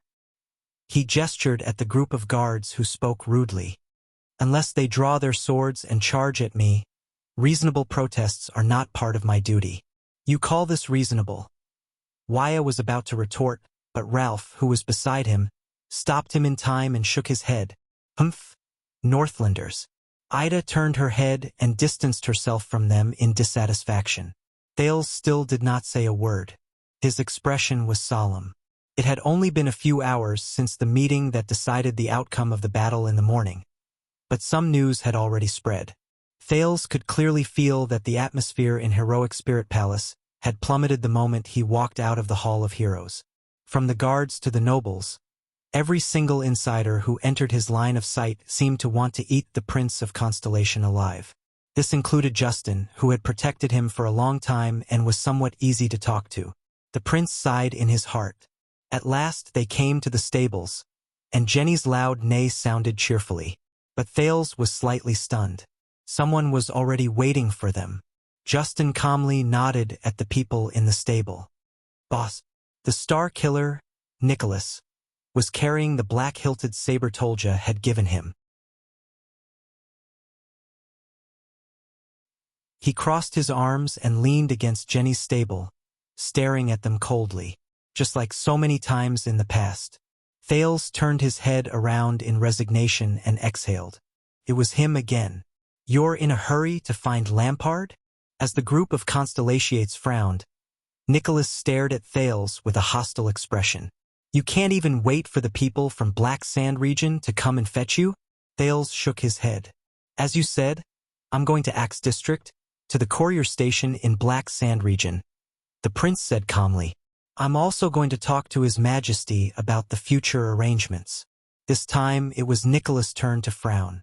He snorted in dissatisfaction, then laughed disdainfully. You're really unscrupulous after falling out with me. The Star Killer's mocking tone was filled with indescribable anger. Why? You feel that Heroic Spirit Palace is no longer safe, so you quickly hide behind Lampard? The sooner you leave, the better? Thales stared at Nicholas in silence. He raised a hand and stopped Wuxia, who was about to speak. Nicholas put down his arms, slowly walked to Thales, and stared straight into his eyes. Listen, treacherous little prince. Forget about meeting Lampard. Nicholas enunciated each word slowly. His words were filled with a chill unique to the commander. As long as I'm still here, before the people from Black Sand region come to fetch you with a warrant, you will stay in Heroic Spirit Palace obediently. Behind Thales, the people from Constellations stared at the Star Killer with vigilant expressions. Nicholas bent down, his forehead almost touching Thales' hair. His gaze became sharper. You don't have to go anywhere. Hey, pretty boy. Ida fiercely made a gesture of rolling up her sleeves and moved closer. Do you believe that I won't beat? Nicholas put on a strange, cold smile. He turned his body sideways, revealing the hilt of the sword behind him. On his back, the golden saber reflected a wondrous light. The temperature around them seemed to have risen a little. When she saw the saber, Aida's voice instantly became softer and weaker. That. Thales shook his head and pulled Ida behind him. Ida, let me do it. The female elf, who was usually wild and unruly, was now very obedient. She followed Thales' arm and was gently pulled back. She did not forget to make a fierce gesture at Nicholas that said, I'm not afraid of you. She slit her throat. Thales stepped forward and stared at the Star Killer quietly. Nicholas snorted coldly and leaned against the pillar again. He shook his head at Justin. Bring him back. Make sure he doesn't come into contact with anyone else. But at this moment, Thales suddenly exhaled and shook his head slightly. Do you hate him? Nicholas was slightly startled. What? I'm saying that you must hate him very much. Thales took a deep breath. He remembered the White Blade Guards who sacrificed their lives to protect them 6 years ago. He raised his head and his gaze was clear. I'm talking about Chapman Lampard, your king. Nicholas' gaze was focused on Thales' face. His expression became more and more terrifying.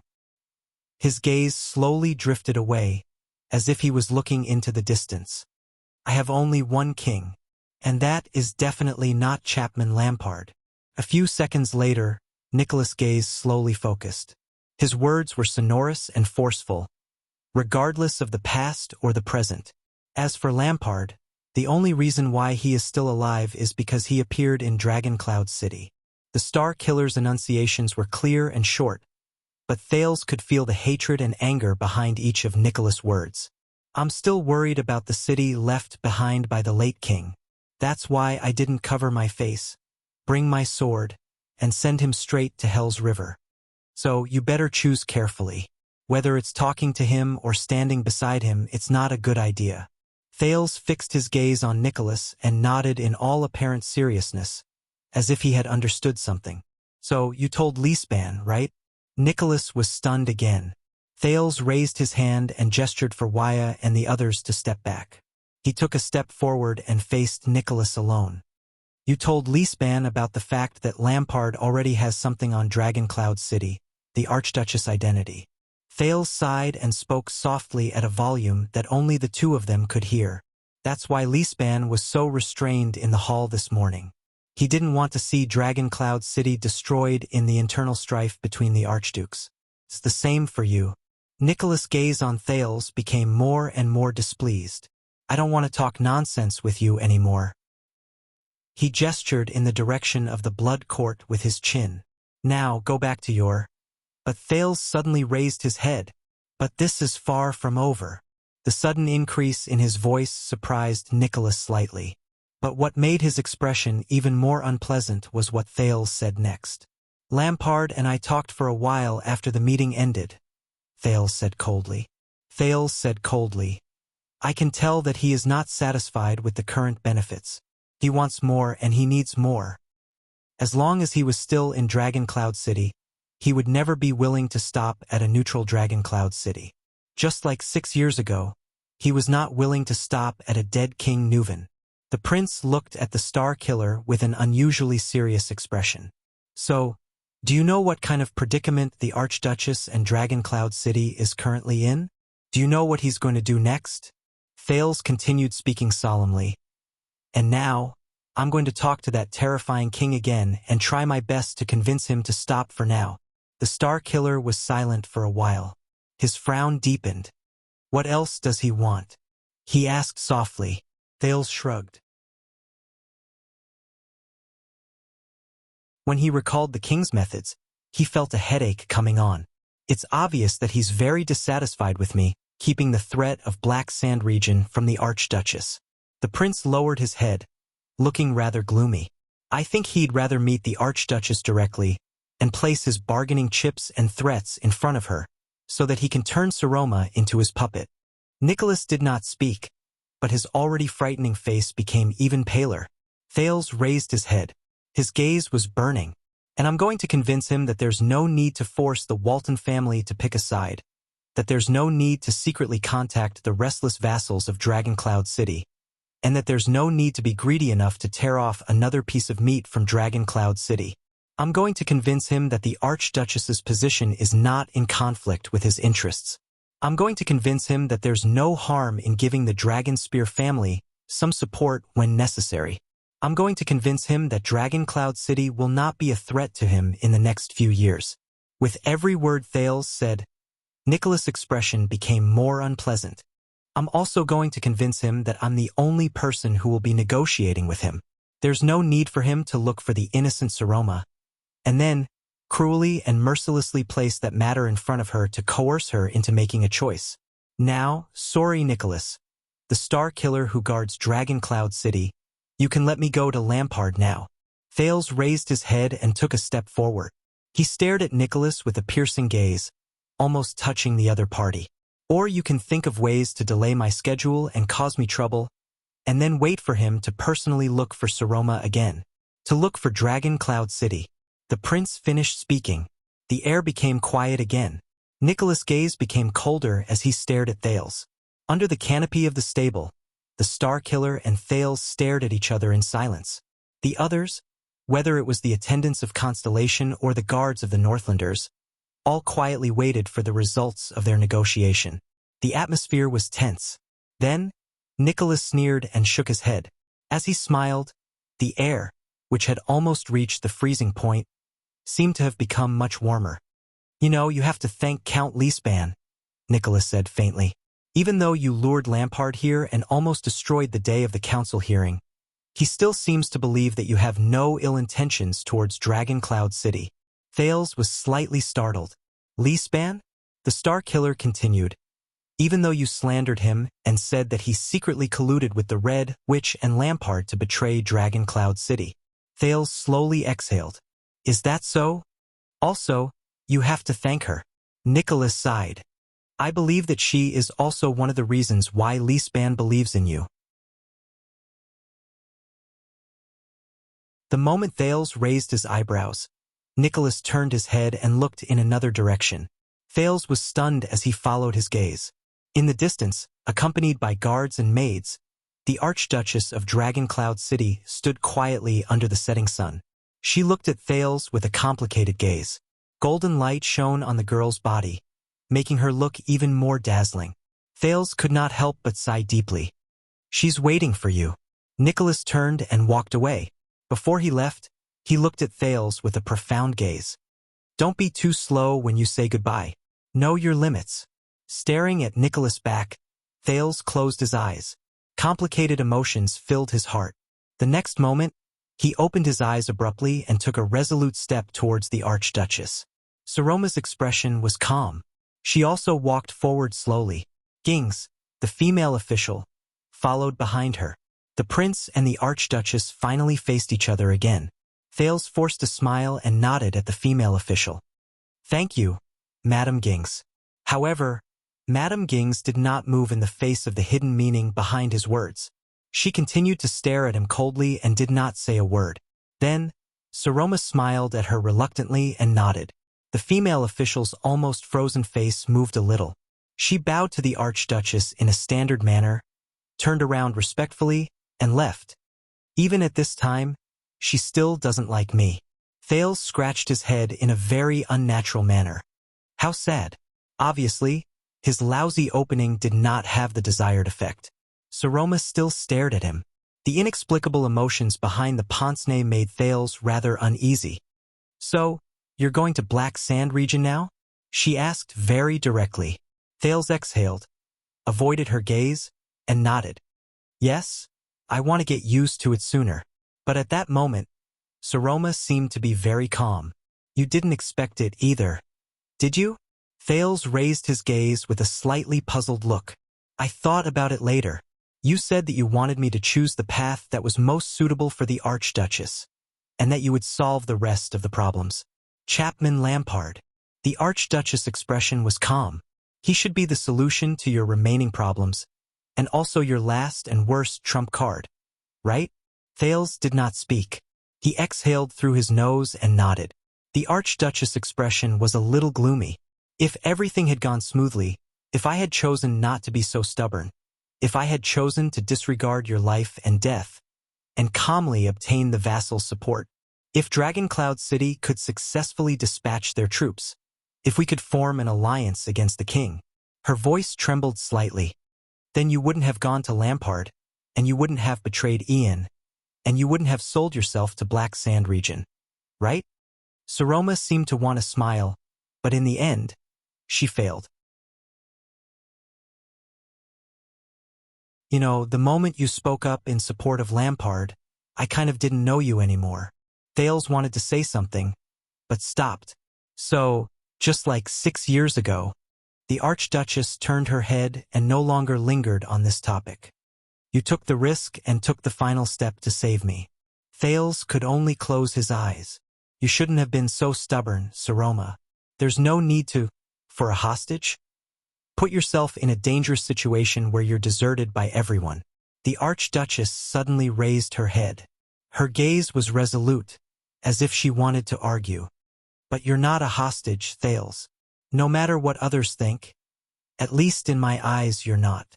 She seemed to have remembered something and immediately lowered her head. There was an indescribable sadness in her voice. "I'm sorry, Thales." At that moment, Thales' mood, which had been extremely gloomy since the State Affairs hearing, suddenly fluctuated slightly. He was like a mountain climber in the winter snow who welcomed a ray of sunlight after climbing over the top of a slope. "At least she understands. She believes in me, as always, apologizing to me for protecting me." Thales inhaled forcefully. He felt that the air today was exceptionally refreshing. "I can't accept this apology. But you're going to Black Sand region. Do you still remember Lampard's soldiers? They fired arrows at us without hesitation." The girl's voice was a little sad. "Can you imagine what you'll have to face in that man's territory? If I want to count on Lampard's help, then this is the price I have to pay." Thales sighed. "Wish me luck. Is there anything worse than being tied up on the battlefield or being chopped into pieces?" But Saroma's expression was still very stiff. Thales opened his eyes and took a deep breath. "Hey, listen to me. It's not your fault, Saroma, all right? It's Constellation who interfered. I mean, it's my father. The second prince shrugged. He caught me off guard, and I could only adapt to the situation. Both of them were silent for a while. That's great. Saroma forced a smile and forced herself to joke. I've never known what it feels like to have a father. The prince looked at the bitter expression on the Archduchess' face and flashed a bright smile. So, do you want to exchange identities with me? Thales seemed to be in a good mood. Anytime, Princess Saroma of Constellation. Both of them laughed. But Saroma's laughter only lasted for a few seconds. Princess, she subconsciously repeated. Princess Saroma? Princess Selma? Thales realized that something was wrong. Thales realized that something was wrong. He took a deep breath, turned his gaze away, and coughed loudly. Then, the prince's expression became serious. Listen, at least in the next few years, Lampard will not be your primary threat. The fight between the king and the archdukes will only become increasingly intense, and the extent and methods used will gradually exceed our expectations. Saroma looked at him quietly and nodded quietly. It was as if both of them were back in the library and in the classroom. Under the rule of the Archduchess, Dragon Cloud City, which appears weak on the surface and is internally divided, will instead be ignored by them, whether intentionally or unintentionally. You may even become the target of their enticement. You can even stand in the position of a third party and reap benefits from both sides during their confrontation. Just like this time, be cautious when they extend their hands, but do not place your bets rashly. Thales was extremely serious. At this time, sit firmly in your position. This is your top priority. Be a competent, qualified, and even outstanding Archduchess, Saroma. The Archduchess smiled. Her expression was a little forced. King Nuvan left you a good entourage. Thales recalled the scene during the hearing. Nazir is wise, astute, and skillful. Karkagel is a man of few words but has quite a bit of prestige. Even the seemingly annoying Cotterson and Liner, and even the people who are not part of the Six Counts, they will all be useful to you. If you show them the boldness and skillfulness that an Archduchess should have, prove to them that you are indispensable to this territory. As for Leespan, when Thales said this, he could not help but pause for a moment. In the end, he sighed and said, he is an excellent regent, but perhaps you should consider the feelings of the other vassals and the balance of Dragon Cloud City. Saroma frowned. You don't like him? Why? Thales shook his head. Your enemies will still be within you. When the prince thought of this, his heart became a little heavy. Perhaps they will appear in various forms. The dissatisfaction of the vassals, the contempt of the people, the obstruction of tradition, sinister rumors. But at the end of the day, the biggest enemy is yourself. Saroma snorted softly. Her gaze was still fixed on Thales. It was as if this was the last time they would meet. She smiled and said, the biggest enemy is yourself. Humph. It sounds like the pretentious, empty, rubbish encouragement in a knight's novel. Thales could not stand her gaze. He had no choice but to lower his head. Because you are a girl, Saroma. Saroma was slightly taken aback by his words. Thales let out a long sigh. There was a strong sense of sorrow in his words that could not be dispelled. You are a girl. That means that in most games in this world, not just in Northland but also in Northland, you have to pay a higher price than men. You have to work harder than men and achieve better results than men. Only then will you be able to obtain rewards, results, and recognition from the outside world that are comparable to theirs. In other words, if the Archduchess can't come up with a better answer than the late King Nuvan, or even just be on par with King Nuvan, the prince gritted his teeth and looked at Heroic Spirit Palace, which was boorish, imposing, thick, and gave off a heavy, oppressive feeling. Then you will forever be that little girl. Saroma was silent for a long time. Her mood was gloomy. Finally, the Archduchess sneered expressionlessly. It's really not fair. I know it's not fair. Thales frowned and looked at her. He could not hide the worry in his eyes. That's why you can't give up. Do you know what will happen if you don't fight back against the beggars who beat you when you're surrounded by beggars? Saroma raised her eyes. They will continue to bully you, beat you, ridicule you, and isolate you. Thales seemed to have thought of something. He unconsciously tensed up. They will repeat this scene over and over again, forming the impression that you deserve to be bullied. The Archduchess thought of something. She remembered the story of the prince who was born in the lower city district that Thales had told her before. I know. The prince stared at her. His expression was unpleasant. But this is not the worst. The worst is that other people, everyone, whether they are new or old, whether they beat you up or not, will gradually get used to this scene. They will take it for granted. Thus, as they live and eat among the beggars, this impression will be deepened and spread into everyone's consciousness. Until, intentionally or unintentionally, they treat this situation as part of the rules. They make up and derive **t reasons such as born this way, the strong prey on the weak, there will always be bullies, and there will always be people who will be bullied, so that everyone, whether they are new or old, strong or weak, and even the bullied yourself, will subconsciously believe that this is the environment, this is the rule, this is the norm, and you can't change it. So, the best choice is to accept it, adapt to it, acknowledge it, and go along with it. Then, when you are beaten up again, you will suffer less. This idea of everyone subconsciously getting used to the environment and the rules is the worst. In the prince's mind, the hazy sea of memories rippled slightly. At that moment, Thales' gaze became a little unfocused, as if he was staring into the distance. It will make you forget that individuals and society are united and inseparable. Your actions are also one of the factors that shape the environment and the rules. He exhaled and brought his thoughts back to reality. It may be a little complicated, but Thales looked at the girl in front of him, who had a puzzled look on her face. He pursed his lips.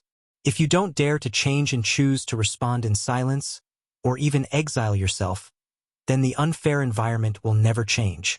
The prince said softly, "Girl." Thales looked at the gradually silent girl and sighed softly. "You're right, Saroma. I shouldn't have treated you as a weakling waiting to be rescued." He smiled again. "And you have to learn to grow on your own, learn to believe in yourself, learn to listen to the old crow's lessons," Thales said quietly. "Even without me, Your Excellency, Archduchess. Take care." Once he finished speaking, Thales could not bear to look at the girl's expression anymore. He turned around and left. At this moment, "Thales!" The girl suddenly cried out involuntarily. There was great worry hidden in her voice. "Be careful." Thales' footsteps paused slightly. He did not turn around. He only smiled. "Yes, I will." But Saroma interrupted him regardless of the consequences. "No." On the eve of the council hearing, Count Lisban came to me in private. Saroma seemed to be very anxious. She subconsciously looked around. "He came to advise me that it would be best to stay away from you and the ominous Jadestar family. In order to convince me, he told me some secrets in advance." Thales was stunned. He turned his head sideways. "What secrets?" In the next second, the words that came out of Saroma's mouth made his heart tremble. "Calamities." Thales' expression froze slightly. "What?" At that moment, no one knew what exactly he felt in his heart. He slowly turned his head around, maintaining a normal expression. Saroma's tone was a little hurried. Her expression was the same as when she secretly skipped class when she was young. In the countries built by the people who participated in the Battle of Eradication, such as Exdet, even though each family's inheritance is different and has different versions, at least the descendants of the 10 knights and at least the heirs of the 10 archduchy families will be told some secrets about the Battle of Eradication when they come of age. Thales completely turned around and stared at Saroma in a daze. The Battle of Eradication. Saroma pursed her lips and hesitated for a few seconds. Then, she made up her mind and said, "After the war more than 600 years ago, we became more vigilant, and the remaining calamities became smarter. With a more complicated, secretive, and dangerous relationship, we lurked on both sides of the world, maintaining a careful balance in all kinds of situations." The Archduchess raised her head. The Archduchess raised her head. Her voice was soft but resolute. But the battle of eradication has not ended. And they and we are still enemies. Thales's breathing gradually quickened. He could not help but clench his fists. The young girl fixed her gaze on him. Her gaze was filled with worry and vigilance. Thales, 18 years ago, during the bloody year of Constellation, the reason why you were attacked from all sides, ran out of ammunition and food supplies, why Exted invaded the south without any qualms, why the Baron Bone tribe and the orcs were also in a great uproar, even your rebel army and the tragedy of the Jadestar royal family. All of these are related to this, to the calamities. In that second, Thales's pupils shrank abruptly. He could not help but raise his voice. What does it have to do with this? But the Archduchess shook her head. I can't go on. Seal only told me this because he trusted me. Saroma's expression was mournful and hesitant. This is a secret that only the Archduke of Dragoncloud City knows. She turned her head away. Don't forget, I am now an Archduchess. Thales was stunned. After a while, Thales tried hard to adjust his breathing and snapped out of his daze. Is that so? A secret that only the Archduke of Dragoncloud City knows? Then, that means the previous Archduke of Dragoncloud City. That King Nuvan who decided to invade the south 18 years ago. That King of Exdet who told him that there was an inside story behind the Jadestar calamity. He stared at Saroma in a daze. But I think you will find out in the end, Thales. Saroma seemed a little guilty. After all, you are the Jadestar family. Thales closed his eyes and took a deep breath. He hid the lingering haze in his mind deep into a corner. Thank you, Saroma. I know. 6 years ago, a man and a woman. The calamity came to you. Thales gulped. Saroma's voice trembled a little. I won't ask you anything unnecessary, but no matter why they came to you, it's definitely related to that, and it's definitely not a good thing. Not a good thing. You know, the young girl said quietly, I might not be happy in Dragoncloud City, but at least I can protect you. Nicholas has a legendary anti-mystic equipment, and the Soulslayer Pike in the Hall of Heroes is always on guard. But in Black Sand region, both of them fell silent. A breeze blew past them. Behind them, Jenny let out a dissatisfied hiss and broke the silence. After a while, Thales sighed deeply. I will remember. In the distance, Nicholas coughed loudly and said without hesitation, My lady! His urging made Saroma snap out of her daze. She seemed to have suddenly remembered something. Also, that man with the black long sword. Although he saved us, Saroma said hurriedly, as if she wanted to finish talking about all her worries in these few minutes. Since he participated in the 18 years, then he must be related to these things. As your family's enemy, I can't think of any reason for him to let you go or even protect you, unless he has other motives and his plans are far-reaching. Thales stared at the ground without saying a word. The sword-wielding figure and countless doubts rose in his mind. The young girl continued speaking, Nicholas and the Archduchess guards, but the furthest they could find out was that the man's nickname was Black Sword, and that he was related to a foreign gang called the Brotherhood. Thales sucked in a sharp breath. He turned his head. Saroma, I understand. The prince said rather bitterly, Thank you. Thank you.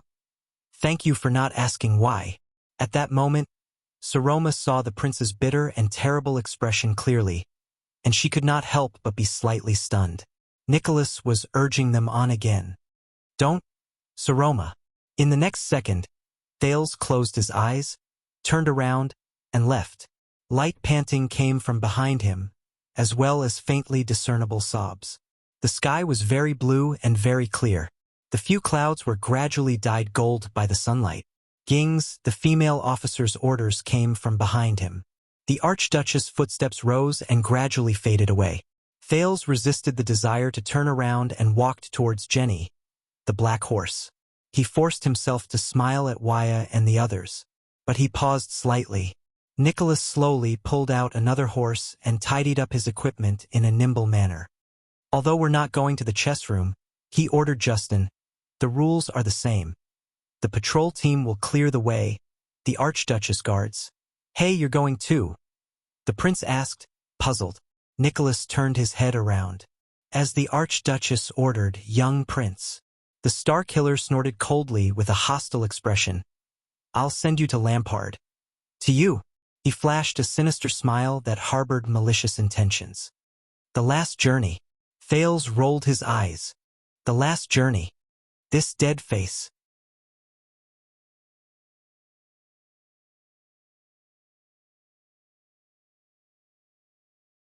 Chapter 335. It was still an empty road after the patrols cleared the area. Passers-by would consciously stay away or be chased away by the patrols who quickly arrived. The Archduchess guards were still on the left and right, while the patrols opened the way from the front and back. It was still a journey that was completely surrounded, however. When Thales rode on the streets of Dragon Cloud City again, he had a different feeling. It was not just because the route he took to play chess was different, nor was it because the Star Killer was following closely behind him with covetous eyes. After all, this might be the last time he walked in Dragon Cloud City during his 6 years as a hostage. Nicholas probably knew this as well. Hence, when Thales acted out of character and did not tug on the reins to gallop at high speed, this always made the Archduchess guards around him grumble when he went to play chess in the past, and instead let the veteran Jenid, the only person other than Thales whom Jenny, the violent black horse, did not dislike, hold the reins and slowly moved forward to Axe District as if they were sightseeing. The Star Killer only pouted in dissatisfaction, but did not say anything. "Jenid." Thales stared absent-mindedly at the buildings moving backwards on both sides. "You have been in the diplomat group for more than 6 years, starting from the birch tree forest in the Northern Territory." Jenid turned around and cast a glance at the prince. "Yes, your highness." Thales sighed and said, "After being trapped in Dragon Cloud City for so long, it's not as exciting as when you charged and broke through enemy lines under Duke John's command. It's probably not as comfortable as when you were in Eternal Star City's city defense team. It must be boring." As he listened to Thales' words, Jenid gazed into the distance. This veteran of the Starlight Legion, who had served under the Starlight God of War and the Fortress Flower and experienced the disaster 18 years ago, became a little more spirited after 6 years in the north. The numbness and lifelessness of his time as a city defense team was gone. Even though he had always felt guilty for becoming the Duke of Iris Flower's tool in the birch tree forest in Constellation, leading the Blood Clansmen to harm the prince's diplomat group. Compared to the hardships you went through, this little bit of boredom is not even worth mentioning. Jenid sighed. And compared to the bloody war in the Bloody Year, this little bit of boredom is not even worth mentioning. Thales did not speak. He could not help but frown. The Bloody Year. A bloody war. The group moved forward slowly. Even though this might be their last journey, the patrols formed by the Northlanders and the Archduchess guards were still dutifully clearing the path and guarding the surroundings. "Thank you, Jenid." The second prince turned his head around and stared at the veteran Jenid, who had followed him all the way from Eternal Star City with a profound expression. "Your service over the past 6 years has actually far surpassed the favor you owe Duke John." "No, your highness." Jenid nodded respectfully. "I should be the one thanking you. As for the favor I owe Duke John." His expression darkened, and pain that could not be erased rose between his brows. He subconsciously turned his face away. "No, that's something I can never repay in my entire life." Thales stared fixedly at the back of the veteran leading the horse in front of him. The prince took a deep breath and remembered the small stone urn he saw in the Jadestar family tomb. "The Duke of Star Lake, John Jadestar. I've heard you talk about him before. He's humorous and approachable?" When he heard the familiar name, Jenid could not help but feel slightly refreshed. "Yes, your highness, but the Duke's approachability is quite different from yours." It seemed as if Jenid's expression and spirit would become lively at the mention of that person. "I still remember the day of the conscription. Even though the Duke was middle-aged, he did not have an overly dignified or arrogant demeanor. His martial arts skills were terrible, but his eyesight was pretty good. His singing voice was even better and he could play the lute. He could always get along with all kinds of people, be they nobles, farmers, merchants, craftsmen, soldiers, or even prostitutes and prisoners of war. It was very easy to find John in the military camp, because the Duke would definitely be at the place where the laughter was the loudest. Genid was immersed in the memories of the past, and he could not help but laugh. Most of the time, I even thought that he was a little silly. Silly? Thales cast him a puzzled look. It's not that I'm being disrespectful, but Genid furrowed his brows. I don't know how to express it. Anyway, all of us in the personal guards talked and laughed with him, and we subconsciously treated him as one of us, not as a commander with authority, or as the Duke of Star Lake, the younger brother of the King of Constellation with a noble background. The more Genid spoke, the more energetic he became. 18 years ago, during the military conference of the Starlight Brigade, the Duke was always absent-minded, or he would snore or even drool when he was asleep. The nobles who were present were all very embarrassed. Because of this, Captain Sonia apologized pitifully, and at the same time, she would clench her teeth and hit the Duke's head in front of everyone until he woke up from his sleep or knocked him unconscious. Vice Captain Kenya even had a record of using ice water to wake him up from his slumber. The veteran laughed out loud. Even though the Duke looked aggrieved every time, and he would explain pitifully that he was not sleeping, but thinking of countermeasures in his dreams. What? Sleeping during a military conference? This is the Starlight God of War who quelled the rebellion. Thales was stunned when he heard that. He could not help but scratch his head. It sounds really special? Of course, it just sounds ridiculous. After all, if he was really an idiot, he would not have the title of Starlight God of War. Genid cast Thales a profound glance and sighed. Thales frowned slightly. What about you, Willow? Willow, a soldier with a long gun and a short gun strapped to his back, walked behind Thales' horse. He was caught off guard when his name was called. He was shocked. Me?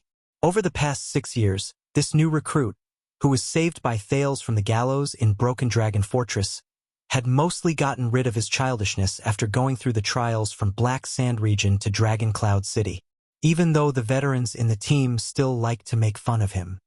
How did you feel during the past 6 years in Dragon Cloud City? To be honest, when I came out of the fortress 6 years ago, I didn't think that I would have to stay in the enemy country for so long. Under Genid's reminder, Willow quickly adjusted his expression. But, he frowned. Uncle Genid said that it is because you are here that the people in the Northern Territory can enjoy peace. So this is probably worth it. Thales was slightly stunned. Willow raised his head. There was a slightly bitter expression on his face. That's right. You know, sometimes I think. Willow sighed. If you had been here 18 years ago and used yourself as a hostage to go to Extet, perhaps the war would not have happened, and my sister would not have died of illness. Thales lowered his head and sank into deep thought. Is that so? He said faintly, as if he was talking to himself. The team moved forward again and walked past a junction that separated Spear District and Axe District. Wuxia. The prince on the horse raised his hand. He moved past the heavy guards on both sides and pointed at the 3-story building with a balcony not far away. That house is the chess room that we go to once a month, right?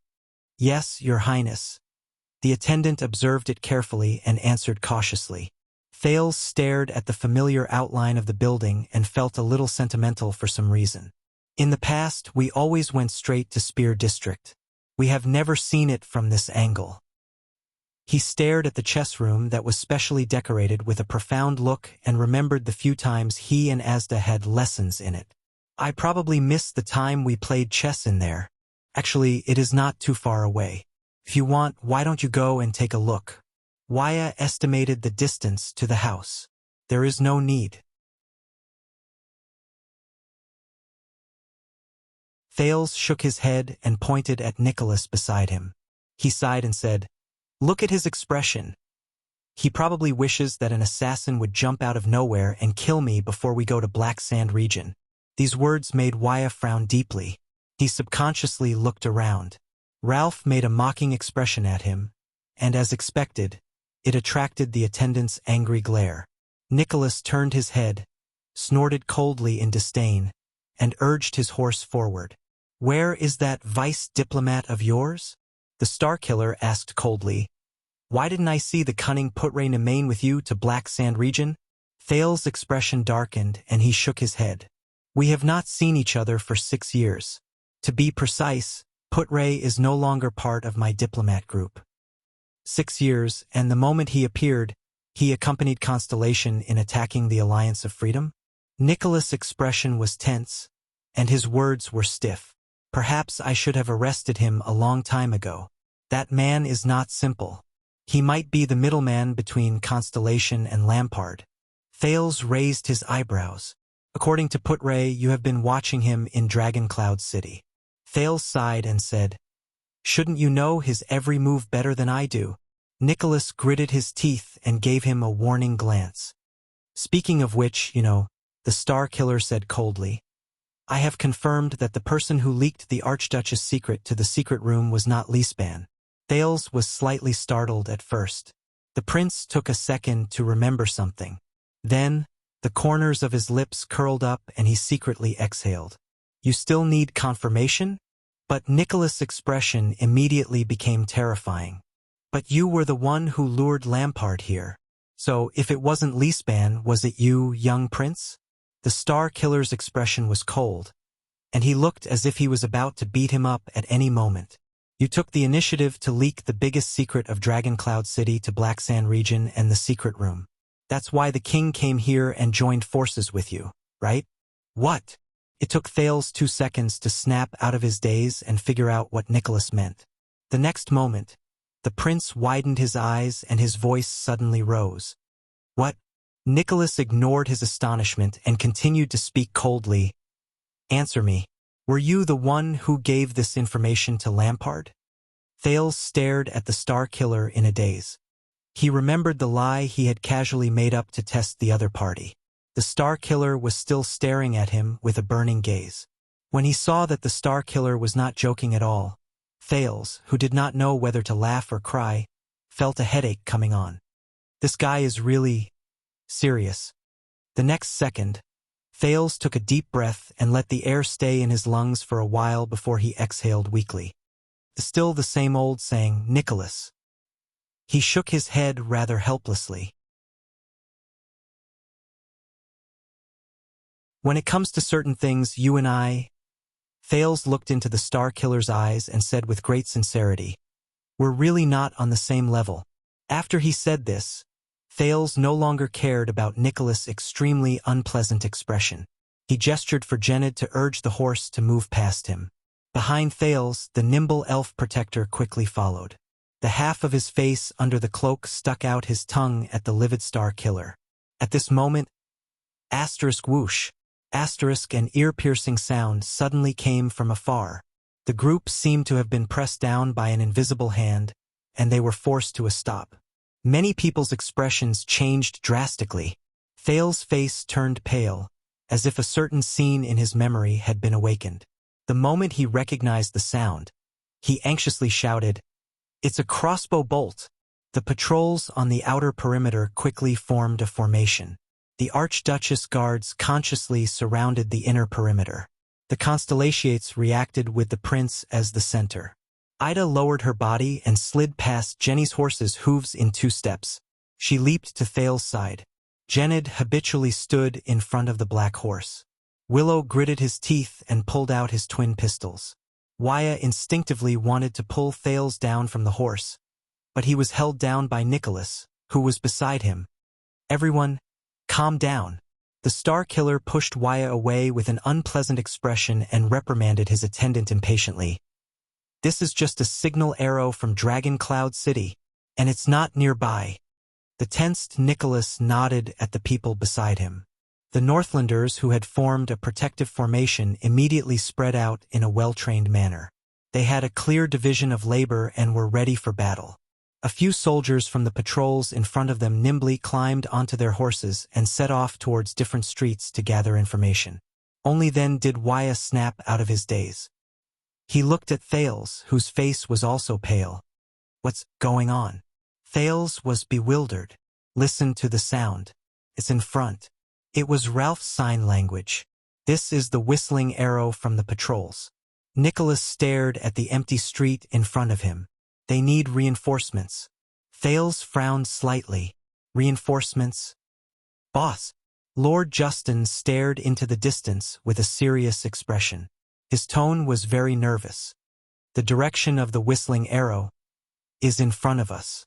It's our destination, the courier station of the diplomat group in Axe District. The Northlanders, especially the patrols who were not as well trained, immediately burst into an uproar.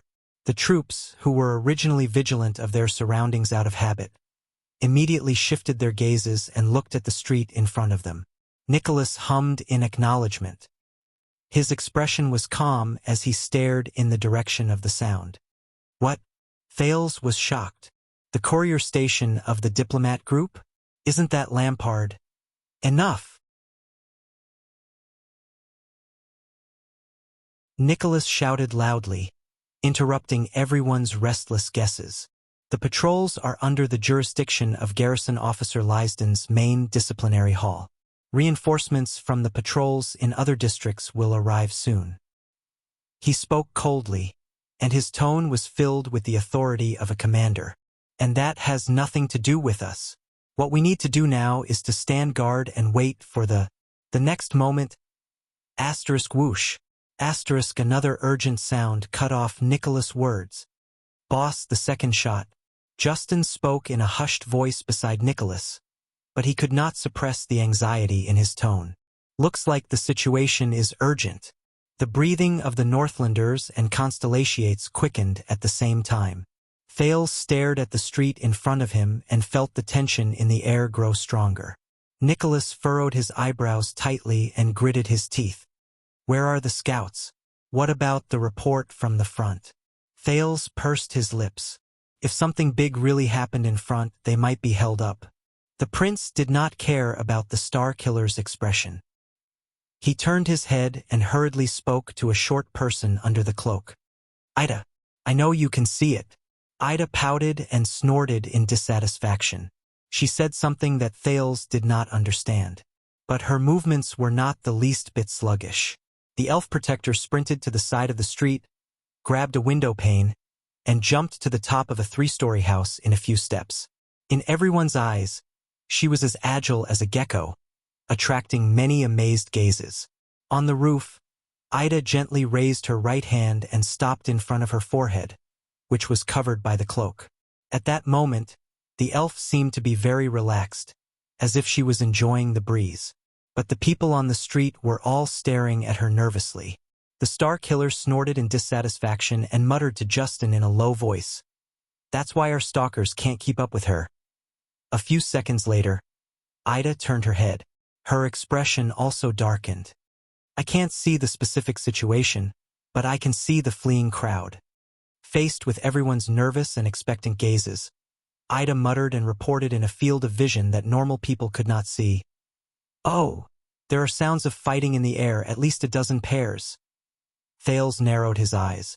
The fleeing crowd? A few pairs of fighting? But the elf did not need to continue talking. Lord Nicholas. As the sound of horse hooves rose, one of the cavaliers from the patrol team rushed back. He panted rapidly, and there was a hint of exasperation in his voice. Up ahead, Black Sand Region Station, Lampard, the King's Post House, has been attacked. Everyone was shocked at the same time. The King's Post House? Attacked? The cavalier continued to report anxiously. The guards at the post house seemed to be in a bad situation. The patrol team in Axe District was caught off guard. 2 disciplinary officers and 3 squads are fighting.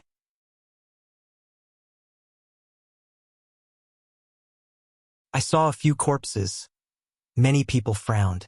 Stop, Nicholas said firmly, interrupting the cavalier's incoherent report. Just 2 things. What's the enemy's situation? What's the current situation? The cavalier was stunned for a moment. Only then did he recover a little from his panting. It's very chaotic.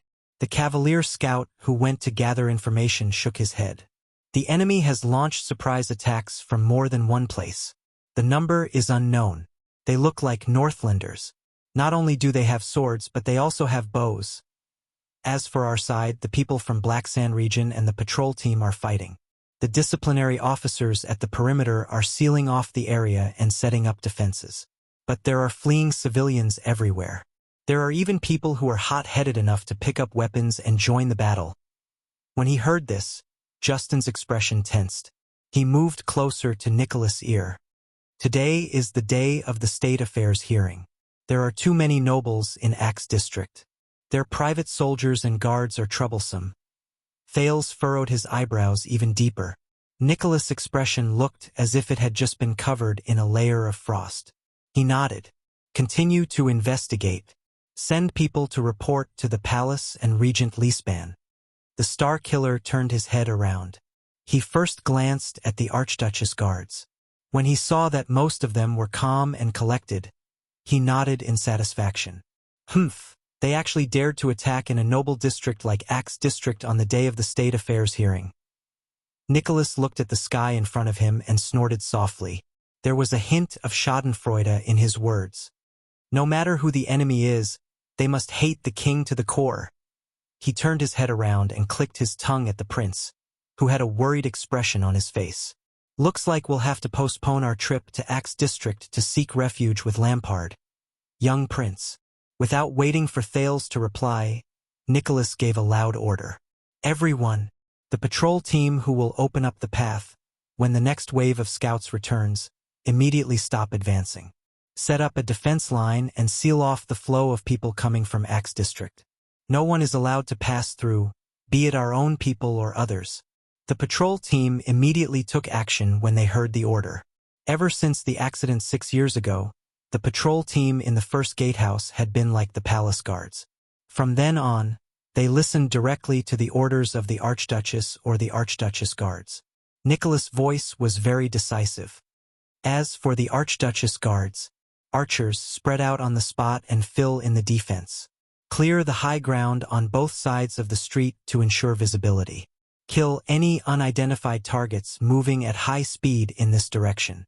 As for us, change our direction and return to Heroic Spirit Palace. Justin, lead the 4th team and form an intercepting formation. You'll be in charge of bringing up the rear. Watch out for any threats coming from that direction. The Archduchess Guard's actions were faster and more efficient than the patrol teams. They immediately moved from the rear to the front and retreated. Lord Justin's team almost formed a human wall and sealed off the path leading to the chaotic district. Many archers climbed up the houses on both sides of the street, drew their arrows, and aimed in that direction vigilantly. When he heard the other party's orders to seal off the area and retreat, Thales sighed. He knew the Star Killer's attitude now. Hey. Thales turned around and reminded the Star Killer indignantly. I know you want to see him die, but if Lampard dies here today, are you sure this is a good thing for Dragoncloud City? Nicholas shook his head in disdain. My current responsibility is to transport you back to Heroic Spirit Palace in one piece. I don't care about anything else. Thales took a deep breath. All right. The prince spread his hands. Think about it, King Chapman died mysteriously in Dragoncloud City, which is under the Archduchess rule. If I were the city of Faraway Prayers or Defense City, I would definitely righteously criticize Dragoncloud City, which did not protect me well and was even more suspicious of me. Then, in the dirty deals of the King Selection Congress, the Star Killer froze for a moment. He turned his head to look at Thales with a cold expression. Thales shrugged in resignation. For Dragoncloud City? At this moment, the sound of the third whistling arrow came from afar. The atmosphere became even more tense. After a few seconds, Nicholas snorted angrily and turned around while he cursed. Son of a b****, he yelled in dissatisfaction. Gale, bring the 5th and 6th teams to the post house to reinforce the patrol team over there. We've practiced this kind of situation for the past 6 years. You know what to do. A veteran Archduchess personal guard nodded and smiled with pity on his face. He brought half of the Archduchess personal guards to reinforce them. Nicholas was obviously in a bad mood. The rest of you, retreat according to the original plan. In the terrible atmosphere, the group of people turned around with complicated feelings and went back in the direction they came from. They hurriedly retreated for a few minutes until they returned to the border between Axe District and Spear District. When they saw the familiar chess room, the tense atmosphere in the group slowly subsided. Damn it! Waya's expression was tense as he spat. Why do we always run into this kind of thing? Calm down, Waya, Thales said with a gloomy expression. Remember my words. Don't panic. But Thales was also adjusting his breathing on the horse's back as he thought about what happened just now. On today's State Affairs hearing in Axe District, where nobles gathered, attack, no, assassinate Chapman Lampard? Who is it? And if Lampard dies here? When he thought of this, Thales clenched his fists and gripped the saddle tightly. He stayed in the middle of the retreating group with a solemn expression. Hey, young prince. The Star Killer rode to Thales' side and said coldly, You know, if we had maintained our usual galloping speed and arrived at Axe District earlier, we might have been caught up in that attack. Thales frowned. What do you mean? Nicholas shook his head. I mean, your head might not be as valuable as Lampard's life. Thales thought of something and felt his skin crawl. You're saying that group of people might have wanted to intercept me? Nicholas snorted in disdain. The second prince subconsciously looked around. The streets were quiet. Ida was running on the rooftops vigilantly, observing the surroundings from a high vantage point. The Northlanders group was also normal. Thales turned around and said with a face full of suspicion, I'm not that unlucky, am I?